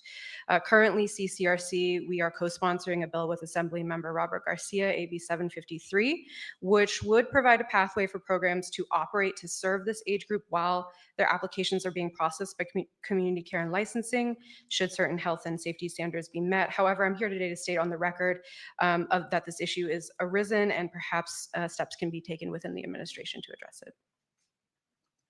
Thank you very much. Name and affiliation, please. Hi, my name is Ian Rudge. I'm one of the deputy directors. I'm one of the deputy directors for Los Angeles County Child Support. You've heard from a couple of my colleagues already, but I just want to amplify some of the impacts of the recent cuts. For us in Los Angeles, what was a $1 million reduction in state funding resulted in a $3 million hit to our program. This absolutely impacts the 264,000 children that we serve in Los Angeles County Child Support. It also couldn't come at a worse time for us locally, as we have seen over the last year and a half, our caseload grow by in excess of 10%. So we're trying to absorb these and stretch the dollars to do everything that we can. So encouraged to hear today the commitment from the committee to do everything that's possible to try to restore that funding, and we appreciate your time. Thank you very much. Name and affiliation, please. My name is Lynette Jackson. Hi, Brother Jackson. And just want to say thank you for your time. Thank you. Appreciate everything you guys are doing. And I don't want to be where you are. You guys have a very hard job. And I just want to say more power to you. My position is, I represent the CJAC, California Inclusivity Project. So my position is I'm here to represent the number of seniors. I was here a couple weeks ago and I was the target audience. I'm still the target audience. And I just want to say that every word and every confrontation, every conversation that was generated today was vital, needed, required, and it should go forward. And that's why I don't want to be where you are to make those critical decisions. But it is imperative that the seniors of the state of California start with something. We have funds that were allocated, were approved, I won't say allocated, were approved for the budget. And we'd just like to see that to come into fruition. With that being said, thank you. Thank you very much. Name and affiliation, please.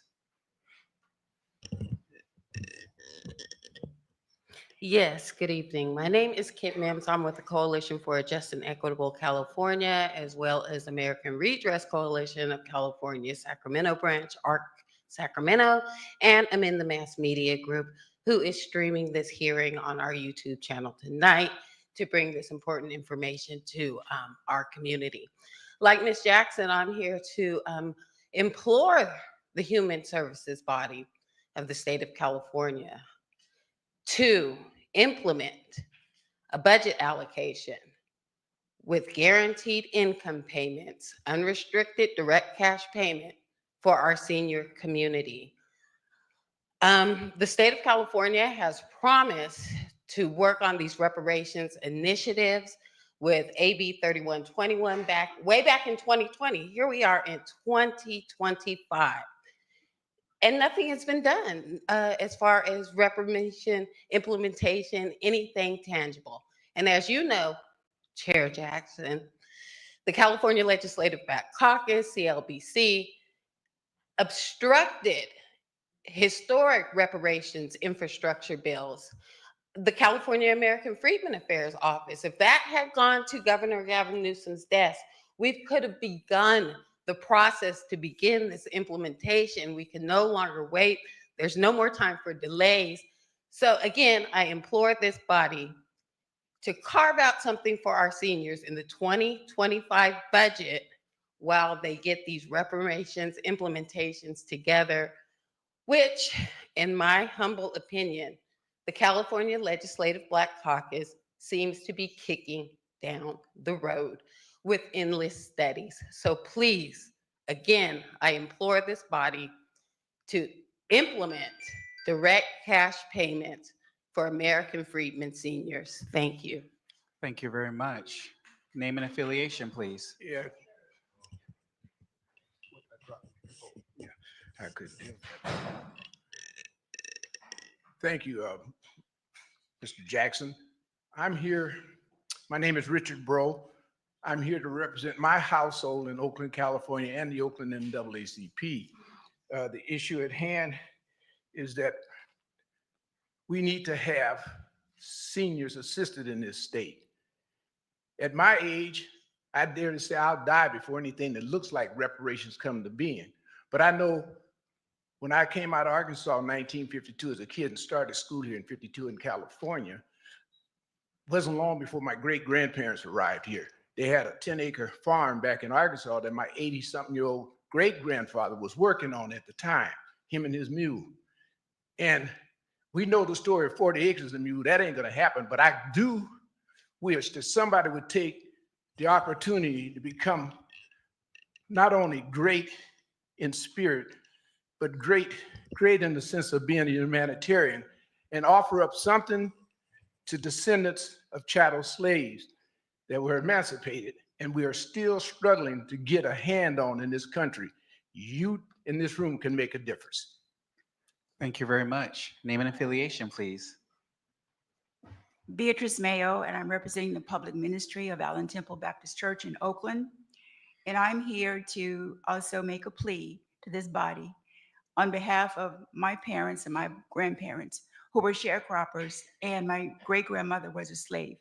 So I am asking from Louisiana, from my heart, that this body, please, I implore you, and I petition your services to examine of allocating the funds that were approved for the 2025 budget, a guaranteed cash payment for seniors, for those who have suffered trauma, to give them payment income to our seniors, for those emancipated from chattel slavery. I implore you to no longer allow seniors to go another day, not even another year, of not being recognized nor compensated for the trauma and hurt and things they endured in the past for us. So I ask, let this act of scrutiny of this legislature approve the reparations and be paramount in the execution of this item for the budget, as has been performed for other recipients of reparations in the past by previous legislature budget items. Let the seniors know that they are people, they were people, and recognize them and they were valued for what they went through. I know because my parents went through it. Thank you very much. Thank you very much. Name and affiliation, please. Hi, yes, my name is Carol Tolliver, and I'm a member of CJEC, Coalition for a Just and Equitable California, Arc Bay Area, and the wonderful Allen Temple Baptist Church of Oakland, California. I would just want to support the line item on the 25 budget to allocate cash payments for seniors who were impacted by their being enslaved in America. And the reasons for this are that the California Reparations Task Force recommended cash payments for seniors. In addition, in 24, there was an item on the California budget to allocate cash payments for seniors. So I'm asking that in 2025, we update that 24 request for payments for seniors to include seniors who were impacted by being chattel slavery.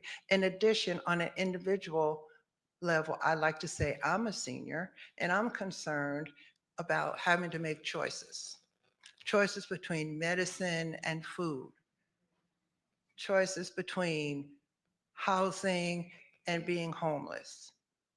Those are the kind of choices that I will make. And with the shenanigans going on the federal level, I'm really concerned that myself and a lot of seniors will be unhoused if something isn't done to meet this grave circumstance. So I implore you to support a budget item for 2025 for cash payments for seniors who were chattel slavery. And I just hope that you will seriously consider our ask. And I thank you very much. Thank you very much. Name and affiliation, please. Yes, Aisha Kareem with CJAC also. And I come here from residential care, group homes and schools. And unfortunately, these students, their parents incarcerated, fathers incarcerated, some mothers incarcerated. So I've had some of the whole family at some point. And right now I'm just concerned that a lot of the young ones that I had will be maybe have a chance to come out, and they certainly need to be able to benefit from this this funding. Otherwise, they're just back in again. So this would really give them an opportunity, and I would certainly appreciate it. Thank you so very much. Thank you very much. Name and affiliation, please. Chris Lawson, Coalition for Just and Equitable California. So I'm here, of course, to advocate for direct, unrestricted cash payments for American freedmen seniors to be included in the language of the 2025 budget as an augment to the existing program that was approved in 2024. That's going to be run by CDSS. You can do it in a couple of different ways. You can up or add to the existing checks and cash payments that the seniors would get as a part of that existing program, or you could create a separate program that's modeled off that existing program. We heard a lot today about the youth and the young folks and keeping kids out of foster care and the foster care system and the child welfare system. One of the best ways to help with that is to help prevent kids from going into the system in the first place. And one of the best ways to do that is to help ensure a lot of the seniors and grandparents who are taking care of a lot of these kids actually have more income through a direct cash payments program. Lastly, I have to say, we got here at 1:30. It's 6:15. It is wrong to have and ask members of the public to come to a public hearing and then wait 5 hours to speak for 2 minutes. You were talking earlier, last time, Chair Jackson, about this being the People's Committee or something to that effect. You talked today about transformative disruption, and you were imploring the executives of the agencies to make those changes. You have to make those changes also. You have to model that change. So what you could do is do 2 public comments, one in the beginning, one in the end. You could limit the one in the front so that it's time limited so you can get to your panels, and then don't have a time limit on the one in the end. And you should put a time limit on the panels themselves. The first panel was 1.5 hours. People left. I almost missed the public comment because I had to go check and see if people are going to be able to get their cars out of the garage in 10 minutes. So be the change that you are asking the agencies and the officials of the government to be, and put cash payments in the budget. Thank you. Thank you. Name and affiliation, please. My name is Brent Turner. I'm a member of the San Francisco Bay Area Black and Jewish Unity Coalition. I'm actually one of the co-leads. I'm also a deacon at the Church of God in Christ, and I'm a strong friend and ally of all of my brothers and sisters in the Jewish diaspora. We've been supporting reparations for many, many years. So we're here also to respectfully request that you write into the budget that line item, unrestricted cash payments for descendants of those slaves. I've heard you talk about foster youth, seniors, most vulnerable youth. I have plenty of cousins who were in foster youth. I worked in probation for 10 years. Most of the youth in there came from single parent households, or they lived with their grandparents, and they were out committing crimes because their grandparents didn't have enough money to support them. Remedy some of those situations that actually the state is responsible for. The only thing I've seen the state of California do for those descendants of slaves are give them projects, long prison sentences, a holiday that they'll take away another holiday for, so their parents don't get paid for that holiday. And then also have false promises, lead charges and parades, come around election time, asking for votes, saying this, we're gonna do this for you, we're gonna do that, asking us to put you first, but you all put us last. Support the people. They support you. Your times up here will be limited, but the things that you do will have a long-lasting effect. Do the right thing.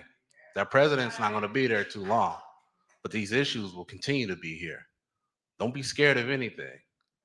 God doesn't give you the spirit of fear, just the power of love and a sound mind.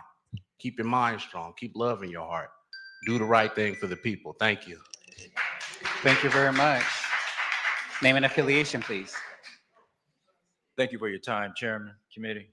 My name is Lance Winston. I'm with the Black and Jewish Unity Coalition. And I'm here today, I implore you, and I tell you to put a guaranteed, direct, unrestricted cash payment program together today. It's very important. I'm the descendant of grandparents who were in shadow slavery. I understand that California had a task force, and they recommended that the state return wages. They return stolen wealth and land. Okay, so with that in mind, I think I implore you to put a guaranteed, restricted, direct cash payment program together as soon as possible. This is long overdue. This policy it's long overdue. I mean, we need it today. I support my parents and grandparents, and SSI alone doesn't cover it. These people are probably one paycheck, if not, from being homeless. And I hope and pray that you look into this sooner than later. Thank you for your time. Thank you very much. Name and affiliation, please. Hi, my name is Elliot Hellman. I'm also a member of the Bay Area Black and Jewish Unity Coalition and a member of Or Shalom Jewish Community in San Francisco. I'm chair of our Synagogue Reparations Committee, and I'm here to also support a guaranteed income and direct unrestricted cash payments in the 2025 state budget for seniors who are descended from those emancipated from chattel slavery in the US. I want to talk about two really important, special seniors who are part of my life as a child, my grandparents, Sam and Dora.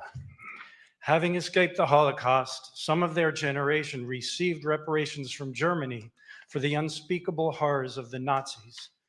Now, mind you, it was only German Jews who were eligible, while the Nazis and other pogroms victimized Jews throughout Europe and beyond. much in the way that chattel slavery impacted people throughout the US, not only in California. However, the fact that reparations were made, no matter how insufficient, uplifted an entire generation of marginalized people.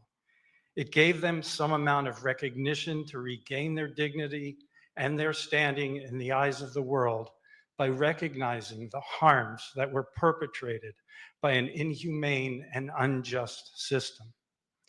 Sam and Dora lost everything except each other, but they went on to inspire and uplift their progeny, me and my family. Not only morality and human decency support the case for making reparations, but indeed history provides examples. Let's be on the right side. Thank you. Thank you very much. Name and affiliation, please. Good evening. My name is Allie Whitehurst, and I am a member of the Oakland branch of the NAACP and serve with Allen Temple Baptist Church Public Ministry. And I too am here today to ask that you include in the budget guaranteed income for seniors over 60. I stand here today because Mother Alice Andrews at my church, who fell on Thanksgiving Day and who is 100.5 years old, would love to spend the rest of her years at home, but don't have the resources to do so. Or Mother Brown, who gets really stressed out when she has to pay her taxes and knows that if she misses her mortgage, that she could be homeless. And so I think that for California, Blacks are less than 7%, and people over 60, less than 20%. So this is doable. Not only is it doable, it is the right thing to do. And so I beg you, not just for me and others like me, but for like my sister who is here today, who a couple of weeks ago, we watched the film Apology. And this was about, like has happened across the United States, but right here in the Bay Area, in Russell City, where the lands were taken from those people. And so reparations is due. And so I beg you to do the right thing in 2025 to begin to amend the harm that has been done to so many of us. Thank you. Thank you.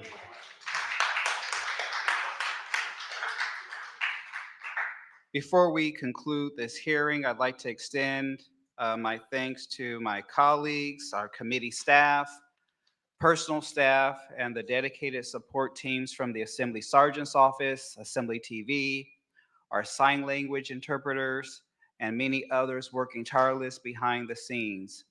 Your hard work and dedication ensures this committee runs as smoothly as possible, and I deeply appreciate your efforts. Thank you all very much. This hearing is adjourned.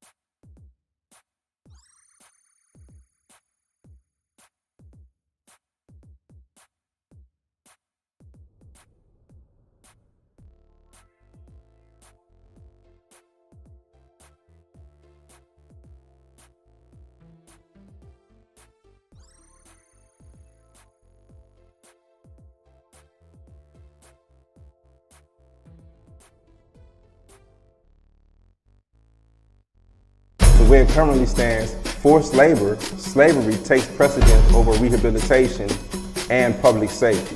Oh, by the way, while the Biden administration gives reparations to everyone but free people, look at the billions he has run over to Ukraine. We don't have black grocery stores because if you think about it now, just to get in that supply chain, it's almost unheard of. They don't want the truth to get out.